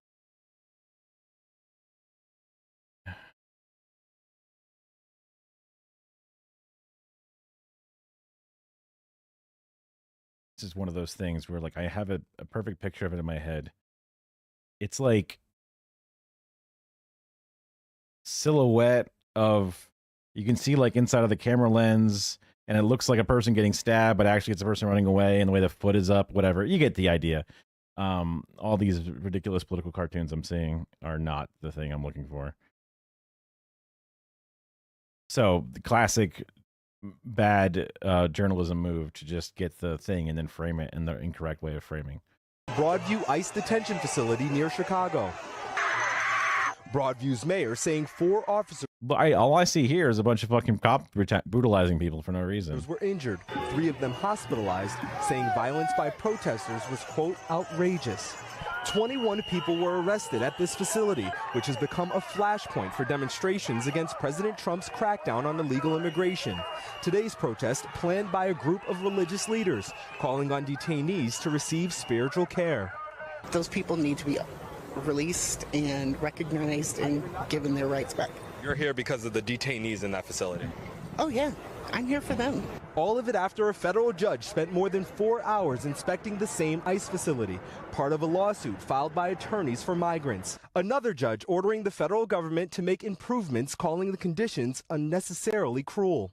DHS All of our systems clearly say this shit is disgusting and gross. says detainees are adequately provided with food, clothing, shelter, and medical care. And now, new ICE enforcement operations in Florida. DHS saying over a period of 10 days, they've arrested 230 undocumented immigrants, many with criminal convictions, including for sexual assault of children, rape, and attempted murder. Why do they listen to what ICE says? When you show the numbers of how often they arrest people with literally no criminal things, and whatever crimes they might have are just like traffic violations, and the majority are not even fucking criminals at all. Criminals, and then also in the American way of calling someone a criminal is like they deserve death now. Ridiculous on top of ridiculous. Oy. NBC is so gross. These heinous criminals have gone and attacked children at their most vulnerable state, and law enforcement has stepped up to the plate to remove them from the communities. Meanwhile, a senior DHS official Oh, it's the same guy from before. telling NBC News that Border Patrol agents are expected to begin immigration enforcement operations in Charlotte. Dude, he had to hit it twice?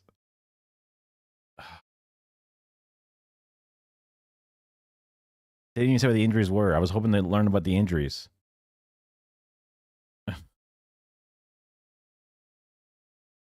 I wanted to know what they were injured with, because I imagine it was just them falling over themselves. Literally. Gross. That made me more mad. I was hoping to get a good thing out of that.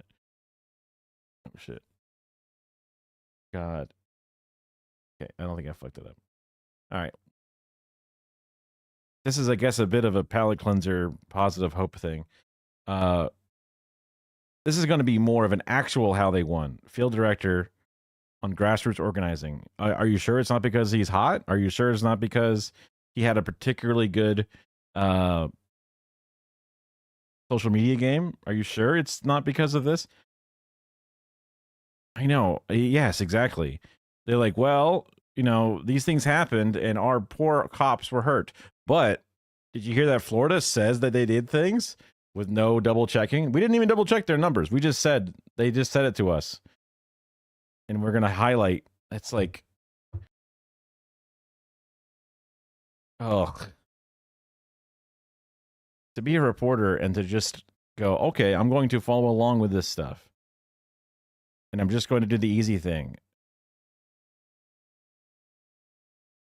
I don't know, man. It's just like the same way I could never make AI slop and bad stolen meme, you know, accounts to get like engagement bait or whatever. I could never sell my soul and be a fucking fake journalist, whatever. I just don't get it. Yeah, the trust them, they won't lie. But this is interesting to me just because next week or in a few days, whatever, we're relaunching our re-election or launching the re-election campaign for our DSA member who is now a city council member.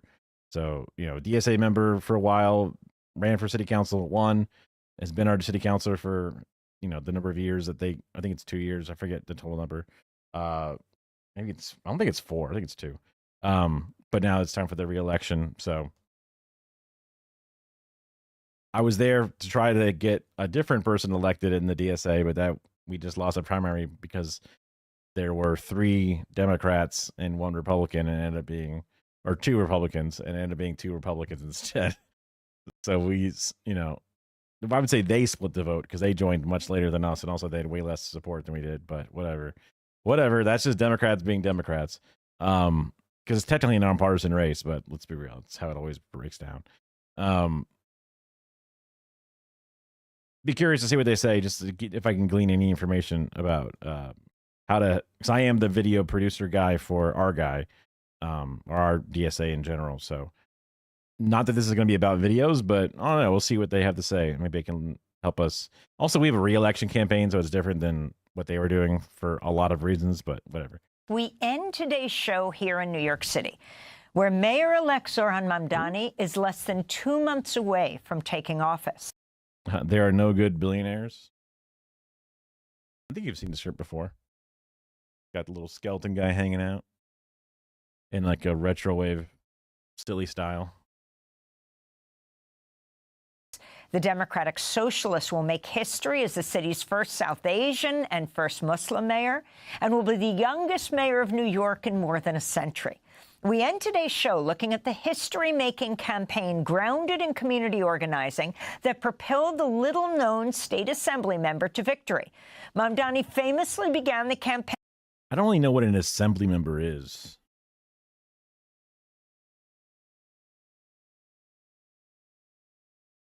What is an assembly member? The legislative body, a state or national legislature. What is a New York assembly member?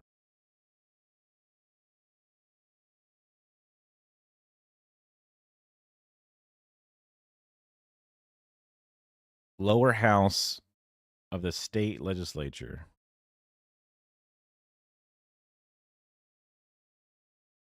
He members assemblies. Ah, perfect. Thank you. Represents a district, part of the legislature,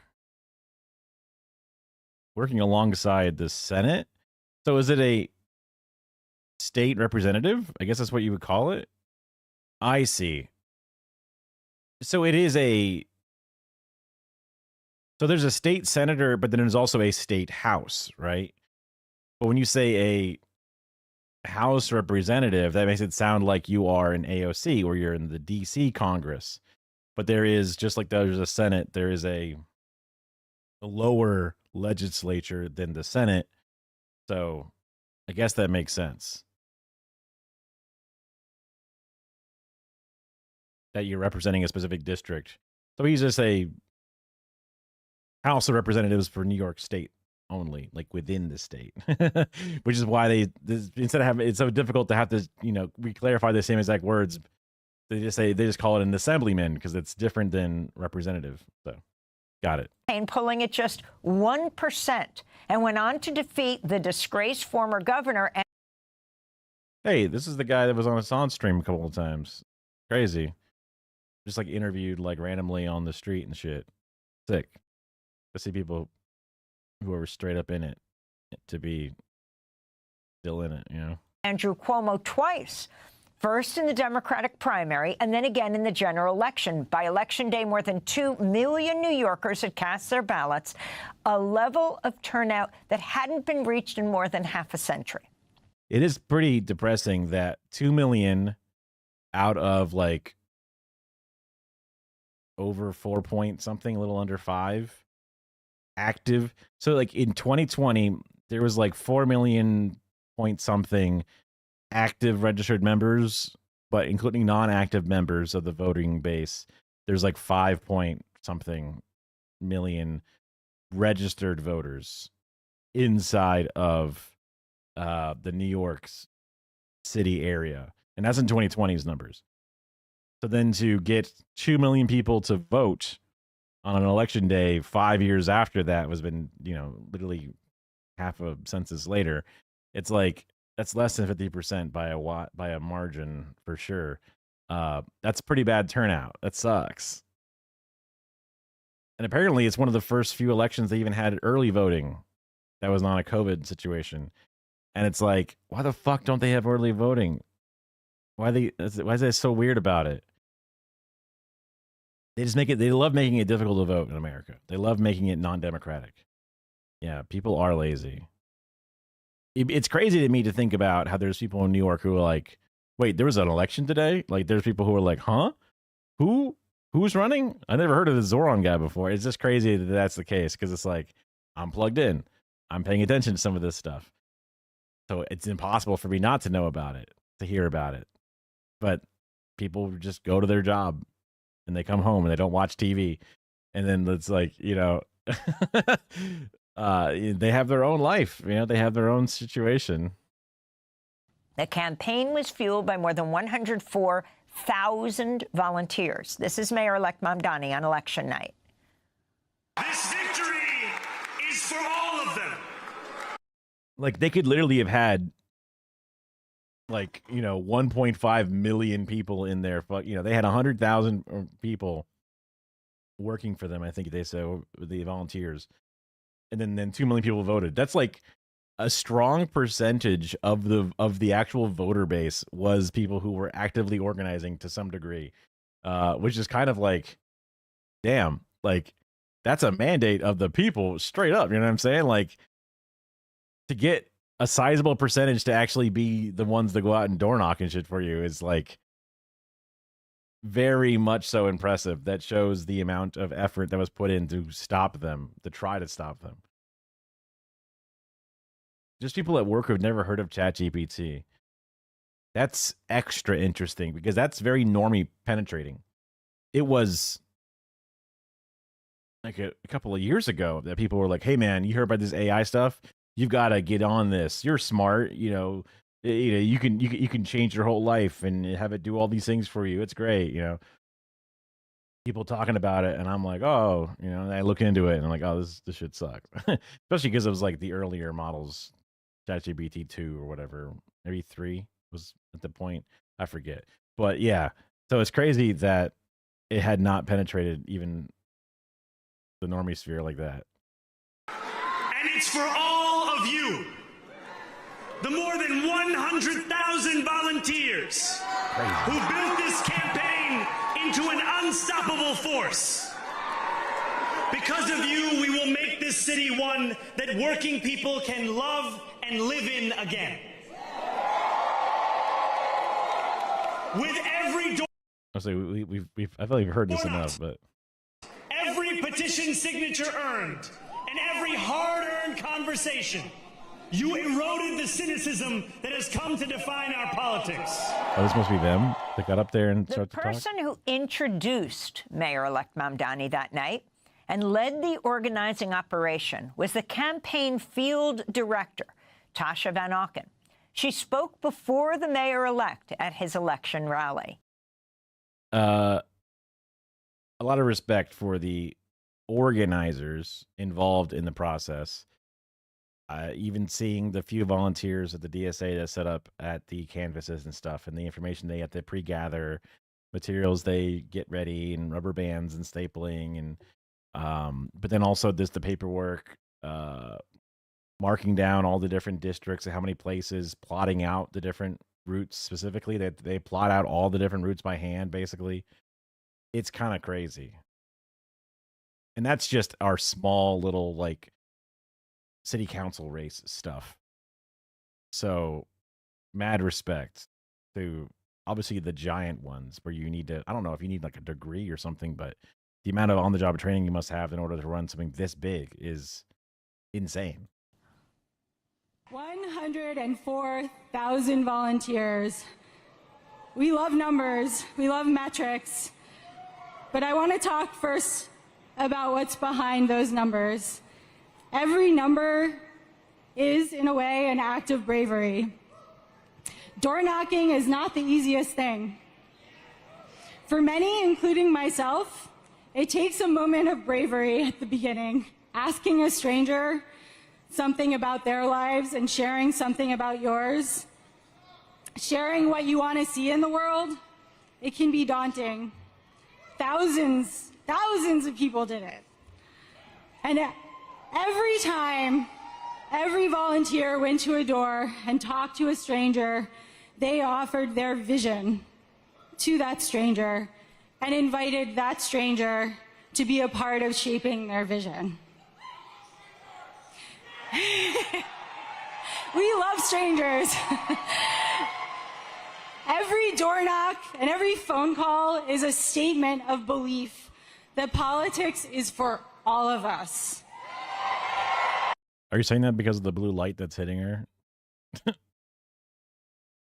Or because of her organizing and or back, her previous work? Because I feel like that's why you're saying it, is the blue light. This campaign and this city is all of ours to shape. That's Tasha Van Auken, and she joins us now in our New York studio. Welcome to Democracy Now! I mean, this election rocked the country and definitely sent a message to the Democrats. Oh, really? It's actually her previous role? Okay, interesting. Unless it's in a certain part of the business, I guess it doesn't necessarily apply. Democratic establishment. You are at the center of it. I mean, how often is the field director the person who introduces the winning candidate? But that's how important you were in this campaign.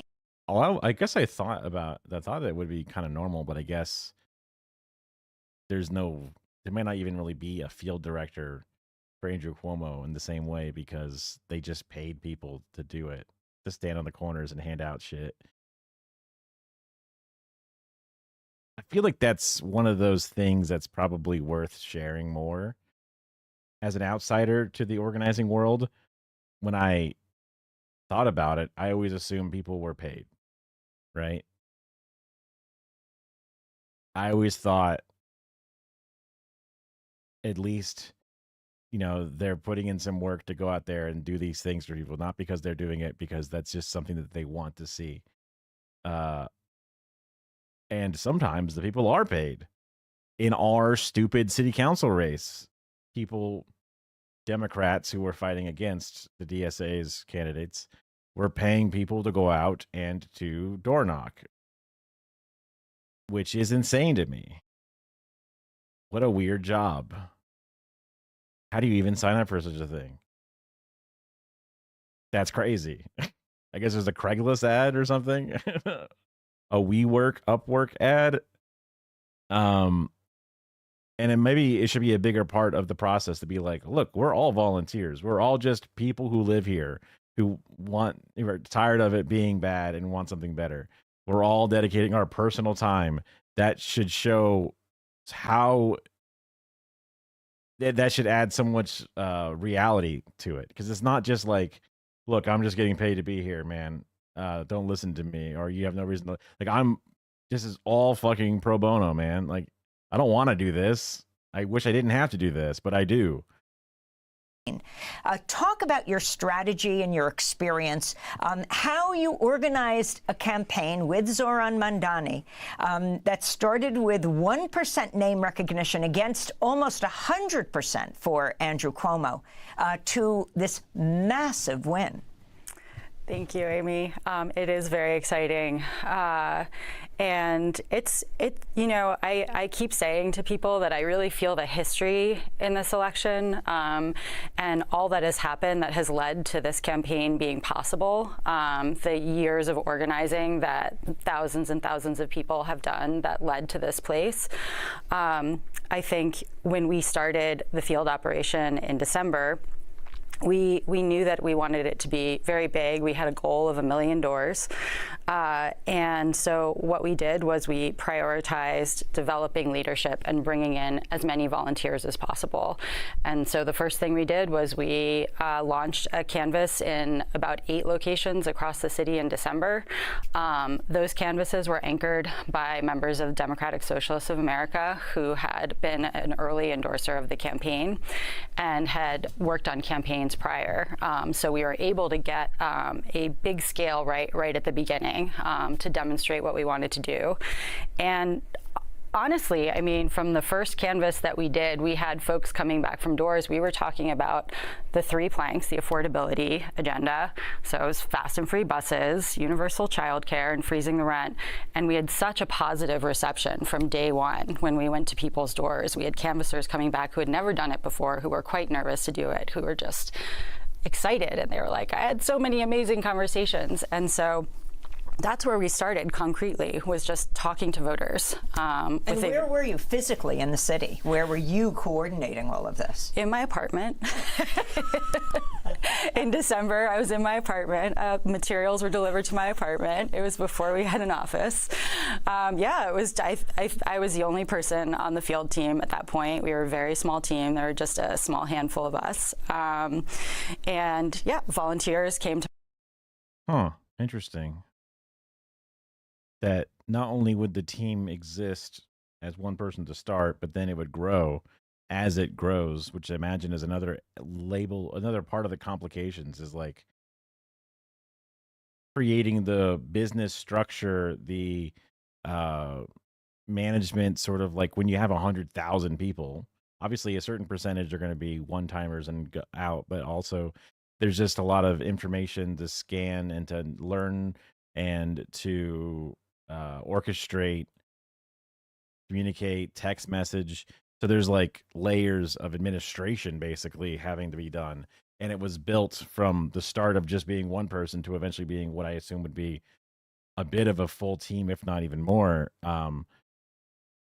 And like, that's like growing a business in a sense, or a department, in 1 year from start to finish. What a transformation. And knowing when you go, okay, we have bitten off more than we could chew, time to grow or die at this point, or stagnate. And they just kept growing, and they're able to grow. So interesting, because I would always be afraid of ever trying to grow, because you can't dedicate the funds to it or whatever it is. You know what I mean? I've never really seen bad actor volunteers in any of the theft stuff that I've been to, but I guess it's only so much. It's pretty easy to vibe check, I guess. At one point, we had a corporate spy show up to our at the beginning of a Dump Duke canvas for the dropping of the energy company. They kind of showed up, asked some questions, and then left. And then we were like, "Oh shit, that person was like connected to the Duke thing or whatever," which was a little weird. People were like, "Wait, did you see that person?" It happened before I was there, but people were talking about it specifically. Um, yeah, they're just kind of seeing how serious the opposition was or whatever, which is kind of funny. Because I remember also at one point I would go to doors and then for Nick Carey's campaign and talk him about the thing. And then when I came back for another canvas, I was like, sometimes I get a door and the people are like, "Is he a Republican?" And they want him to be a Republican. And I'm like, I could just lie and be like, "Yeah, man, sure. He is. He hates wokes and he loves Trump. Are you going to vote for him?" Because it's like, I'm just some guy. Like, I could go to any door and knock on it and just say I'm with so and so. No one even knows if I'm technically am or am not. There's not really a paper trail. I mean, I guess in some ways there is, but also in some ways there isn't. And also, I mean, I guess maybe there's a ring camera footage. You can compare it and then double check, like, the fucking apps we use to get our lists or something. But even then, like, and also, like, you say the guy said this and you voted for him and now you're mad. Like, wow, it's one random door knock into what is probably not even a vote. So it's one of those, like, technically you can't weed it out because what are you going to do? Babysit every single person that goes out to make sure they're saying the right thing? No, you have to just kind of assume that it's going to be fine. And that the people aren't going to just say some weird shit. That's just volunteering, I guess, overall. My apartment helped bundle things. We got them out to multiple locations, and we launched a canvas and demonstrated what we. But there definitely would be, both with the size of the net and also with the growing negative attention pointed at their group, I could definitely see them being some weird plants. Like, how weird it is to see people get paid to canvas for others. Someone could be paid to, sandbag the other, right? Theoretically, in some way or another, which is kind of weird. And I guess if you have some sort of, I'm trying to think of a way to, like, really get people in on it in a way that's reasonable, but I don't know what, you take a look at their social media or you ask them to post something on their social media in order to prove that they're a real one, because what if they don't use Facebook or whatever, Twitter, tell them that they have to post that they're a socialist and that these people wouldn't do it if they were a bad actor. Like, I don't know. It's just one of those. But then also it's off-putting when you say, okay, you have to do this thing, prove that you're a real one. Like, I never did this before. I don't know what this is. You're mean. I'm out of here. Like, you wouldn't want to scare people away either. So we wanted to do at a massive scale for the rest of the campaign. And could you talk about also some of your beginnings? Oh, wow.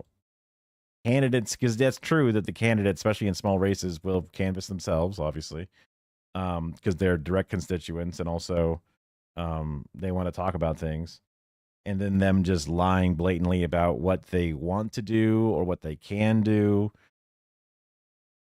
I guess it's, in order to be a blatant lie, it to be like, they'd have to know that, like, oh yeah, I know you're really afraid of immigration right now, and I can definitely shut down ICE as a city councilman. And it's like, you can't do that. You have no power to do that. You should know better than that.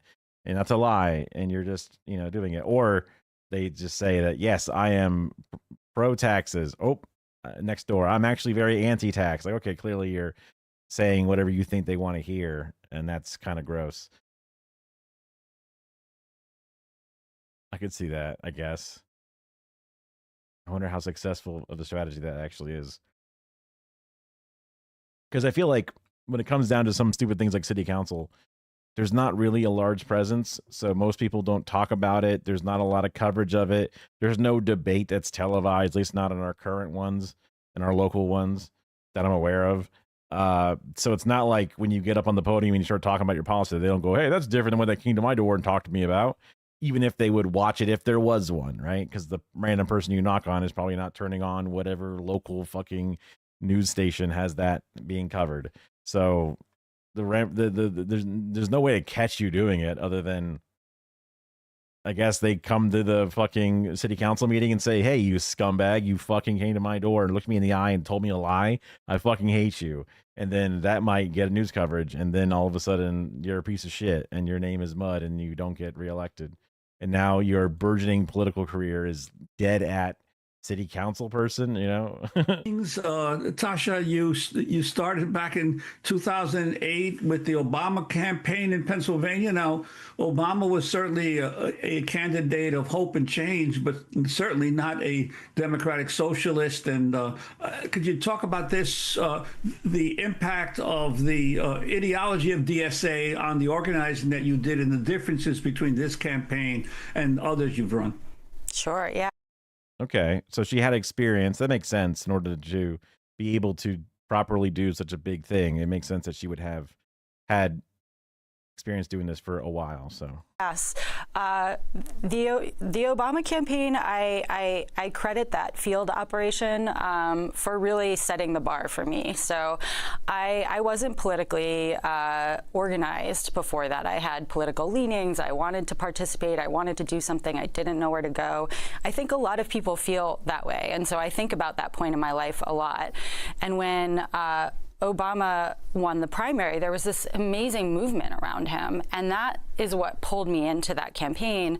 And I was lucky enough to get a job in a field office for the last couple months of the general. And when I walked into that, I became part of this incredible organizing operation on his field campaign. The architect of that was Marshall Gans, incredible longtime organizer. And a lot of the sort of organizing theories that he had put into that field operation really stayed with me through the years. And it which sounds like a bad thing, but his ground game was good. He just gave up on it after getting into office, is what I've heard from critiques. Is he let it sort of get cobwebbed, because once he was in power, he's like, okay, cool, we no longer need to organize anymore, which is not the correct mindset to be in. It's all about leadership development. It's all about this idea that anybody who wants to can learn leadership skills and step into roles of responsibility and learn how to build power with other people. And he was at the victory party. Yes. I was just starting to interview him when you started talking. Yes, he was there. It was incredible. It's been incredible to meet him and get to know him through this campaign. So I think that's what I really took from the Obama campaign, were those organizing philosophies, as well as just like an A+ field operation technically. And so I think it was many years before. I mean, just that little nugget of wisdom of anyone can be this thing is kind of how I've thought about a lot of different things. Sounds vague, but I would have a job that's super technical, but I'm like, it's not that hard. This position I'm doing in the control room, it looks scary, but it's not that hard. I promise. Anyone can do it. I can train my grandma to do it. Then when I'm video editing, I'm like, it looks crazy that I'm doing all these things, but you pick it up as you go, and it's really not that difficult. There's not much to it. It looks scary to do it first, but there are ways to tiptoe your way in. Just do the simple parts and then add a little bit more each time you do it. The best thing you can do is have fun with it, because that way it encourages you to keep getting at it and making these little jokes and things. Nothing is hard. We're all just human beings. I become an engineer thinking that I don't have the fucking mental skills possible to do the job, and all these old bastards are just, pretending that they know more than they do, keeping what they do know close to their chest to keep it safe, and then Googling everything else, basically 95% of everything. So it's like, you fuckers, you liars, you charlatans, you're acting like you have something that's like better than others, when really anyone can do this. I've always been a oversharer. I share, my poops, not like physically, but I talk about them. I got nothing. Nothing is so sacred that I wouldn't want to share it out loud. I talk about, stupid, embarrassing things. I'm an open book, and that includes my technical knowledge. If someone has an interest in it, I'd be more than happy to walk them through it and have them do it themselves. So that idea of everyone can be a leader, and it's not something to say, sorry, you don't have the right stuff and you're out of here, or I'm better because I'm the leader and you're the bad one. It's a good ethos to come in, or whatever. I don't know if that's the right term, but it's a good mindset to have overall, especially as somebody who is a leader. We're not special. We just have been practiced. And you could be good too if you put your mind to it. You could be too if you dedicate the things to it. I joined Democratic Socialists of America, and Bernie ran for president. And I think what changed for me at that point was really understanding how important organization long-term. From New York to L.A., Kyle will be free. That's sweet. Although I think that's reference to Shocktober 7 stuff, which is very out of the loop and just kind of old news, but got it. Organization is for building long-term power. You can't house everything in a single campaign. You have to have some place people get activated through these moments of change where they feel like something else is possible, and then they need some place to go to continue having a political home and learning and organizing and experimenting and trying things. And I think that DSA was that for me in, right around when Bernie ran.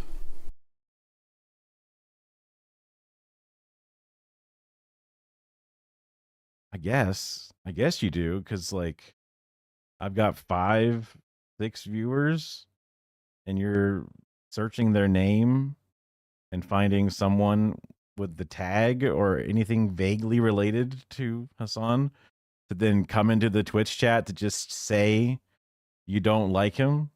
That's like I would just look in the mirror. There's people that I hate. There's people that I have deep ideological differences with, right? There's human beings that I see have done horrible things. The weird Nazis in power and shit. The fuckers being racist and xenophobic. But I'm not finding people that support those people and then randomly going into their nobody chat rooms and saying, I hate this person. That's just a level of unhingement, you know what I mean? It's not about animal abuse because you made it into a fucking joke. Also, it's a nod towards Palestine, right? You're specifically bringing in another thing and downplaying an actual genocide that's happening. So it's not about it. Also, you are sitting here looking for this one guy's name and then finding a random person to talk about it with. Go outside. Look in the mirror. Call your mother. I know she wants to hear from you. She's probably very worried about you. Get a life. I don't know. I'm an I organize in my local area. I have a wife. I do something. What the fuck? How is it possible? Is it because he's attractive? Thankfully, I'm ugly, so I don't have that issue.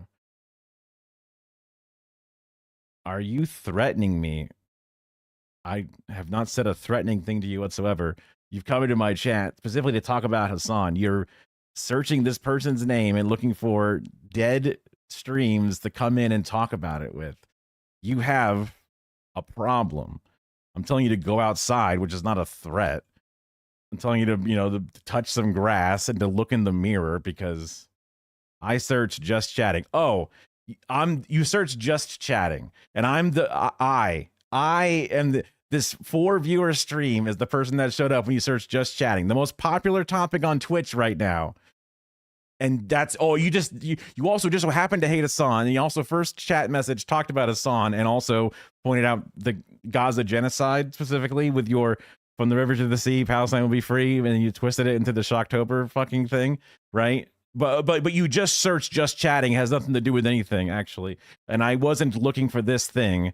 I'm telling you to get help to like try not to like live your life with this very specific and like misplaced hatred of one individual out of all things. Oy. It's depressing to see it. It's bro use brain. I mean, I searched just you are trying to act like you're not guilty of this. Bro, I got a great life, not like dumb Americans. Do you have a great life? You are searching for nobody streamers to go talk to about this thing that does not even exist to then make into a thing about how much you don't like this one streamer. It's kind of insane. It's actually like straight up a problem. It is like, I don't know which type of insanity it is, but it is not a healthy way to live your life. Can't you see that? Can't you see that? That's crazy. What's the problem talking about him? Do you not think that it's odd to find a random community, specifically, with almost nobody in it, you're just searching by yourself, alone in a room, to go type into this room about this thing? We're not talking about him at all, in any way whatsoever. You bring him up specifically, just out of the blue, to do this. You don't think that's a problem? You don't think that's a derangement? You don't think that that's like the only thing that you're thinking about, that you're constantly going to all these chat rooms and typing this shit in? Do you want viewers that what you weren't searching sniffing, you weren't searching anything, you were searching Hassan specifically to come in and to talk about this and to talk about how much you hate him, right? So it's like, oh look, if I wanted to bring in haters of Hassan, that'd be the easiest thing in the world to do, right? That'd be the easiest thing to do, to bring in a bunch of bad smelling losers, right? I search just chatting. I'm on the front page of just chatting. Am I on the front page of just chatting? It's my bet. I'm in luck, dude. I'm about to break into it as a non-partnered streamer. Oh my god, I'm about to make it. I can't fucking wait, dude. Today's my day. Today is my day. I'm gonna be rich. Finally, let's see. Just chatting, #1 category on Twitch.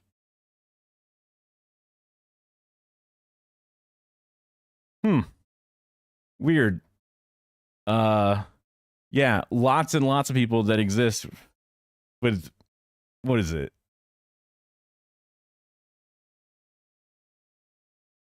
That's the following category.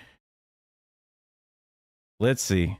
Yeah, 167,000 viewers right now, with the total of how many people on stream. I guess they didn't tell you how many total there are right now, because there's just fucking an obscene number of them. Sort by viewers high to low. Yeah, people with 17,000 viewers on the #1 streaming category, but you find me somehow by searching, by just searching, just chatting. Yeah, I don't believe you. And you don't believe yourself. I mean, I know you're trying to convince yourself, but I know you don't believe it, and you feel a bit ashamed, and you're trying to make it like it's not the case, but it's okay. Whatever. Just sort of like take a moment and reflect, I guess. You probably already left. I don't know. Get help. Why are you so annoyed I find you? It's not that you found me. It's that you came in the first message out of nowhere with no context about that. I just said I don't like Hassan. You just came in to derail the conversation, bringing up a month-old fucking controversy that was astroturf as fuck out of the blue, and you're like, oh no, I'm just here for just chatting. Oh wait, but it's actually, I have this unhinged derangement of one human being. I just need to talk to you about it and stop everything that you're doing about it. Oh, what's the deal? What's the big deal? Why do you think I'm the one that's weird? I'm just walking around with this guy's face on my shirt, constantly shitting on people's tables. What? Hey, don't you want people to come to your business? Why are you mad that I'm here, guys? Whoa, what's going on? Why are you making it out like I'm the weirdo? And of course, we have the. I was trying to be fucking nice to you and tell you, like, take care of yourself. Look in the mirror. Go outside. Talk to your mother. Get some help. Meet with other fellow human beings. Try to be normal, man. Like, Jesus Christ. But then you keep fucking going on it again. The news that just came out of another victory of an insurgent mayoral candidate, Katie Wilson, in Seattle, also a community organizer, also someone who wasn't expected initially to have a chance. Your sense of how this insurgent progressive movement is taking shape across the country? Yeah, very exciting. I have a... Dude, what help? At least I don't kill people like Charlie Kirk and do crazy stuff.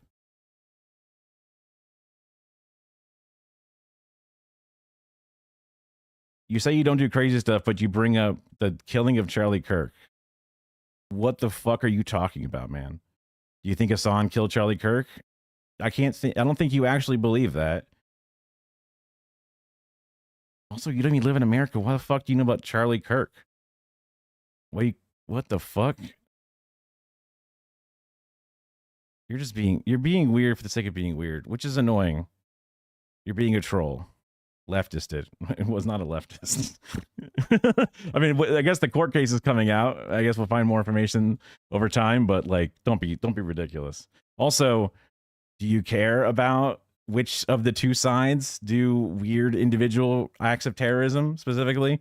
Do you care? Because if you did care, the data shows that right wing do significantly more acts of domestic terrorism by a long shot in America, but you don't care about that, so it doesn't matter. Also, individual extremists are freaks, right? It's whatever. But also, if you think that one ideology is the one that makes people do it more than the other, despite right-wing being a smaller subset of the population, they have a significantly disproportionate amount of the domestic terrorists. But whatever, I agree that one individual bad actor does not necessarily represent the group at large, but that's something that you want to bring up and say, and you're just randomly attaching what might have been a leftist person killing Charlie Kirk to somehow attaching that to Hassan Piker of all things.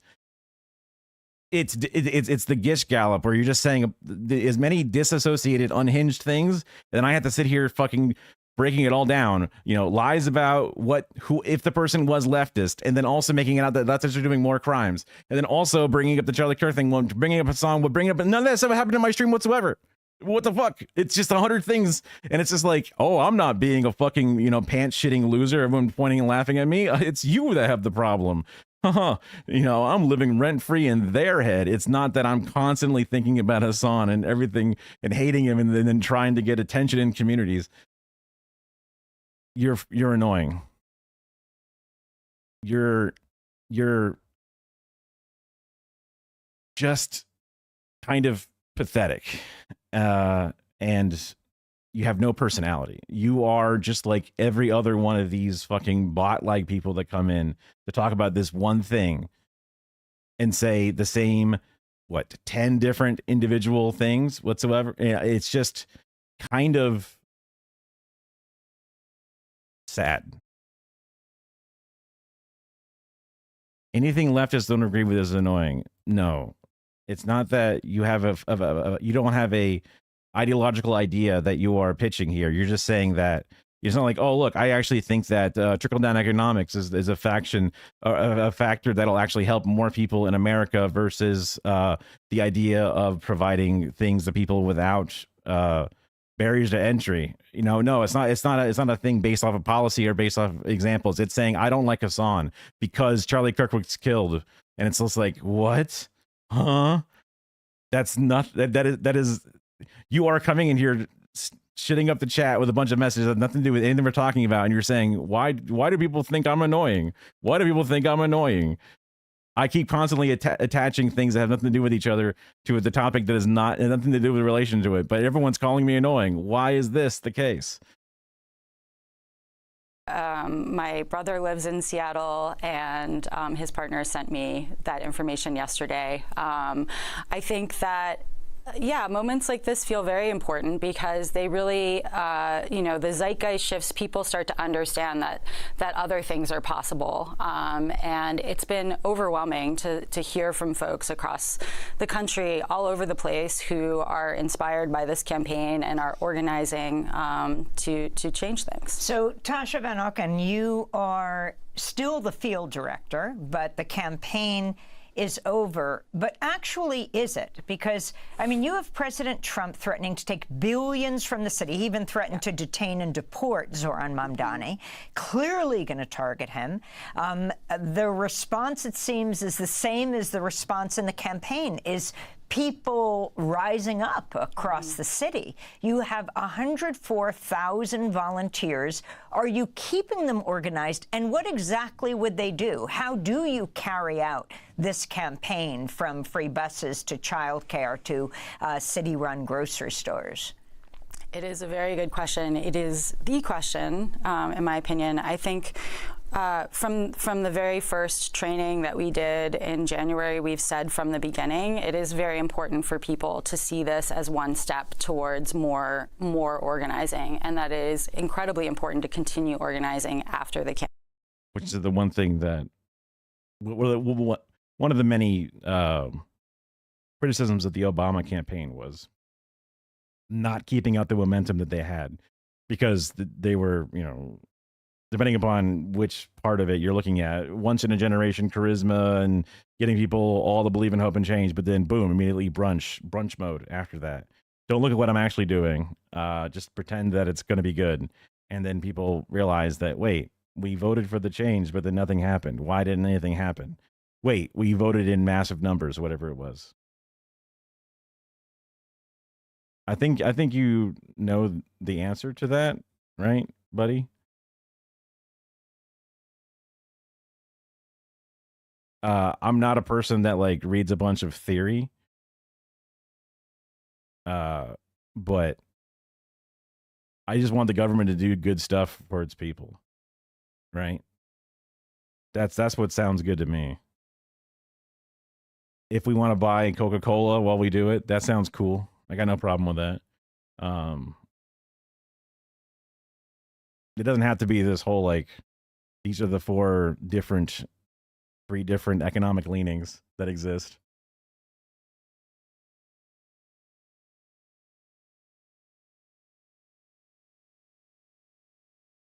But I'm sick of the government working for the corporations. I'd rather have the corporations work for the government. You know what I mean? And not even a public partnership or whatever it is, but I want the corporations to be afraid of what the people want. And if they go against it, then the government can stop them. I want well-regulated shit. I don't want them being able to do whatever the fuck they want. I'm sick of them getting found for doing insider trading and then getting a slap on the wrist. And then they have a bunch of fucking lawyers that then allow them to say there was no wrongdoing. And then they could walk away and they can, fix fucking pork prices, like Hormel was fixing pork prices for even years before the pandemic. Found to have a whole ring with Tyson Foods and all these other places. And then getting caught doing a cartel of illegal price fixing, then have them pay an $11 million in fines, despite all the profits that they made along the way. And they get to say no wrongdoing in the settlement. And they end it there. They got caught red-handed, and instead they can just get away scot-free, probably still making more money than they've been paid in fines. And that's only if they get caught. They're incentivized to break the fucking rules. They're incentivized to be belligerent. It's how this fucking place is falling apart. But you don't even live here, so I guess I'm not sure why you're super interested, but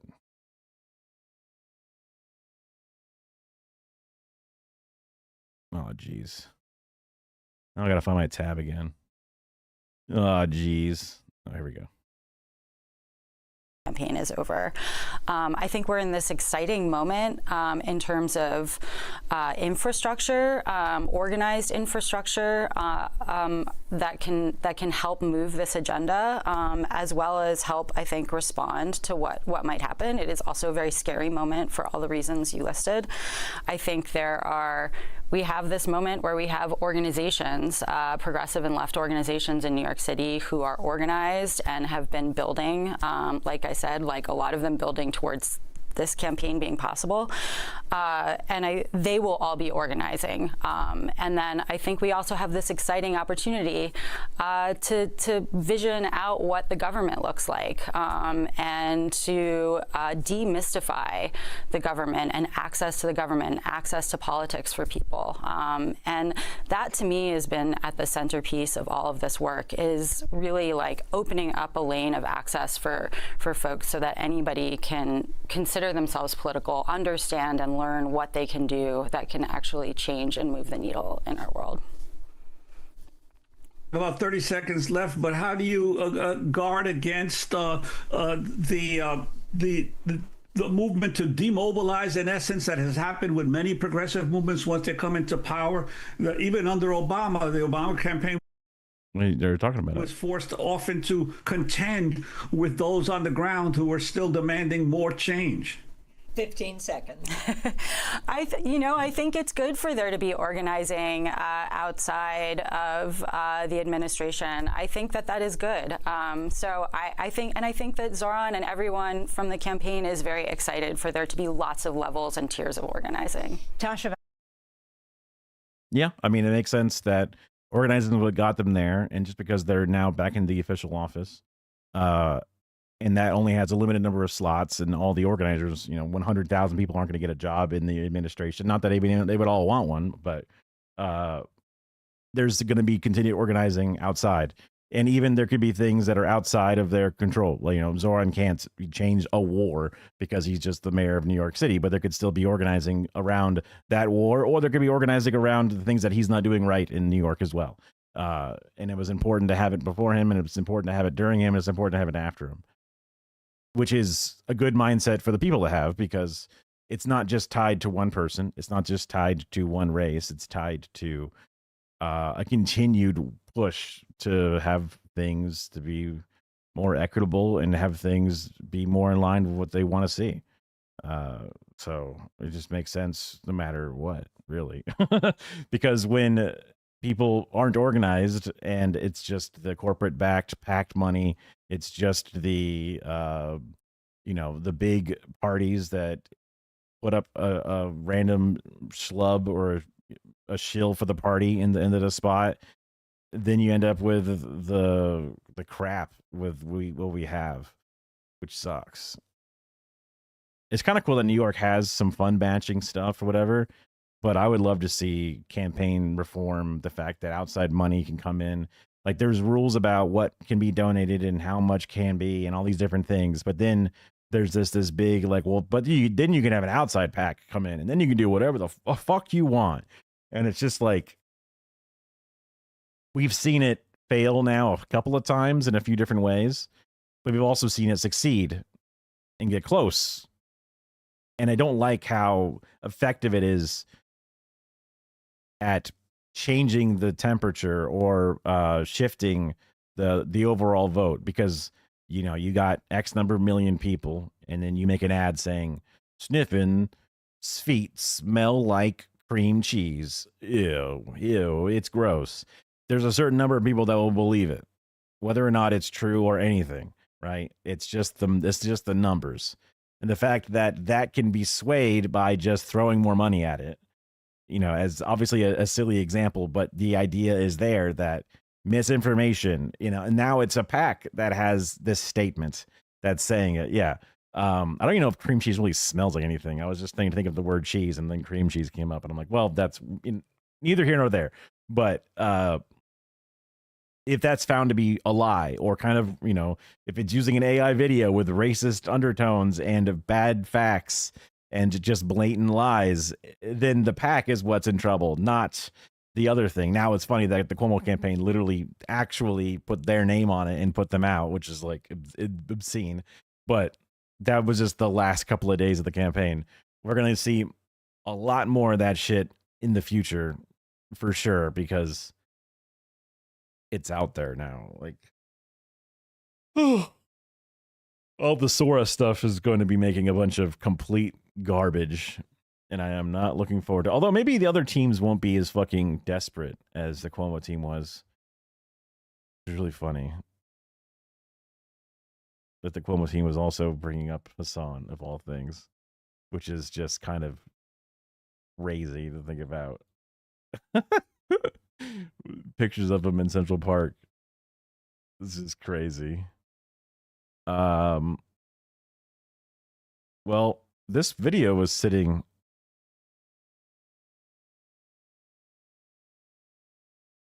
on this thing, but you know what? Might as well. Might as well. Also featuring CoffeeZilla. Whoa. I love me some good work, and it's a new one. I'll grab another soda and let this video go.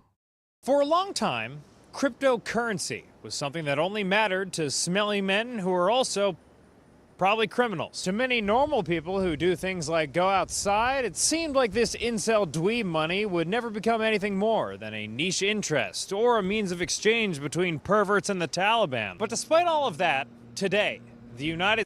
We're a little behind on our shipment of Mountain Lightning, so it's just cans of Sunkist Diet. One of the only orange ones that has a little bit of caffeine in it. So that's why Carrot likes it. United States government and many mainstream financial institutions are embracing crypto with open arms and huge boners, leading me to... And I can drink some water too. Ask the question...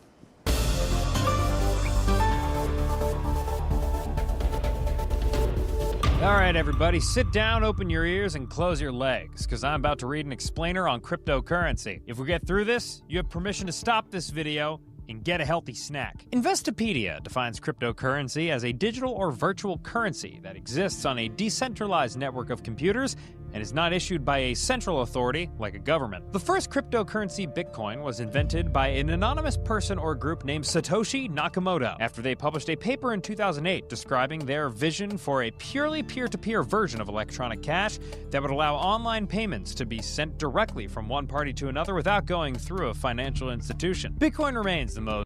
Whoops. That's not what it is anymore at all, is it? ...most famous and by far...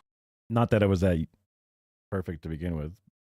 Are the largest cryptocurrency today. In the simplest terms, Bitcoin is a huge spreadsheet in which column A is the anonymized names of Bitcoin owners and column B is how many they have. The innovation of Bitcoin is that it distributes the record keeping of that spreadsheet to a network of computers across the world called the blockchain. Bitcoin's proponents say that that feature makes it a superior form of money to government-issued or fiat currency because it doesn't rely on a central banking system. In your opinion, as an investigative reporter who's covered crypto extensively, in the year 2025, in God's year 2025, is crypto legit now?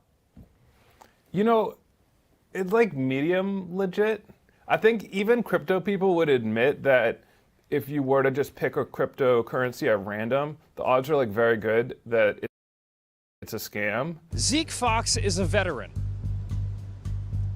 investigative reporter for Bloomberg who has covered the crypto industry extensively. So extensively that he even wrote a book called Number Go Up, Crypto's Wild Rise and Staggering Fall. In it, Zeke describes his time reporting on Sam Bankman-Fried's now infamous cryptocurrency company. Who's also trying to get a pardon and get to be freed and saying that actually I did nothing wrong and actually I'm anti-woke now. Will you give me a pardon, Mr. Trump? FTX, which surfed the industry's initial wave of mainstream popularity in the late 2010s to become the era's blue-chip institution for trading digital currencies. Before it was revealed in 2022 that what FTX meant by trading digital currencies was give us your money so we can steal it. I was down in the Bahamas at the kind of peak of the mania, just after the Super Bowl, where FTX had aired that ad with Larry David, and we'd seen a lot of other ads for crypto companies.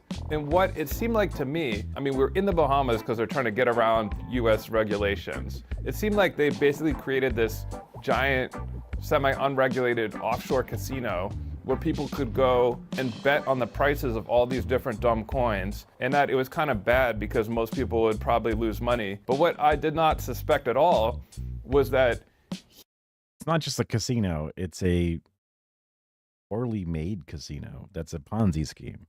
he had taken all the money that people had deposited at his casino and stolen it.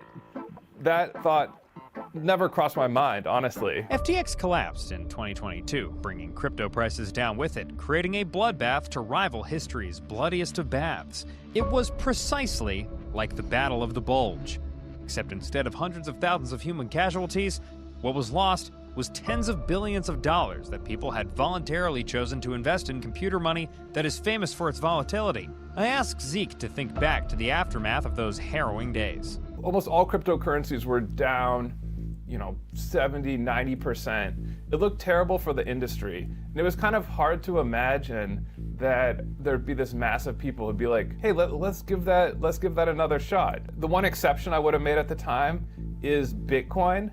It's developed this huge cult around it. It's just good because people believe it's good, which is funny because that's how fiat currencies work in a sense. But they're supposed to be different, but they're not. And also, it's fucking dumb bullshit. It's not actually based in a country. It's not actually based in anything. People who think that Bitcoin is the solution for every problem in the world and who are just so committed to it that they kind of put a floor on the price. Think about like the Insane Clown Posse. I often do. Is their music good? Art is subjective. Fair. Okay. I'm gonna say it's bad. But like, am I gonna bet that no one's gonna come to the gathering of the Juggalos next year? Like, no. That's sort of like Bitcoin. These guys are Juggalos. Despite whatever we might think about Insane Clown Posse, the Juggalos will be there every year. Yes. Now, will the Juggalos take over the world? I would argue that in the end, the Juggalos have kind of a limited appeal. The Bitcoiners would say, no, like, we're gonna take over the world. Because, okay, they have one thing that the Juggalos don't have, which is like, what if... Why are they calling out that one Juggalo? Who's like... By recruiting more Juggalos, you would get rich. Maybe that would make you work harder to recruit Juggalos. Yeah, and then all of a sudden the music starts to sound a little bit better. Yeah. When you can make money off of doing it. What if you could just donate a lot of money to the president and then he would become a Juggalo? Then like all the people who like him might be Juggalos too. Indeed, over the first year of the current Trump administration, I had a friend who, definitely would consider themselves to be progressive minded or just a Democrat, but was like, damn, dude, my Bitcoin portfolio is not doing so hot. And I know Trump is supposed to be the crypto president. So part of me wants him to be elected just so my Trump Bitcoin will go up. That's what I just feel that. I'm just like, I think that at the time I was like, I don't know that he's supposed to be anything special for it because he goes and talks to everybody and tells them something. But I didn't realize that there was some specific things that he was supposed to be doing for the markets or whatever. And then obviously he leaned into it with the scams right before fucking getting sworn in. So that way he didn't technically scam while president. He was just president-elect when he scammed, when he did his fucking rug pull. the long arm of the federal government has reached out its hot iron and stamped the underside of our great nation with the glowing brand of Bitcoin. If you can't tell from literally everything about me, I very much enjoy caffeine. Specifically, coffee. More specifically, Cometeer. If you don't know what Cometeer is, it's time to sit your tush down and get learning. Cometeer has changed my coffee routine for the better, and it can change yours too, bucko. Right now you can get $30 off, that's 15 free cups. Wow. Creation of a strategic Bitcoin reserve and a digital asset drinking, folks. The President Executive Order, the creation of a strategic Bitcoin reserve and a digital asset stockpile. Congress passed the bill. Now, what we know about the strategic reserves is he will not release it to feed starving children and Americans.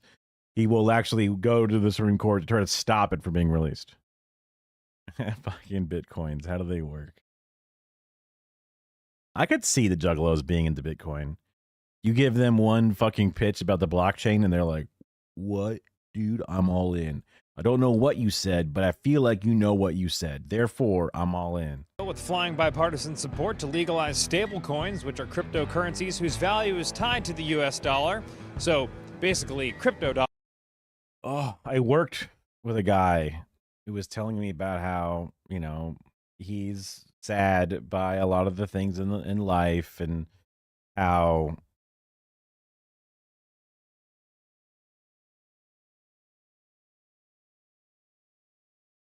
work is kind of bullshit and he wants to have, you know, get set up. Everybody wants to win the lottery, right? Everybody wants to get rich. Regular method of life has not been working out. You know, he's married, he's got kids, but he's keep getting laid off by these jobs that keep shutting down in a field that's dying, broadcast television. And he's just kind of looking for a way out because there's no pensions, there's no fucking you got to hope that the stock market's doing well when you randomly retire. That's not a very good system. And he was getting his buddies talking to him about all these Bitcoin things. And I'm just like, bro, I don't know, man. That shit's all dumb. And then and a week later, he's talking to me like, yeah, well, I had a friend telling me about it. And I don't know. I kind of agree that it's dumb. But then, you know, another week goes by. He's like, well, this guy's telling me that like he's going to like Tesla dealerships and buying the Tesla flat with cash instantly. He's so rich from all this stuff. And I'm like, do you know this person?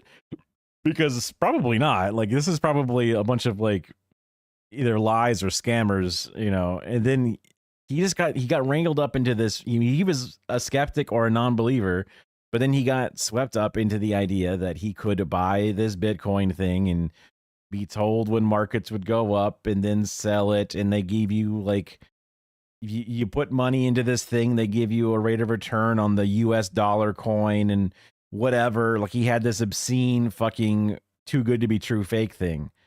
And I was like, there's no way that shit is real, bro. They're not just giving away money for free over there. It's just not going to happen. The money got to come from somebody. Got to come from somebody. So I tried like looking up his fucking system, but it was like going through some like, it was on an official app, but in the official app, you have to use the official app's browser to go into a separate network, which is like, sus, this is fucking a scam. And he's like, well, maybe, but I don't know. It's working for me. I'm like, no, it's not. Like, unless you can get the money out and put it into your fucking hand, it's not working for you. So I went through the motions to like set up an account to show him. And I'm like, look, bro, my wallet has the same exact number that your wallet has. This is not a real wallet. Like, wallets don't have the same fucking numbers. That's not how this shit works. And he's like, well, maybe. I don't know. Like, he just didn't want to believe it. He just could not listen to the fucking words. And he ended up losing an obscene amount of money. Like, he, like, pre-emptied his fucking 401k and put it into it, you know? And it's just like, fuck. You know? I think he got, I can't confirm it, but there's this one random person he's talking to on like Telegram or something. And it's this lady friend of his.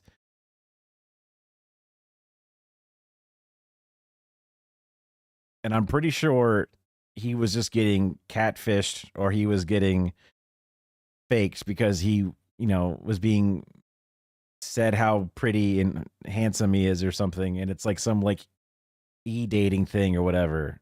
Because I'm like, how did you meet this friend? Are you willing to tell me how you met this friend? And he's like, no. And I'm like, do you really think this friend is that trustworthy if you've only met them somewhat recently through the online stuff? Like, is this really a friend of yours? Because you say a friend is setting you up with this stuff, but is it really a friend or just a scammer who's trying to scam you? Like, why do you think this person's your friend? Why do you think this person's your friend? Do you even know this person? You know, and it's just like, it's sad because, you know, he's a middle-aged plus older guy. He wasn't looking the best. And he's feeling good for once, but it's also like there's a bit of shame involved, I guess. I don't know. I don't know. It could have been something unrelated to what I thought, but like, I get text messages all the time with random bullshit about like people, you know, texting like, hey, and they have like a profile picture of like a lady, and I'm like, block, because it's obviously a fucking catfish thing. But I wonder if he like hello, and just wanted to talk to a pretty lady for once. And then, now he's getting roped into this fucking Bitcoin scam. Like, what an idiot. And he didn't want to believe it. It was just so depressing that he acted like a normal skeptic at first. Maybe it was all just a front because he was embarrassed and then suddenly wanted to share it with me. And I was even trying to show him in his face that you should get out and, prove it to yourself by getting all your money out right now. If you can't get it all out, it's not your money, is it? It's just, I'm just going through all the fucking, I have this thing where like, when I talk to people, I have a desperate need to be understood. And when I'm trying to explain to this guy that he's being scammed out of his fucking savings, that he won't even just believe me, and I get it. It's embarrassing to think that you're getting scammed. But like, I was walking through it with him and I was like trying not to scare him off, sort of being a bit more of like, well, maybe, I would like to not have to work ever again. Let's see if this works. I don't really believe it. Like, it does sound too good to be true, right? Too good to be true. But then, can you pretend to be my dad and ground me for selling Netanyahu some Cash App? What? No. That's not totally I'm not sure if that's just its own separate thing or if that's based related to the thing that I was talking about. But I could see how it could be related. It's just, it felt so bad to be willingly misunderstood because I know that he was hearing what I'm saying. And I know it made sense to him. It was just, he couldn't believe. Like, if he actually believed that I was saying the truth, then he made the biggest mistake of his entire life. And he would rather just not believe me than actually have that be a reality. Then the House passed a different bill, again with flying bipartisan support, which would establish a very friendly regulatory framework for all cryptocurrencies, not just stablecoins, and that is currently going through that dang old Senate. How is this different than what we saw from the Biden administration? It's dramatically different. Eleanor Mueller is a reporter for Semaphore covering Congress, and this year, covering Congress means covering crypto. There's a Republican president who's called himself, the most pro-crypto president. There's a House and a Senate controlled by Republicans in part because the crypto super PAC spent so much money to make sure that happened. There's a lot of momentum for legislation. I think a lot of it is lobbying. I think that... there's also this untraceable or difficult to trace amount of money from crypto, buying into the Trump coin, buying into the Melania coin, that is very difficult to understand and very difficult to really trace back to certain things, with the element of the wallets being this sort of untraceable or anonymous style system. The fact that people like CoffeeZilla, who I guess is in this video, are able to trace it so well when tracking down all the scams, it must be a concerted effort. And that's what the scammers like about it. After FTX, the industry has since established itself as a Washington powerhouse. Folks, it's safe to say that the crypto industry is lobbying like the bottom floor of a fucking hotel. This year, the industry has already raised $263 million to go to work sucking off Capitol Hill, which means that when it comes to sucking off Capitol Hill, they're now at the same level as Big Oil. And folks, if you're sucking off Capitol Hill like Big Oil sucks off Capitol Hill, well, quite frankly, you should be given the Pulitzer Prize for sucking off Capitol Hill, because no one sucks off Capitol Hill quite like how Big Oil sucks off Capitol Hill. Until now. On the behalf of the... That's some of the different coins. The whole purpose was to be anonymous. That's kind of crazy. I'm thinking, like, let's do a transaction.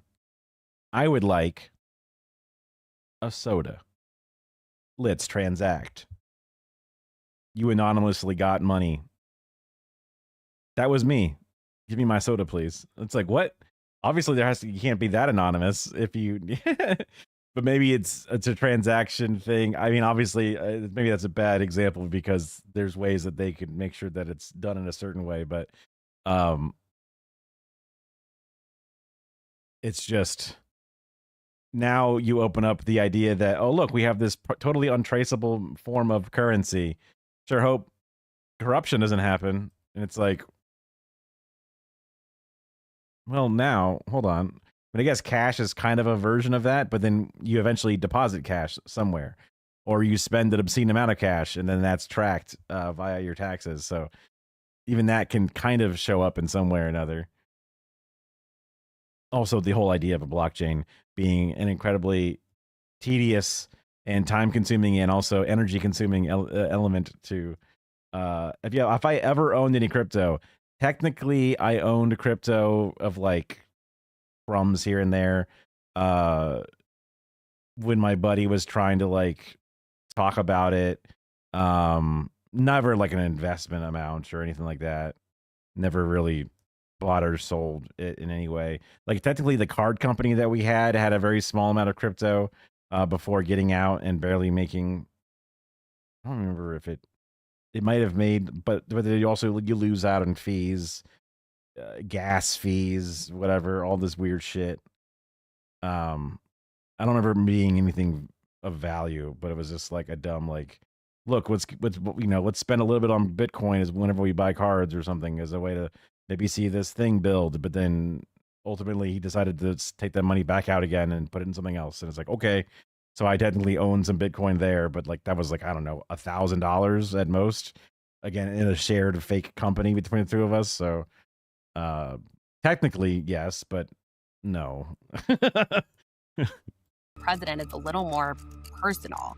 You know, he was kind of drawn to the industry because they both felt discriminated against by traditional finance, you know. When I was showing my friend or my coworker that he should not be doing the thing, I had to like open up an account on not Robinhood, but on one of those like not Coinbase, but something like Coinbase, basically. And like put in some US dollar coin, but you have to buy a Bitcoin first, or you have to buy Ethereum first because that's on the Ethereum marketplace. And you can't just get a US dollar coin. You got to buy Ethereum and then make it and then convert it into US dollar coin. But then like you can only do it at up to a $5 limit, or there's some weird things. So I think I may have had like some amount, like $100 or something or less. I forget the totals. Just to show him that like this shit is fake.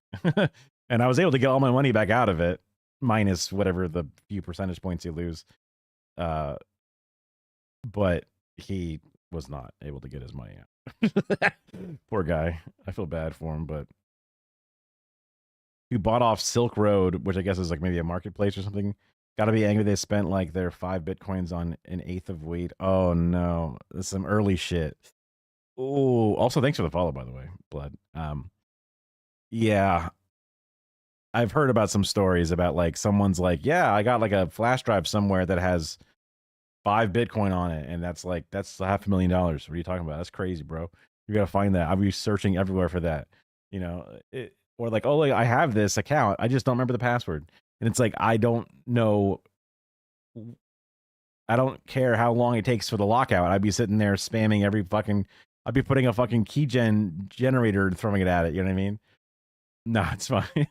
Trump, in the instance of January 6th, you know, after he left his first administration, he's alleged that he could not open accounts at certain banks. And then on the campaign trail, this most recent presidential election, that I guess it's historic to call it Silk Road, but I wonder if that's just because it's exotic. It's different. Let's call it the Silk Road because it might as well be in the middle of the Orient or whatever. was something that a lot of crypto folks came to him and said, we've had the same issue because of who we are and what people think about us. We haven't been able to open banks. And so it kind of became this, oh, we're in this together and we're going to screw over the people that did this to us. The banks discriminated against me. The reason we got into crypto and we're all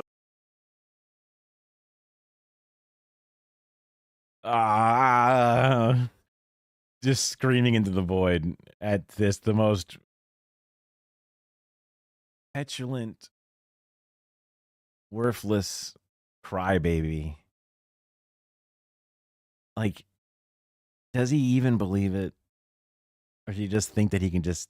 in on crypto and we're doing American Bitcoin and we have World Liberty Finance and USD1 was because there was a time, and probably I'd been on this show, where there was I could call any single banker in New York City. They'd pick up the phone. I'd be able to get a loan for whatever real estate project I was doing across the street. Then we got into politics, and all of a sudden, they wouldn't take your call. You couldn't get financing. We were debanked. The Trumps claim there's a bias against conservatives in the mainstream financial system. Techno-conservative Silicon Valley types claim there's a bias against crypto. one of Andreessen, I think his name is, or something. He's just got one of the most fascinating skulls I've ever seen. One that I feel like is not natural. Not saying that he's an alien, but like, did bro try to do like some like brain surgery or try to do some kind of like head technique or something? I just don't think I've seen such a conehead ever before. Yeah. I mean, Pin from Spider-Man.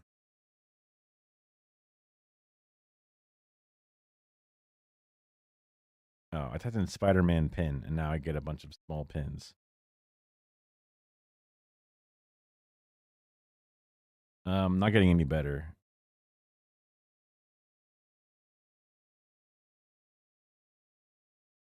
Like Kingpin? Oh, you said Kingpin. You said Kingpin. I don't know why I didn't read the beginning part. But yes. I'm used to Kingpin being from Daredevil now, but you're right. Kingpin was first introduced to me from Spider-Man from the cartoon show. I feel like Kingpin had more normal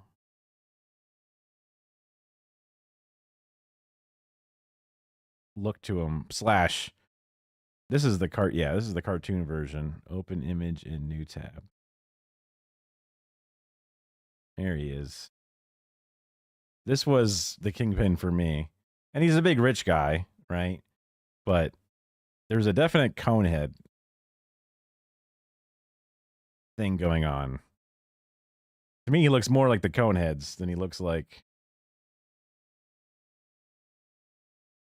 Maybe he's just not big and fat enough.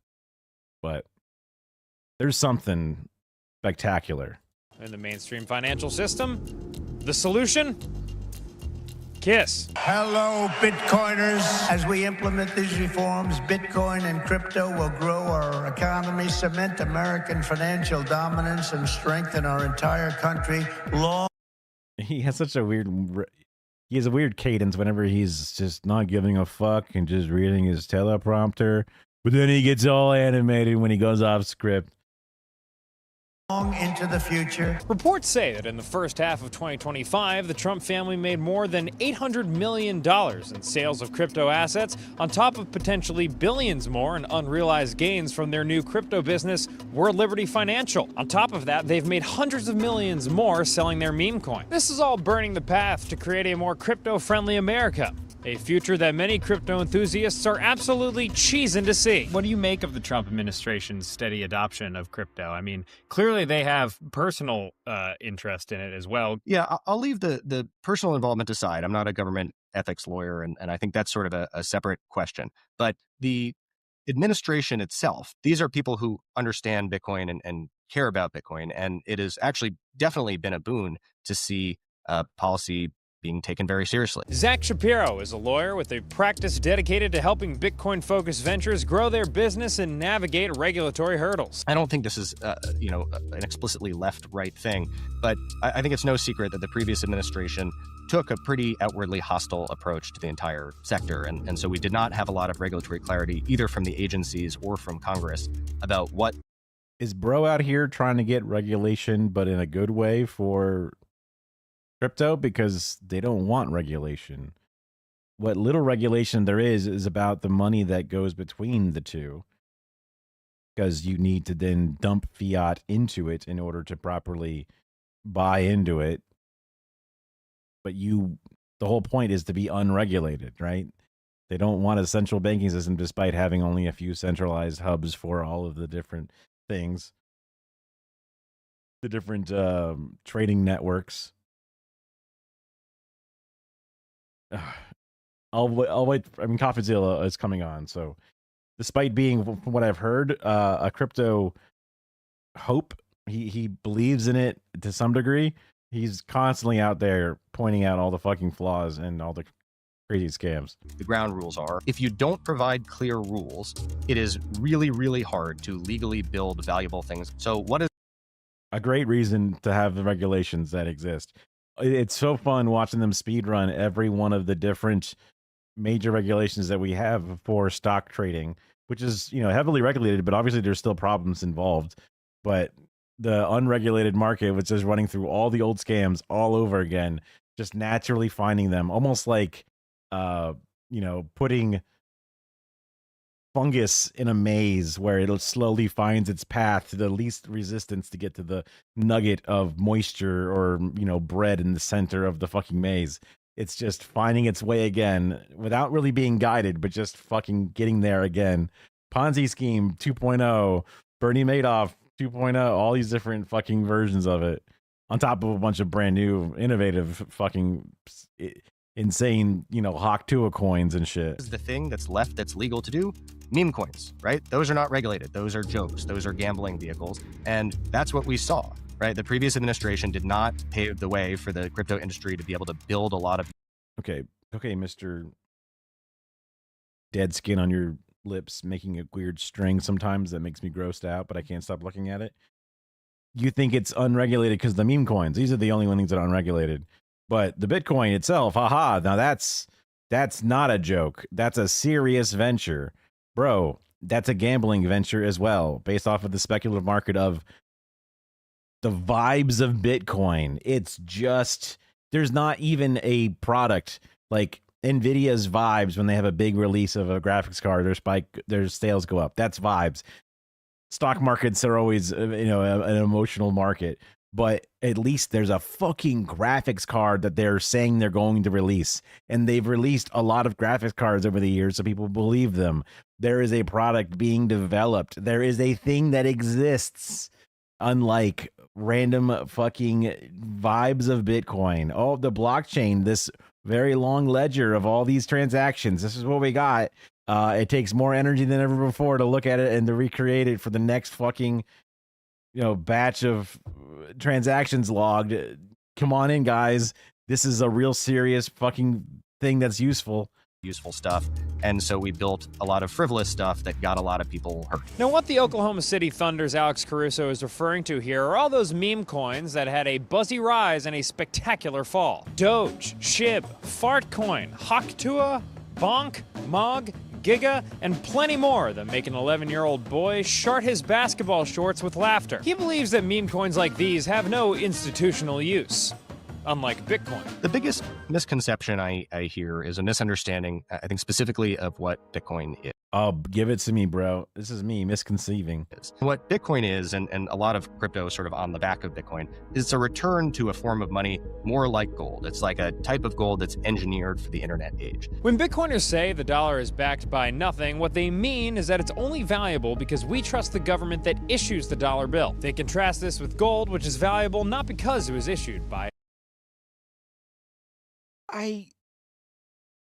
I have not heard that before. It sounds like this is a common thing.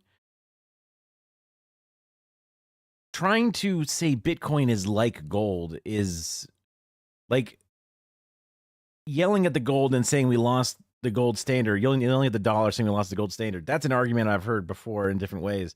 But then saying that Bitcoin is valuable, is that supposed to be off of the only being 1 million Bitcoins ever? And that's supposed to then create this scarcity market that gives it value? Is that what that what they're getting at? A government authority, but because it's a rare commodity. It's long been common practice for mainstream investors to hedge against economic downturns by investing in gold because its value theoretically won't drop if a certain country or region hits hard times. When Bitcoin was created, it was modeled after gold. By design, there's only 21 million Bitcoin that will ever... Or 21, I guess. ...be in existence. And because of this, crypto enthusiasts argue that in the digital age, Bitcoin makes way more sense than physical gold bars as a hedge against the value of government-backed currencies declining over time, which is basically another way of saying a hedge against inflation. Now, in case you didn't realize, I just spoke a lot of letters out of my mouth. And I'm quite thirsty. What does a journalist have to do to get a Guinness in here? Would you like a Guinness right now? That would be fantastic. We can do that. Hey, Sydney? He's a soldier for the Bitcoin army. Let's see. That's Thomas Pacquiao. Thomas is the owner of PubKey, the world's first Bitcoin-themed dive bar / podcast studio. Ladies. Thomas, in your opinion, is crypto legit now? Crypto? No, Bitcoin is. There's a big difference between Bitcoin and crypto. A former employee on the digital assets team at Fidelity, Thomas opened PubKey to serve as a much-needed physical space for crypto fans to peel themselves off their gamer chairs and exchange ideas IRL. One of those crypto fans? President Donald John Trump. Oh my God. I was just looking at the real-life NFT that they made here. The little napkin drawing.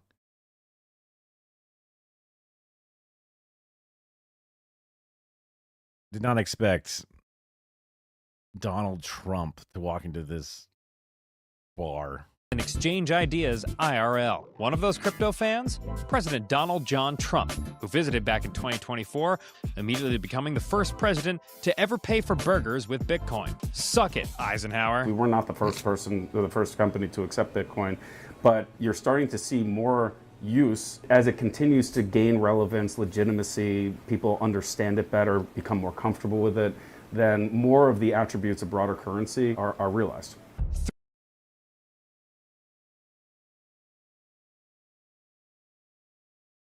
Don't worry about it. Don't think about it. Just the more it gets used, the better it'll be. Don't worry. People will use this. It will be seen.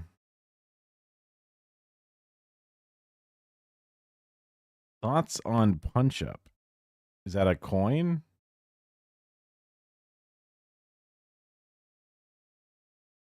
I don't think I have many thoughts on it. Because I don't know what it is. I guess there's zero thoughts. Through the hardened blue eyes of my investigative face, I could tell that the opinions of Thomas and Zach were crossing streams. Both gentlemen see the mainstream financial system as a hodgepodge of inefficiencies that have been slapped together haphazardly over decades, where you need a broker to do investments, a huge company to handle your financial transactions, another team to fund. Are you asking me to look it up?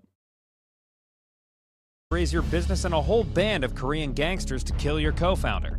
And they see the best tools crypto has to offer as a way out of that status quo. You can really democratize access to financial assets that right now it's pretty easy to do if you have a private banker, but otherwise there are sort of a lot of hurdles and a lot of friction in getting the most out. There's a lot of things I'm seeing from the word punch up, all one word. The guy from Dispatch who punches people in the dick was named Punch Up. There's also a platform that empowers comedians to directly with their fans. Oh, he seems, I mean, they were all kind of silly little characters. It was funny that he was punching people in the dick. It was a nice moment of levity. He seemed nice. His stats and his skills were kind of... he wasn't my favorite to use to send on dispatches because he had speech leveled first, and also like he was like very spiky in his little graph. And it was difficult to really spread it out. He's goated. I mean, I think I ended up using him a lot. And there was one of the episodes I ended up using him the most in things.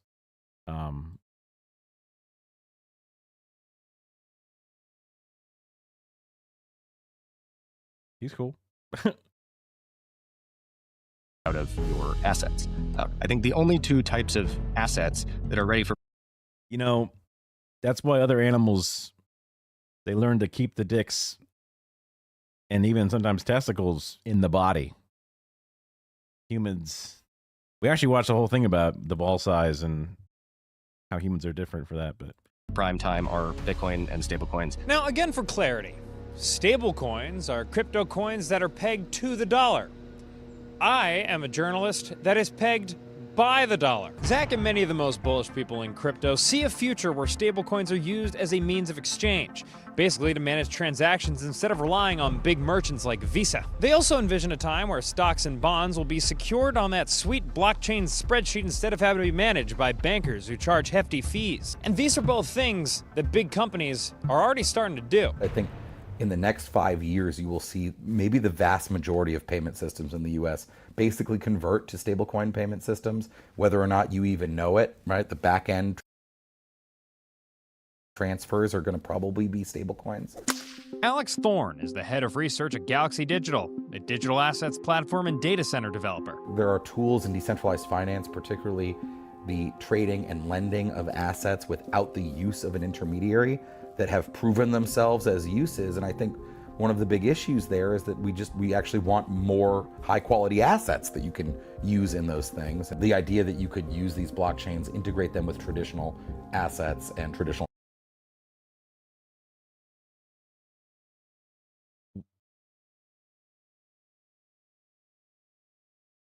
Is he just saying nothing in circles?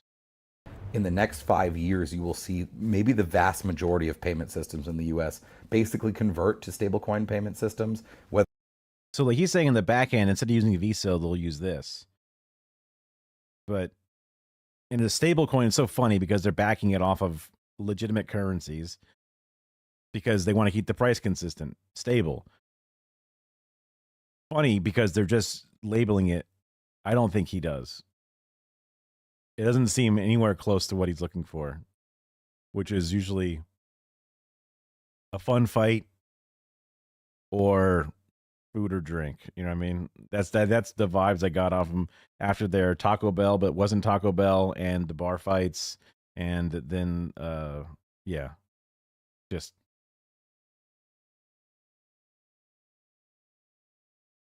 So they're saying that they're going to use stable coins in the back end, which is still just based on the US or whatever the currency is, you know, euros, whatever, the sake of it, because they want to like get away from the Visa payment companies.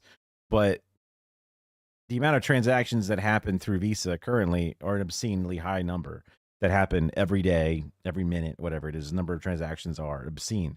And to convert that over to a blockchain style system, which requires way more overhead to do, to end up with what? The same functionality? I don't understand the benefits versus the obscene costs and going up. Now, do people want to get away from giving 3% to Visa for the end, now until the end of time? I can see people wanting to get away from that. I can see people trying to find something different.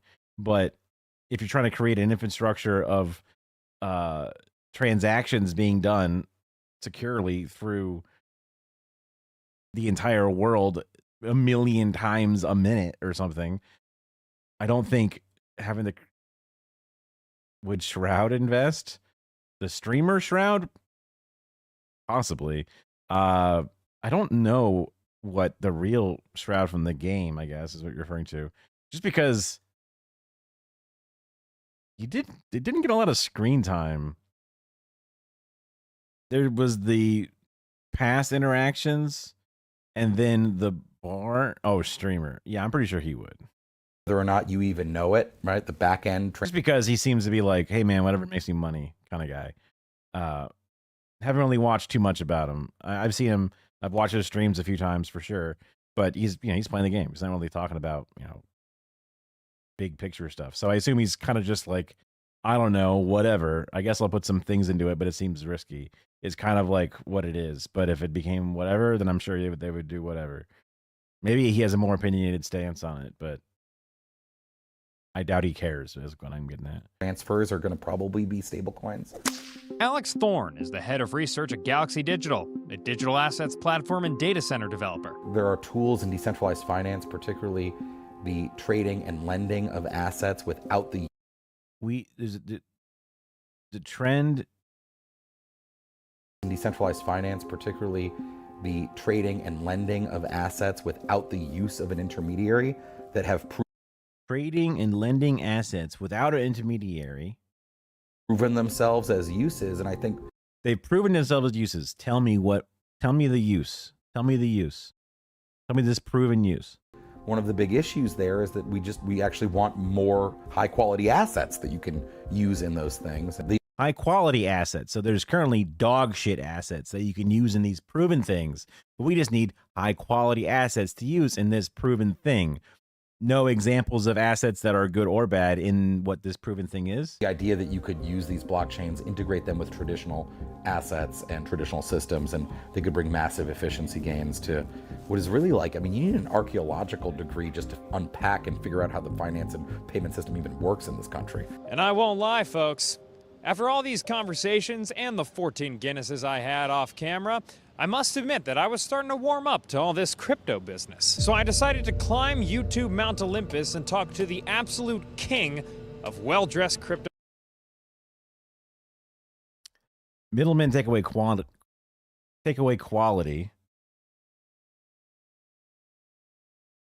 But the blockchain is a middle human centipede.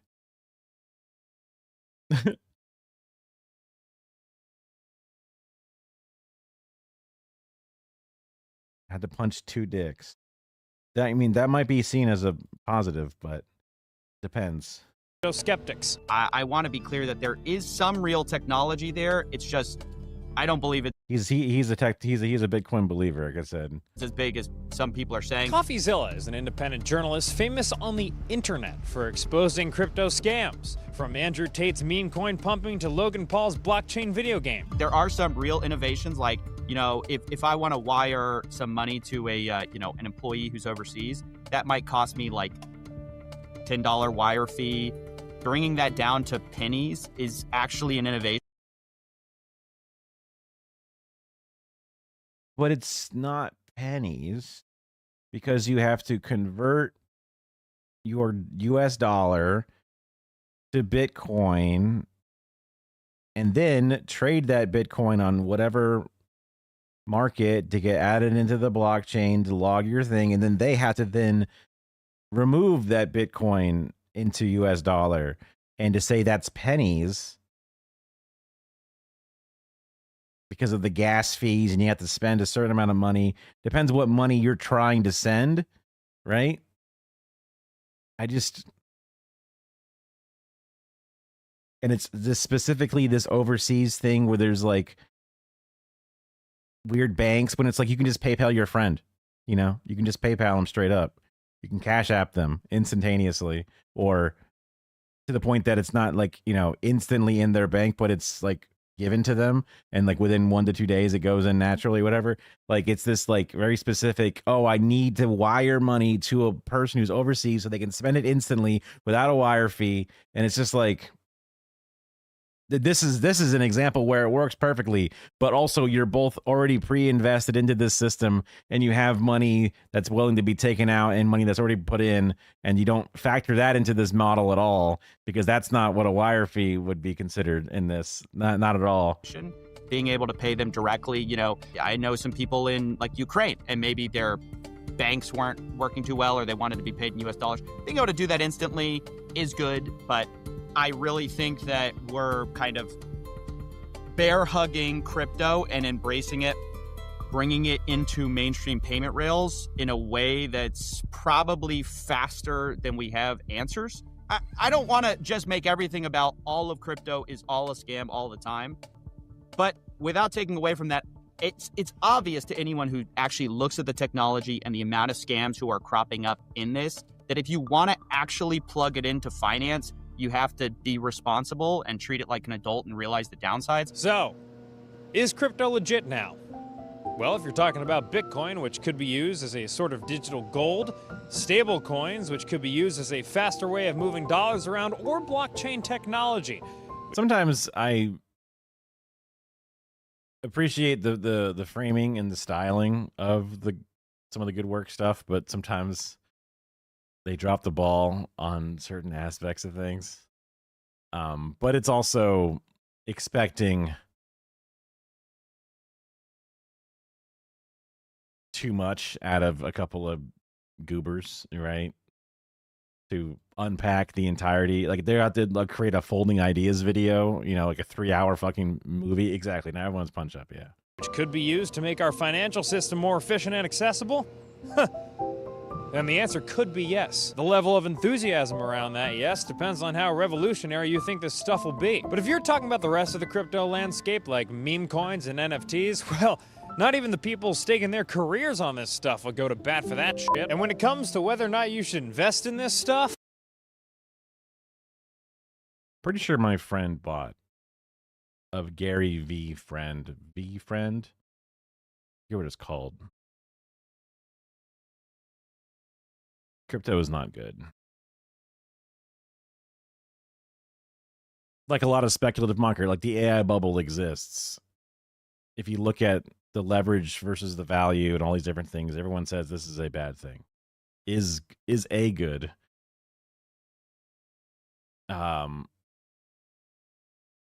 But they continue to gain in value because people believe there's value in it. That's the value is the value of their market share. That's it. There's no actual value in like tangible infrastructure or ability to produce something. It's just the playing cards. Yes, exactly. Magic the Gathering cards are worth money because Magic the Gathering game is a game that people play. Pokemon cards are worth money because there's a Pokemon card game that people collect. I guess some people play it. I don't know if there's as many playing communities of Pokemon as there is just Pokemon enjoyers. Like people play the video games and then people see the new card set come out, but I don't know that they really play the Pokemon game. I mean, my same buddy that was all into the crypto stuff was like, I'm very good at trading Magic the Gathering cards. He would like use some of his student loan money to buy a bunch of Magic the Gathering cards, trade, play, keep trading, and then eventually sell his collection. And he would say that he would make money off of it. And I'm like, you can't know that, bro, unless you've made a spreadsheet and really blanked out all the money you spent in, all the card purchases you made along the way, and then everything you sold. You know, it's just a money in, money out system. Obviously, when you make a trade, you're not going to log a trade. You're like, oh, look, I traded a Charizard for a Blastoise. You just log, I bought packs, and then I sold cards. You know, everything you buy, you log. Everything you sell, you log. And you in and out it.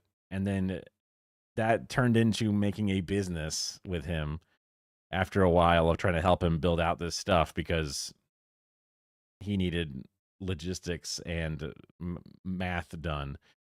And oh my God, was that a long-term project that ultimately made nothing, which is frustrating. I mean, I think it may have technically made some very small amounts of money depending upon certain things. And we made a lot of our money back, but like the money was not invested for 5 years or whatever. So it's like, what a waste of time. I made a simple pasta. Thyme, marjoram, olive oil. Even the burps taste good. That's kind of that kind of gross. Character from Dispatch, the game where you're kind of like, I don't know, The Boys, but like a Telltale game. Kind of like that. Not exactly, but kind of. There's actually like a game built into it because a lot of those like Telltale games, you know, The Wolf Among Us, whatever, there's not really a game involved. But this one made a dispatch game where you're kind of like a 911 call operator sending teams to the correct things. But then also this like story and like you choose a couple of important decisions and then there's something to it. So that one was a little different. Ow. Did I get like sunburned or something? What the? There's like a scratch down my face. Maybe I scratched my face when I was yawning. My nails aren't long or anything. What the fuck? I fucked myself up. Yeah, because we were Punch Up came up and I was like, who? What? I was told to educate myself. So I Googled, right? That's doing your own research. I don't think that he would be super in love with it. I'm getting some nice. Maybe it's because I haven't been scrolling my YouTube as much, but I'm seeing a couple of banger videos on the side here. Let's do a Fern video. Need to scroll, please. Let me scroll. Scroll. Wait, is that really the top of the frame? No way. What the fuck? This video is like a spaghetti western? Why is it the hell? Hold on, let me. Why is it so high up? Oh, I shouldn't have done this one. Yeah, it didn't grab it. The aspect ratio is crazy. Watch a punch up edit. Is there fan cams of punch up?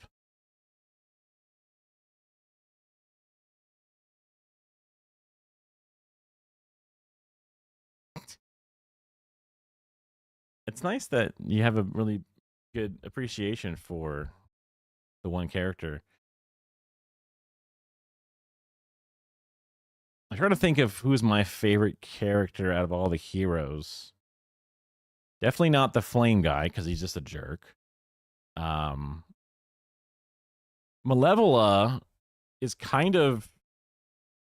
I feel like she's supposed to be chaos... or magic, sorry, from like Marvel Rivals, the comics, but then also mixed with the tiefling person from Baldur's Gate 3, kind of mixing those two. But she didn't really have a lot to say. She had some cute, funny little jokes, but they didn't really match some of like the punishment personality things. The illusion lady was kind of like a very in your face, almost overly intense individual. Didn't like... Now I sound like I just hate everybody. Sonic, the bat person, was just kind of weird and like had like weird creepy lines mixed with aloof lines, which was kind of like off-putting. Punch Up, I think, did have, out of all their lines, also Golem I thought was decent. Man of few words is kind of a fun aspect because things feel like they have more weight when you don't say a lot.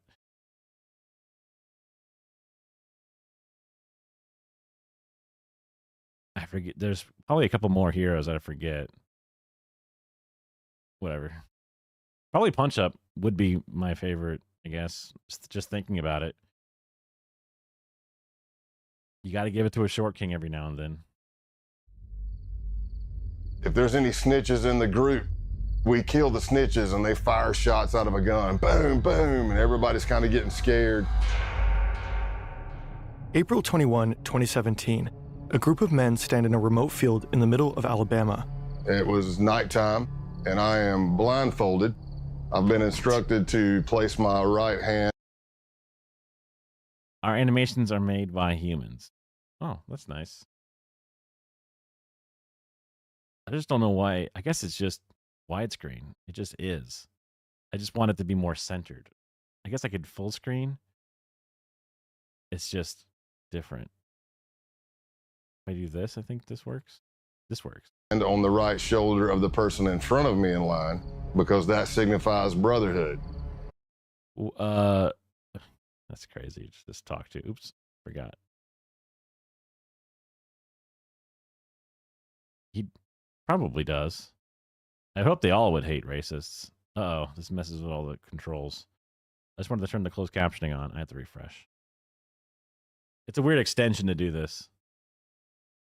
I keep trying to scroll up. Like, I can't even see the top of the fucking thing.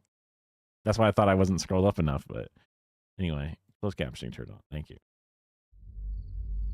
Brotherhood. 2017. Kind of getting scared. I mean, did you have a punch up edit specifically? I guess I can look for. I mean, no. That's crazy. That's crazy.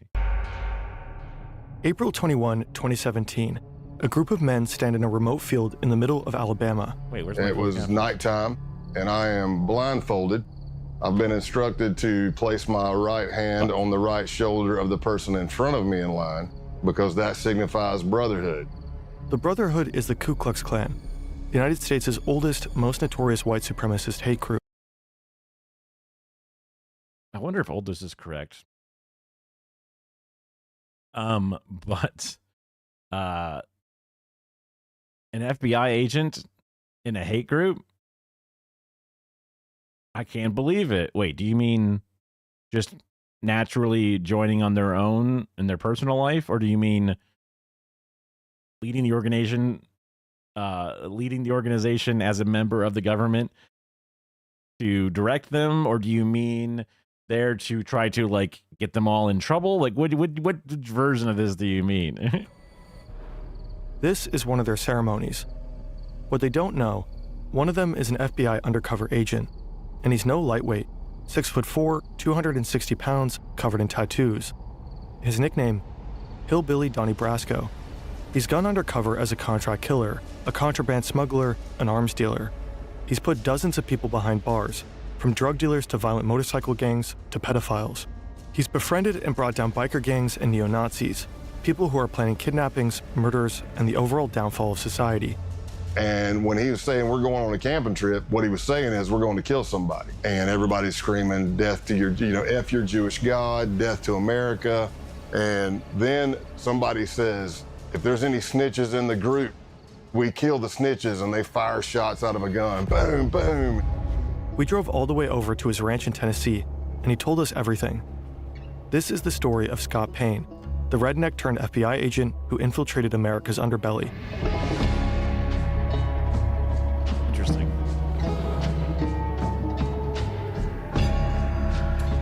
It's a pro-op version of, and what is clearly a story and a true story, whatever, but it's, I wonder if it's going to be critical of law enforcement's role in these organizations, like literally ops started as a slave patrol, for example. The majority of this video is based on Scott Payne's book and podcast. Find the links in the description. Makes sense. What I saw was a watery image. It was completely red, and there was a demon looking at me in that watery kind of ripple image with a grin and long crooked finger looking at me saying, "Come here," smiling. Scott is 14 years old, and he's just seen a demon. The year before, his parents divorced, and Scott went down a dark path, consulting spirits, watching diabolical horror movies, satanic rituals, deals with the devil. That's what brought him here, a friend's house, spending the night. They've had a small amount of alcohol, but no drugs, no hallucinogens. I would do like these little vignettes where I would pretend I was being possessed by a demon, or I was the devil, or whatever. I was on the couch and I was doing this scene from a movie where somebody is like being possessed by a demon. And so I'm fighting in my voice, and then the demon voice comes in, and there's this battle. And at the end, the demon wins and possesses the person. So that's what I act like happened. And I'm laughing like the demon, and I rolled over. It all started as a mock demonic possession, but then he actually saw a demonic figure. And this was... You can't just say he saw a demonic figure. That's not the beginning of the story I thought we were going to get. His breaking point. So let's just say I saw movies and I was acting it out in a jubilation prepubescent thing. And then I got very into it. And then I was very convinced that I saw something. Which is like, okay, I believe that you were convinced you saw something. After the demon scare, I got Jesus scared back into me, and that was it. Not that the devil was done with me, but I was done with him.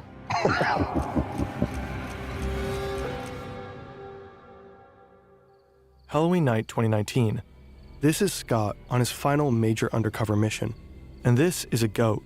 It was stolen and is now at the center of a pagan ritual. It's been nearly 35 years since Scott's first encounter with the devil, but on this night, the devil is all around him. And he's definitely not done with Scott. Now we're all in a circle around the goat, Somehow I ended up at the back Is Fern a religious YouTuber? of it. I don't know how. It's bad luck on my part, I guess, but I'm holding the legs of the goat. He's got this blade, and he's bringing it up and bringing it down in a practice swing, practice swing, practice swing. And finally, somebody says, just do it. Eisen comes down with every bit of force he's got and hits the back strap of the goat, and I don't even know if it broke a hair. I don't know if it's because the back strap's too thick, the blade was too dull, but he hit it, and all you heard the goat was just go, bah, and I'm like, oh man, this is gonna get bloody and bad real fast. The man swings again, nothing. Finally, the blade is replaced with a gun. I said, whoa, whoa, whoa. And he's like, what? I'm like, man, look at what you're shooting at. We're all in a circle around this thing. And then he looks. Trigger discipline. Puts a round right in the head of the goat, and it hits the ground.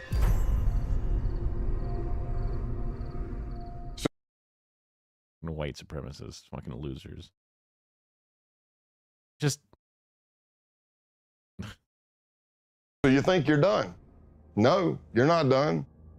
Now they slice the throat of the goat, and they fill up a cup full of blood. One of them pulls out a sheet of LSD. He approaches each man one by one. Basically, they would take the hit of acid under their tongue, chase it with the blood of the goat to signify the sacrifice, or solidify the sacrifice. Scott is one of the few who decline. So when it gets around to me at the end, I'm looking at the blood, and it's already coagulated. It's all chunky and clotty, and I'm looking at it going, man, I really don't want to turn this up and drink it. I mean, this is disgusting. So I dipped my fingers deep into the blood, pulled them out, and then sucked all the blood off my fingers. This is not the Ku Klux Klan.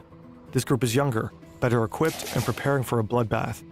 And not only animal blood, but the blood of any human who isn't one of them. Jewish and Black Americans, and anyone they consider traitors to the white race. They're by far the most dangerous group Scott will ever infiltrate. Unfortunately for these tripping blood-drinking white supremacists, Scott Payne has other plans. It's exactly the kind of thing he spent the last 17 years working to prevent. Wait, so he didn't infiltrate the KKK, but I guess they're like, it's close enough.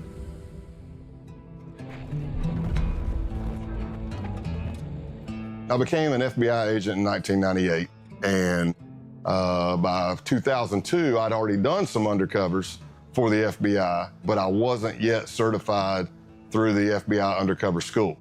So I finally got a slot. September 2002, Quantico, Virginia. This is the FBI Academy. If you make it through the year-long application process, if you pass the physical and psychological assessments, the tests, the polygraphs, the interviews, the background checks, if you make it through all that, you end up here, in a 20-week training program. If you get through the 20 weeks, you become an FBI agent. Scott's been here before. Now he's back, about to start the training program for undercover agents. Getting admission to the program is hard enough. Graduating is even harder. Only about half the admittees make it through. It's a 2-week school with no days off. We're very big on sleep deprivation. 2-week school? That's it? You're going through multiple scenarios of all shapes and sizes. And there's only 20 slots for the class. Others break down. They make missteps during the high-pressure scenarios.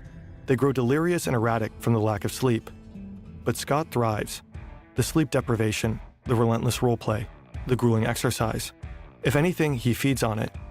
Meanwhile, he's learning from his idols, legendary FBI agents like Joe Pistone, who spent 6 years undercover with the Bun-On-No crime family. But they don't always notice him. So I remember Joe Pistone coming to speak, and I was like a kid in a candy store, man. I'm like, oh my gosh, this is Donnie Brasco. This dude did 6 years undercover in the mafia. And he's teaching, but he has this thing where he keeps kind of wanting to walk right up to the desk. So he kept stepping on my feet. And, I was trying to get out of his way. And then finally, as he's teaching, he just looks down at me and he says, Jesus, kid, either you got the biggest feet I've ever seen, or I can't see. And he throws a couple of bucks on the desk because he's like still in mafia mode. He throws a couple, he goes, hey, go get yourself a shine on me. And I just took my feet and shoved them under the seat, man. Joe Pistone may have scuffed up Scott's shoes. What neither of them could have known at the time is that Scott would go on to fill Joe's.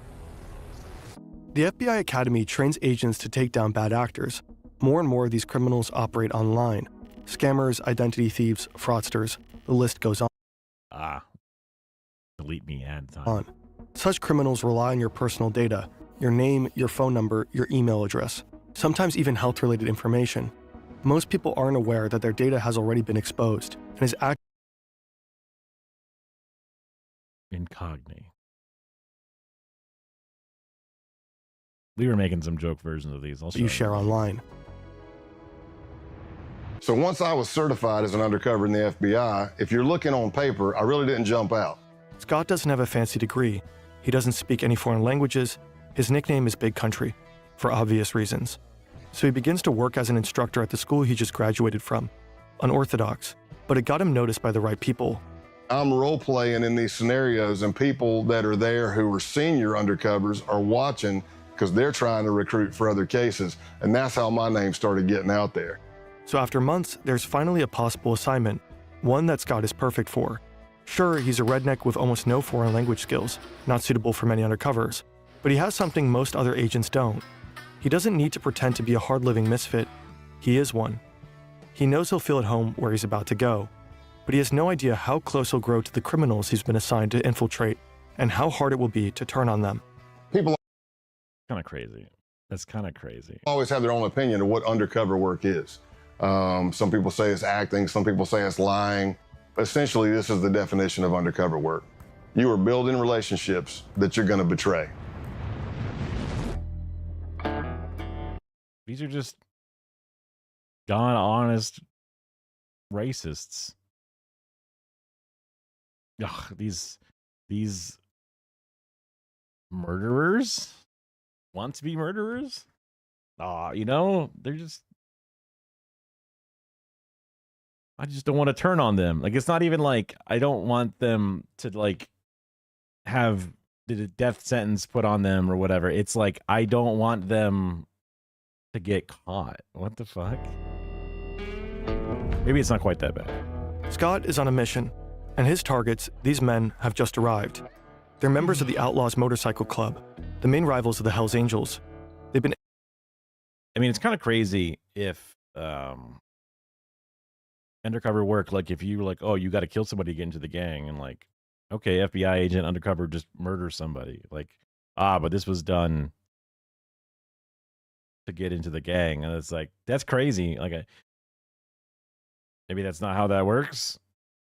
I mean, that's too much like the movies or whatever. But it's just they are obviously selling drugs and doing things, but they're a Fed. It's almost like a Fed can.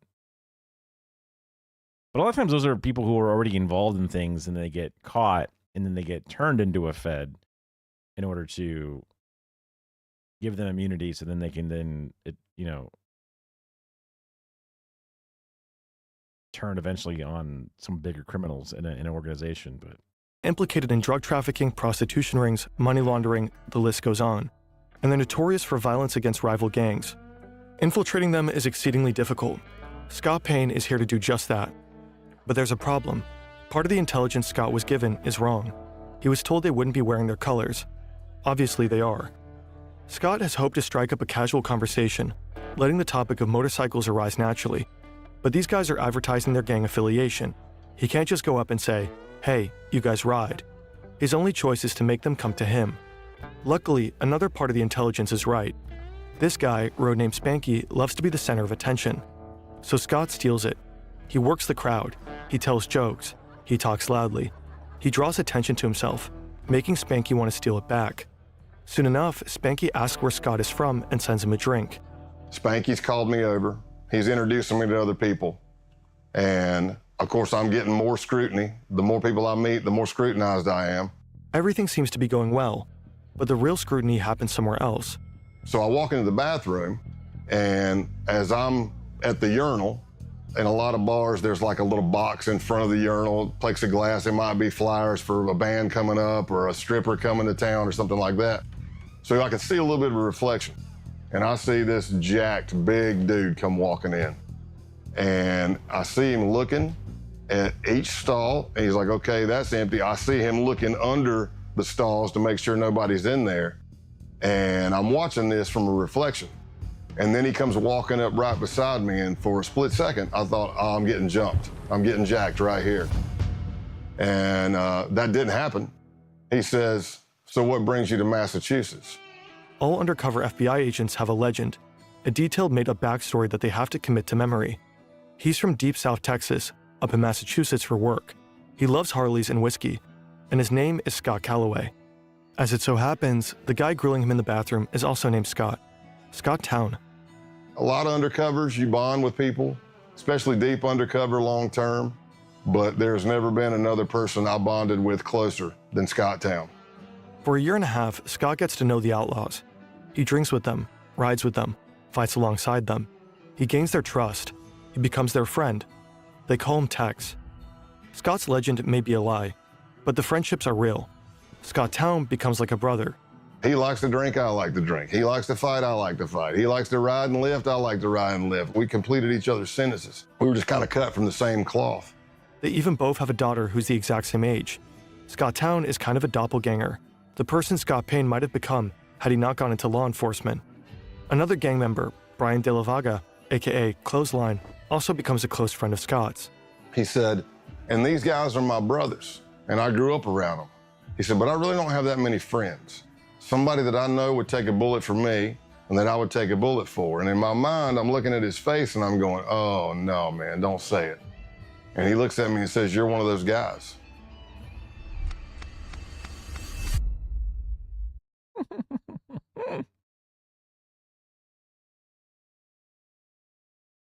But also, case in point, guys are just lost souls, lost in the system.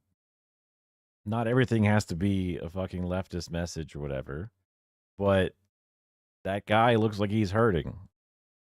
Doesn't have any other options. Does he need to turn to fucking this specifically? No, but if life was better with other ways, maybe he wouldn't have done this. Then not, oh, you can't always say that or whatever, but it's like these people are just like different criminals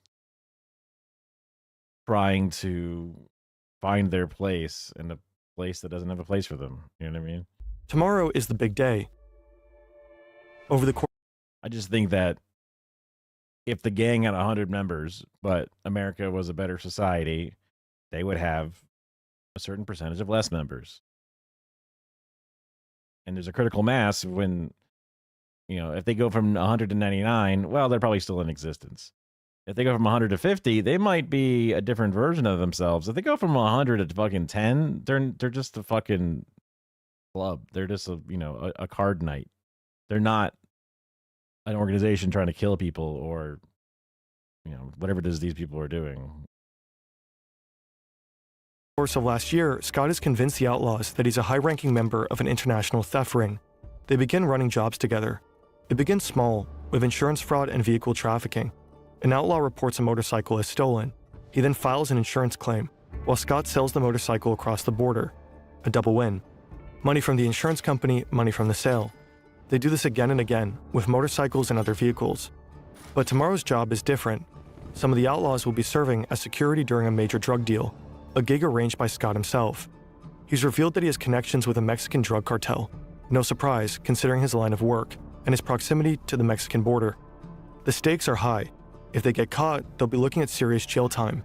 And if something goes wrong during the deal, the bullets will start flying. So when Scott is told to meet the outlaws at their clubhouse, he's not surprised.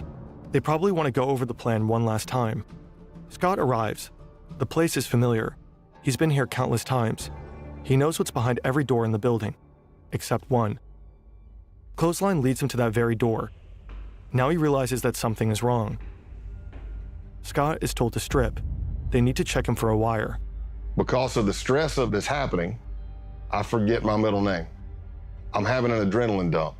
And for anybody who's ever had it, it can be any traumatic experience, but I'm having auditory exclusion.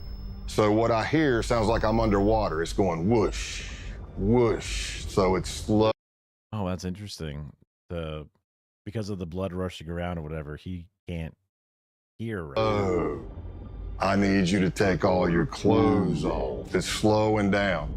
I'm getting time dilation in my eyes. Everything I see is in string grabs. Click, click, click. I can feel my heart beating through my entire body. my hamstrings get rubbery. Now, Clothesline has instructed me to take all my clothes off. Here's what I'll tell you. If I'm not wired, it's just an embarrassing moment. I'm naked in a small crawl space with two guys with pistols. Problem is, I'm wired to the hilt. But they don't find anything. Scott's recording equipment is not taped to his chest, but in his clothing. So my adrenaline starts settling, and I'm starting to come. Yeah, they're looking for a wire on him.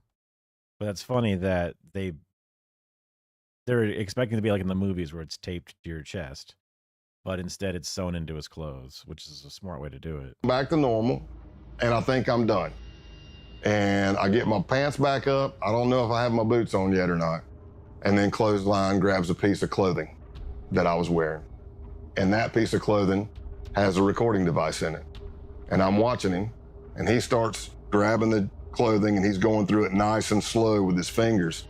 And I don't realize I do it, but there's an audible sigh. You can hear me go, because I don't even know. I don't even know I'm doing it. And he looks right at it and misses it. And I live to fight another day. That's crazy. They're so incompetent. I live to fight another day.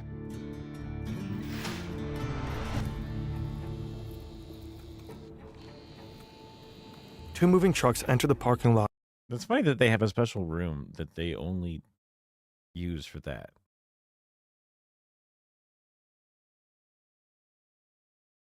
Also, their scams are,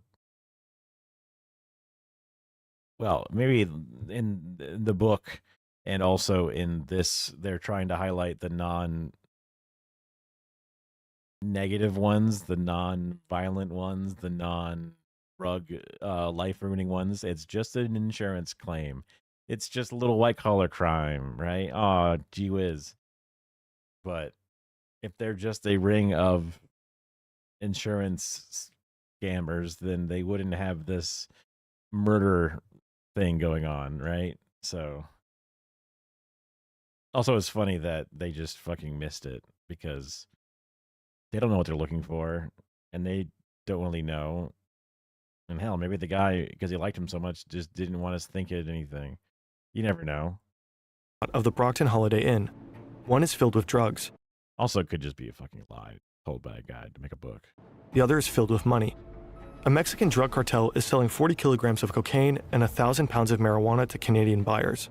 The Mexicans aren't taking any risks. They've arranged an American security detail, the Outlaws. Surveillance at every entrance.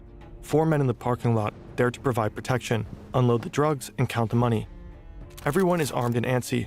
One false move and all hell could break loose. The deal is wrapped up quickly. The transfer is complete. All the money's there. The Outlaws are particularly relieved. They may be tough, but this is their first time working with a cartel. Now they'll get paid $15,000 for their services. Scott counts out the cash. He did it. He successfully tricked them. The cartel? FBI agents. The Canadians? Also FBI agents. 8 months later,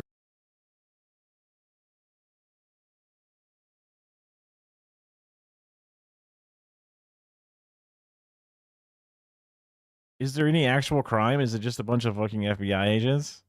a hotel in Nevada. Scott's been laying low, coordinating his undercovers from afar. His outlaw friends think he's going through a divorce. In reality, he's been diagnosed as overassigned after experiencing a severe stress-related panic attack. He's been ordered to take a 6-month timeout. He's been teaching during this time. His current class, ironically enough, is called Undercover Stressors. All the students have gone to bed, but Scott's only just returned to his hotel room. It's early 4 or 5 a.m.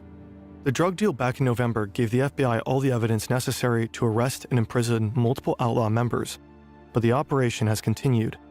Until today, the day of the takedown.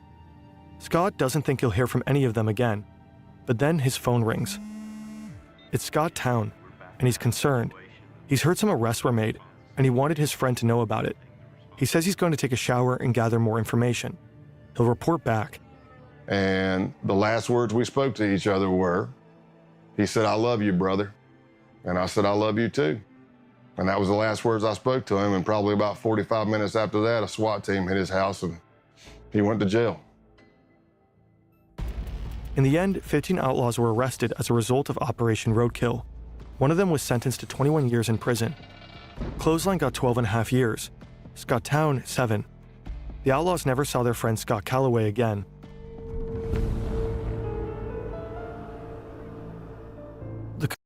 Wait, what year? That was... It didn't say the year number. Or if it did, it must have been lost. Because like, they'd be out of jail by now. That was a long time ago.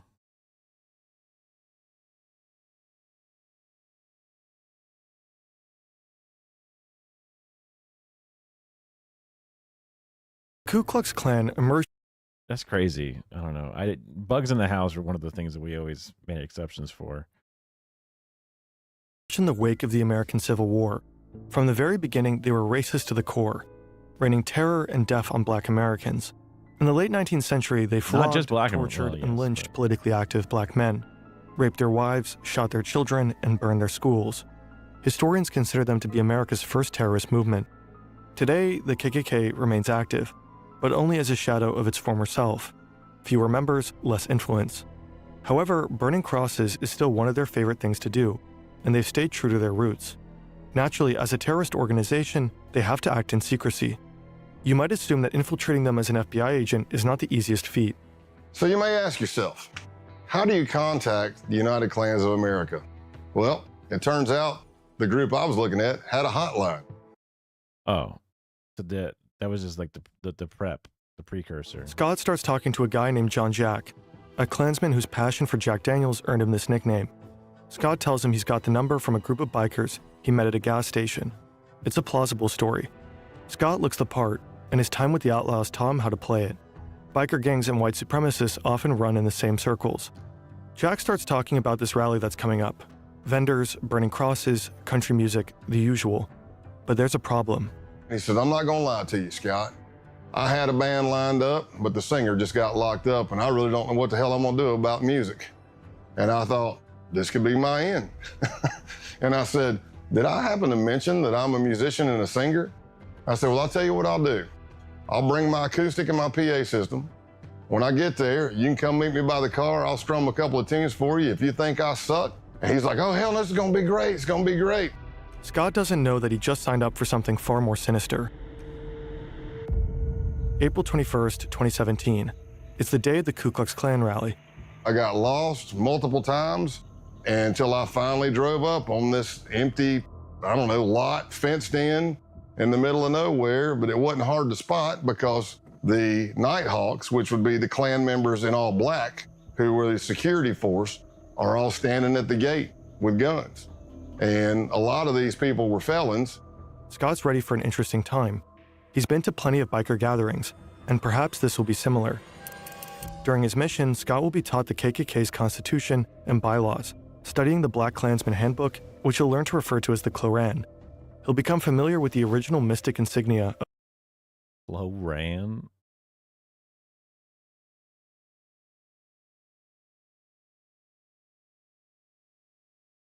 So it was the Black Klansman Handbook?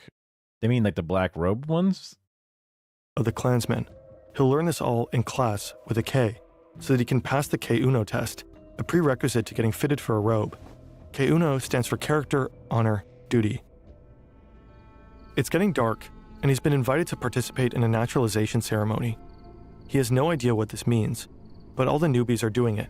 He'd stick out if he didn't. And that's how he finds himself in the middle of a field, blindfolded, holding the shoulder of the man in front of him, a gesture meant to signify brotherhood. They are told to raise their right hands and repeat an oath. I do swear from this moment forward. And then they tell us to get down on our knees. To fostering the welfare of the white race. So I'm on my knees, blindfolded. And further the work of... Interesting to have the AI voices do the racist parts, just to like avoid having to say the racist parts. Interesting. Of America's greatest movement. They take my blindfold off, and there's a Ku Klux Klan member in a green robe, and he has this sword, and he kind of knights me. The United Klans of America. And then we all hug, and there's like a little bit of a celebration, and I'm not sure what happened. And then it hits me as I'm walking to my truck. I'm like, I think I just joined the damn Klan. Yep, that's what that was. So After getting knighted by the Grand Wizard of the Ku Klux Klan, I'm thinking to myself, wait a minute, did I just join the Klan? What was your first hint? I got naturalized in the Ku Klux Klan that night. Scott's time at the KKK will end up being relatively short-lived. The case isn't really going anywhere. And there's another group coming into focus, a far more... Wait, what? Wait, what? Wait, they didn't bust anybody in the Klan? I'm confused. Wait, what? Dangerous one. In the FBI, we started encountering more violent type extremism, not the KKK types. We're talking advanced neo-Nazism. And it led me to an accelerationist group called the Base. The Base mission will provide to be far more extreme than anything Scott has ever seen. The network of violent white supremacists. An extremist group known as the Base. Violent neo-Nazi terrorist. Paramilitary group called the Base. On August 11th, 2017, crowds of people marched through the campus of the University of Virginia in Charlottesville, chanting racist and anti-Semitic slogans. They were protesting the removal of a statue of Robert E. Lee, the famous Confederate general. The next day... Ooh, but when was that statue erected? Ooh, good question. They were met by counter-protesters, and things quickly turned violent. Then they turned deadly. A white supremacist drove his car into a crowd of counter-protesters, injuring 35 people and killing Heather Heyer. For some, the Unite the Right rally was a wake-up call, surprising proof that white supremacy persists in America. To others, it was a grim reminder, and frightening evidence that white supremacists were feeling emboldened enough to come out of the shadows. The first accelerationist group emerged in 2015. They called themselves Atomwaffen Division. They'd been inspired by the writings of the neo-Nazi James Mason, whose book Siege had become a sort of Bible for accelerationists. The book denies the Holocaust and attacks homosexuals and Jewish people. It also calls for organized violence, specifically for the formation of terror cells prepared to wage war against the system. Initially regarded as fringe or even cringe, accelerationism steadily gained traction. By 2021, roughly 90% of... That's not my understanding of what accelerationism is, just because I'm thinking of people that want the government to get worse, so that way people can then look to then do a bigger swing back to make it better or whatever. But I'm sure this is a reasonable definition. That's fucked that it's on the rise in Oz too. Of white nationalist groups identified as accelerationist. That same year, the U.S. Director of National Intelligence identified racially motivated violent extremists as the most lethal domestic terrorism threat. More than other white supremacist ideologies, accelerationism insists on the importance of direct violent action, the kind of action taken by the people they call saints. Like Saint Tarrant, for Brendan Tarrant, the Australian white supremacist who attacked 2 mosques in Christchurch, New Zealand. He killed 51 people. Or Saint Rue. Okay, relax with the fucking showing their faces and names and shit. You're supposed to not venerate them because this is what they want. For Dylan Roof, who killed 9 people, all black, during a church service in Charleston, South Carolina. This is the kind of action accelerationists believe in. Action that will further destabilize society, that might finally lead to societal chaos. They are explicit about this. Roof, for example, said he'd hoped to ignite a race war. Failing that, though, the purpose is to inspire more violence, which is exactly what such attacks have done. Scott Payne just signed up on Facebook. He's about to publish another racist post. His goal is to get... Welcome to Facebook. Man, banned. But nothing happens. A fellow agent... I'm here to get... This is going to get me banned. Points out that he doesn't have any friends. He adds a few people, and that does it. He's promptly kicked off. Okay, well done. Next up is Gab, a social networking site well known for its tolerant stance towards far-right users. He participates in forums with names like Whites Only. This will further elevate his credentials.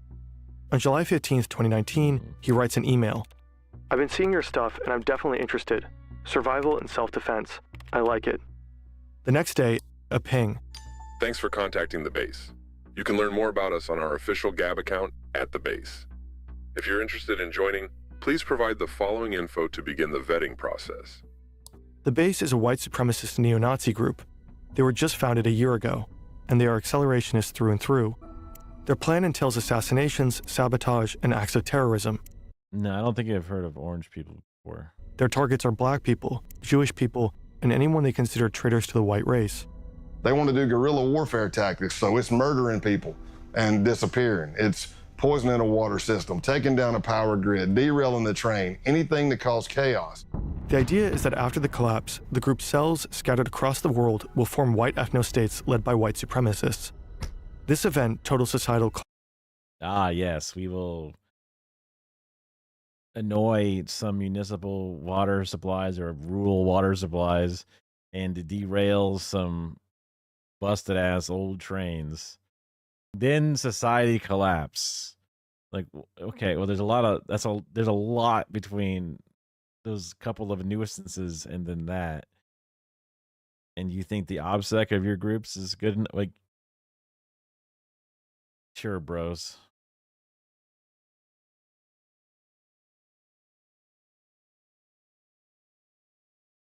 Weird. Collapse has a special name, the Boogaloo. Now, Scott is trying to join them. They ask for his name. Hey, the Boogaloo boys, the same ones that Wendigoon started, apparently. But he got out before it got too ideological, but... White Warrior, 88, and his age, 44. Scott Payne is actually 48, but he knows most base members are between 18 and 25. He wants to seem as young as possible. Sex, race, location, military experience, fitness level, special training, and organization affiliations. Here, his past undercover experiences pay off. He mentions the Klan and biker gangs. So here I am, approximately for a week or more. You would actually mention the outlaw biker gang? Because that was the one that got caught because of a Fed infiltrated it and all of them were arrested.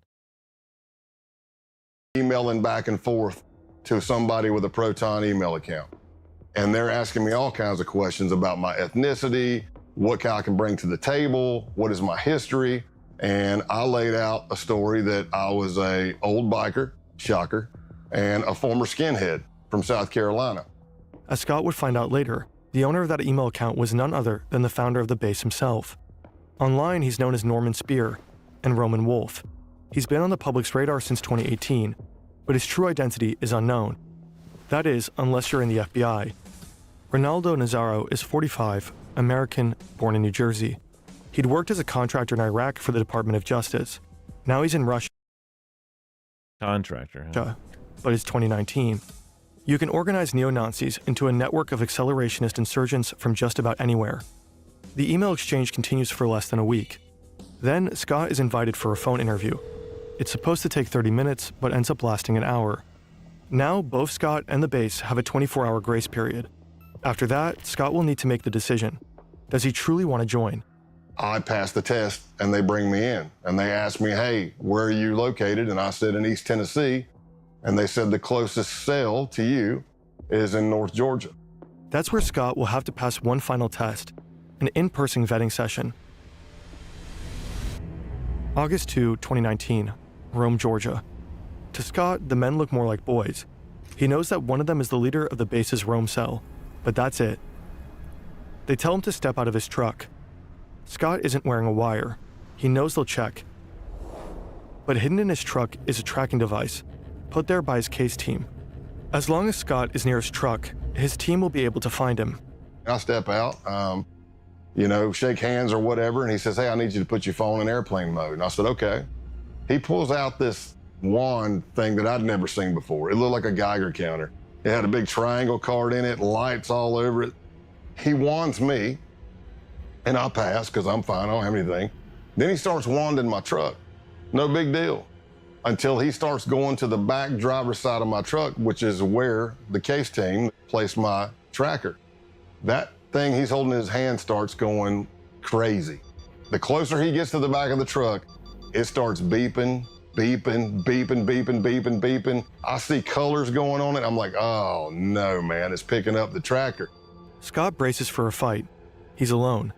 His team knows where he is, but they have no idea something is wrong. But he gets lucky. The other guy, they're like, oh, I don't know. It's weird. Guy wonders if the device is picking up the power lines. And he walks over and it goes crazy. And he's like, damn it, yeah, or whatever he says. Yeah, it's the power lines. Hey, follow us to another location. Scott has to act fast.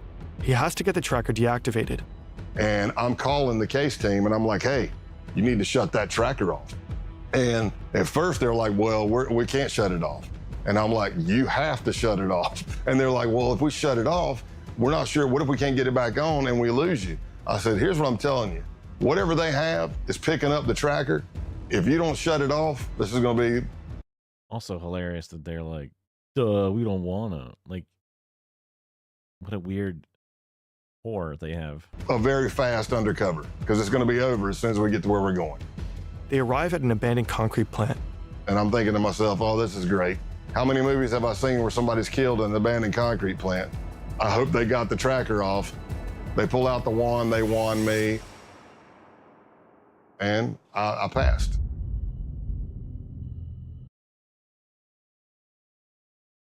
Why would they have to drive so far away? Why couldn't they just go like in the other direction of the power lines real fast? Scott is in. By this point, Scott's been around the block, the outlaws, the Ku Klux Klan, but nothing could prepare him for what comes next.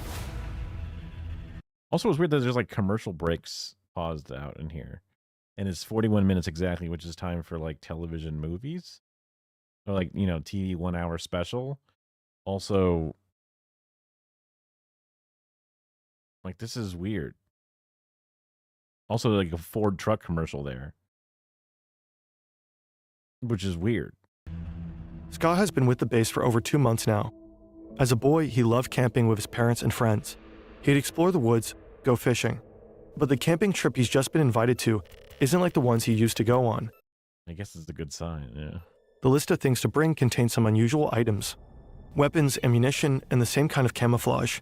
Flecktarn, worn by the German military. This is no ordinary camping trip. This is a hate camp, an extended training session to prepare members for the Boogaloo. Hand-to-hand combat, weapons drills, grappling. By now, Scott has attended a number of similar training sessions, but this one is different.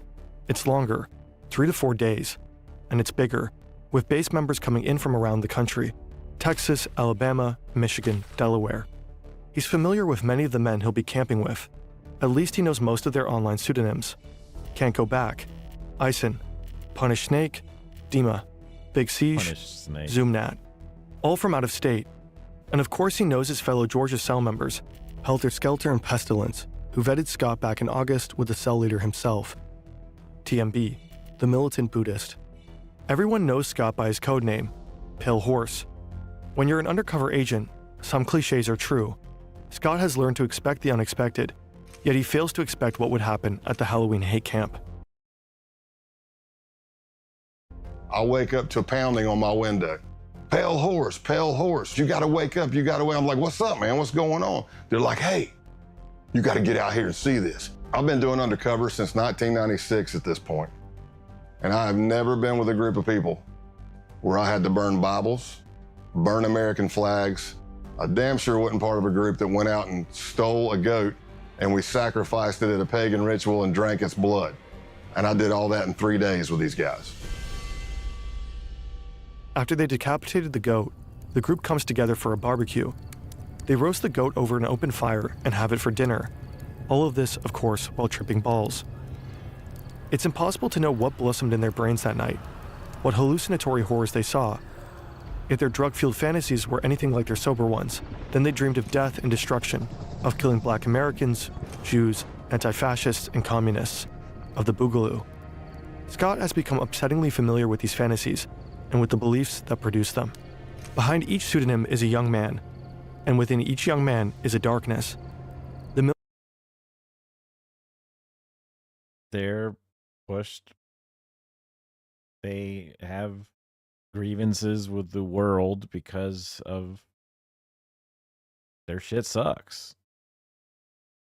It is possible to still be racist and a shithead if your life is better and good, but these are mostly fucked up people from a fucked up situation. Again, not trying to run defense for some of the most hateful individuals out there, but just want a better world so that way these people are more rare. These people are saved before they fall. Militant Buddhist's real name is Luke Lane. If the Boogaloo requires it, he says he could kill his dad.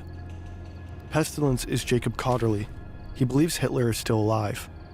Michael Helterbrand, aka Helter Skelter, says he'd have no problem killing a commie kid. Punished Snake, a former Canadian soldier who'd been doxxed by an undercover journalist, gets emotional talking about it, but he knows he'll have to kill his ex-fiancée when the Boogaloo kicks off. She's half black. Scott Payne records all of this, and as he earns their trust, he records more. And we did more and more trainings through that Saturday, but by that Saturday night, we went back down to the holy site and had a bonfire. And that's where the American flags were burned. That's where holy Bibles were set on fire. And everybody's screaming, death to your, F your Jewish God, death to America. And when that training camp ended, that's when I advanced even more in them trusting me. And that's when TMB and Pestilence started bringing me in on murder plots that they had. It's more than 2 months later, and Scott is back at TMB's farm, the 100-acre property where the Halloween hate camp took place. For the last few weeks, TMB has been talking about another camping trip, but he's been cagey. He doesn't want to share information via chat. Scott has convinced him to meet. He wants details. It turns out the camping trip isn't a camping trip. It's a hit job. TMB creates a separate chat room called the camping trip. And when he was saying we're going on a camping trip, what he was saying is we're going to kill somebody. Their target is an active Antifa couple in the Georgia area. It was going to be me, TMB, Pestilence, and Helter Skelter. And we were all going to make entry into the house. TMB wanted me to go with him to kill everybody, while Helter Skelter would be covering out the window to make sure no cops were coming and stuff like that, or help. And then Pestilence was going to set the house on fire. But in the planning of everything, at one point, Helter Skelter says, hey, if you don't mind, I'd like to pop my cherry on this one. That confused me because it means something completely different to me. And I'm like, what? Bro, this is 2019. The idea of using that terminology to be like, I want to do my first thing here, not that bizarre. What do you mean?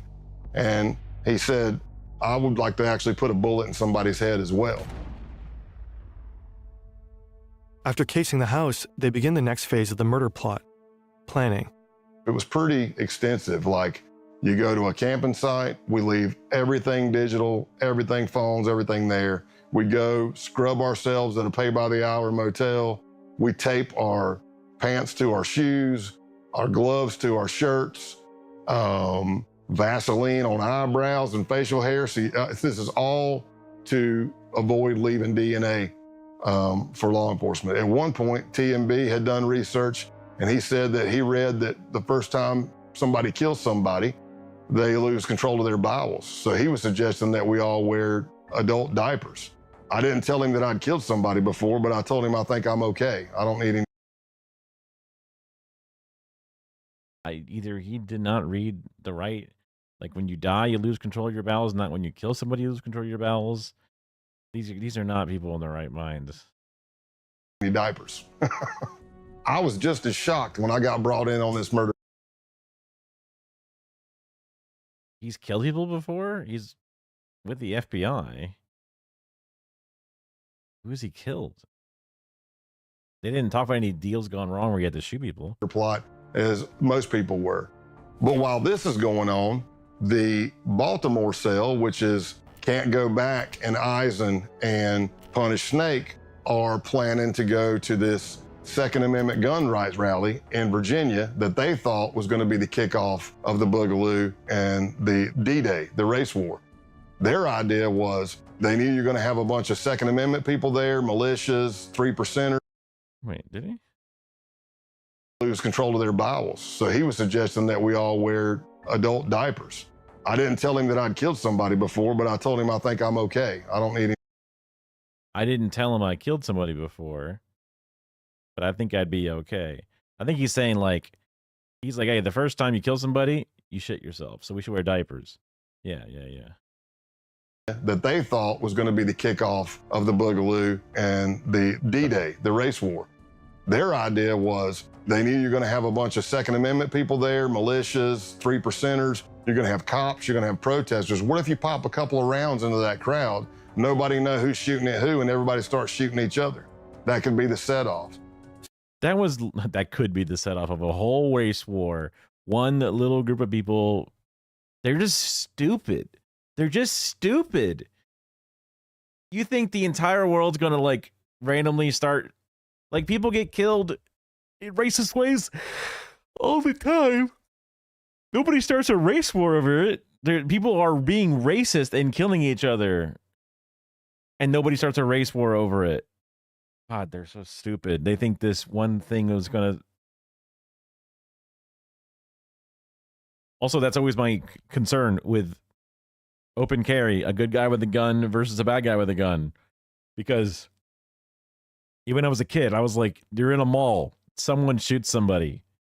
Then, good guy with a gun, 1, shoots him back or starts shooting at him.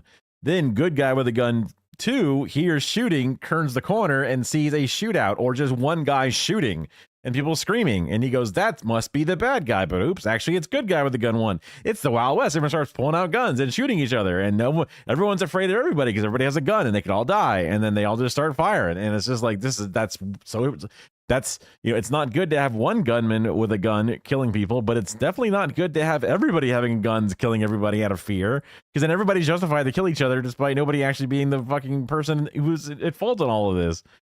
Scott and his team know they have to stop him, and there's no time to lose. The Pro Firearms Rally is on January 20th, 2020, just a few months away. They jump into action. The next weeks are a flurry of activity, meeting, coordinating, and planning. Finally, the day of the bust arrives.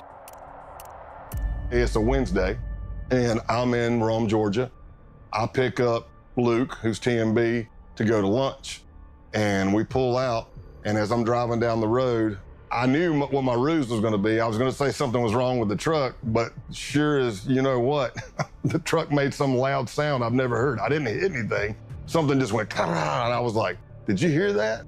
He's like, yeah, and I go, man, if my brake calipers are frozen again, I'm gonna be, because that did happen.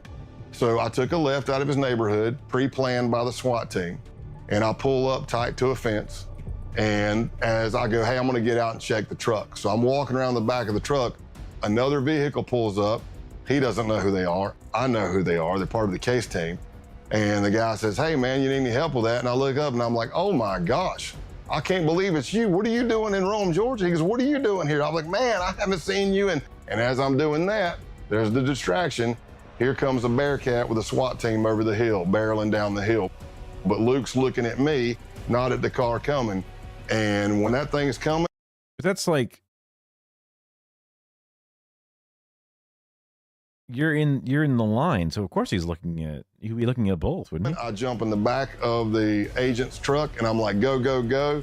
And you could hear the SWAT team giving commands. And luckily the arrest went down without an incident. The next morning, SWAT teams arrested Eisen, Can't Go Back, and Punish Snake. Essentially, we kind of tore down the base. Luke Lane, aka TMB, was sentenced to 6 years in prison. Jacob Cotterly, Pestilence, got 13. William Bilbro, Eisen, 5. Patrick. So crazy that they all have such different sentences. I guess there's different levels of involvement, or Matthews, Punish Snake, and Brian Lemley, Can't Go Back, 9 years. According to a recent Guardian article, the base is enjoying a resurgence. Its founder, Ronaldo Nazzaro, continues to live in St. Petersburg. Scott retired in June 2021. At his retirement ceremony, attended by friends, family, colleagues, and top FBI brass, June 30th was named Scott Payne Day.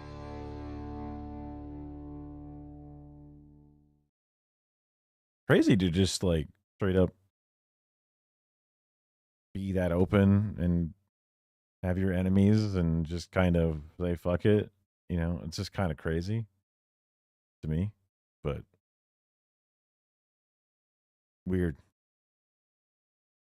Intense. I mean, that's closer to the police work that people expected out of, you know, our government agencies, not now becoming, you know, investigators and random fucking bullshit for ICE.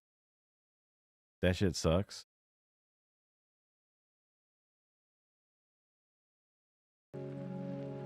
Well, fuck me. It's 7 a.m. I'm supposed to go live at like 7 p.m. nowadays, but obviously I got a late start on my own. They didn't bring it all the way down. They definitely interrupted some American cells, but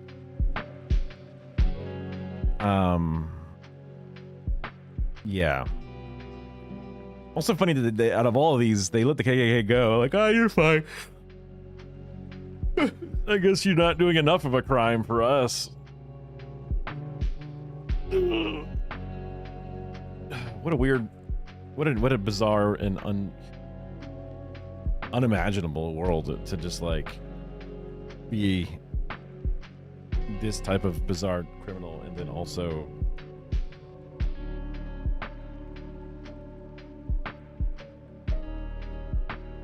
having an everyday life, you know, a day job, and then on the weekends you're planning out these things, and then you have like a big day planned, and then you get busted, and then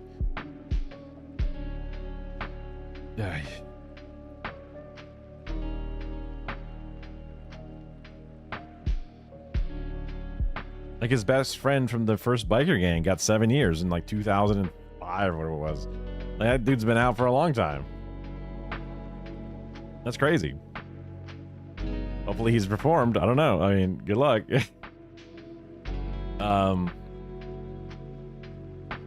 Yeah. I should get some sleep. It was a good day though. A lot of crazy news. I mean, like I said, going to be trying to go live closer to the, 12 hours from now, not the time I've been going, but we'll see. Hopefully people had a good time. I apologize for yawning like that. I do. My face gets better from scratching myself. Weird. Just darkness on my face. Let's raid Little Bear. If you're gonna stick around, you'll stick around. If not, I understand. If you could, I would. It would help me out a bit, obviously, just so I get a bit more validity in the community.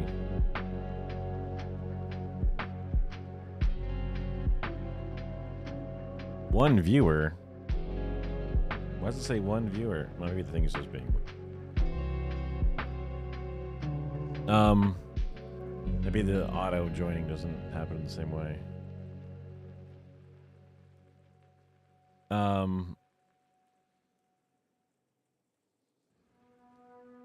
Yeah, or tomorrow.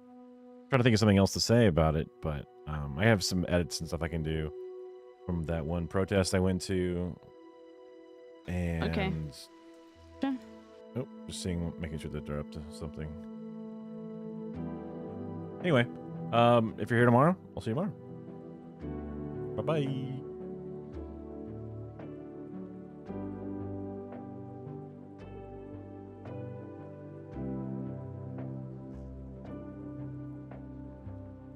Stephen J, thank you for the raid.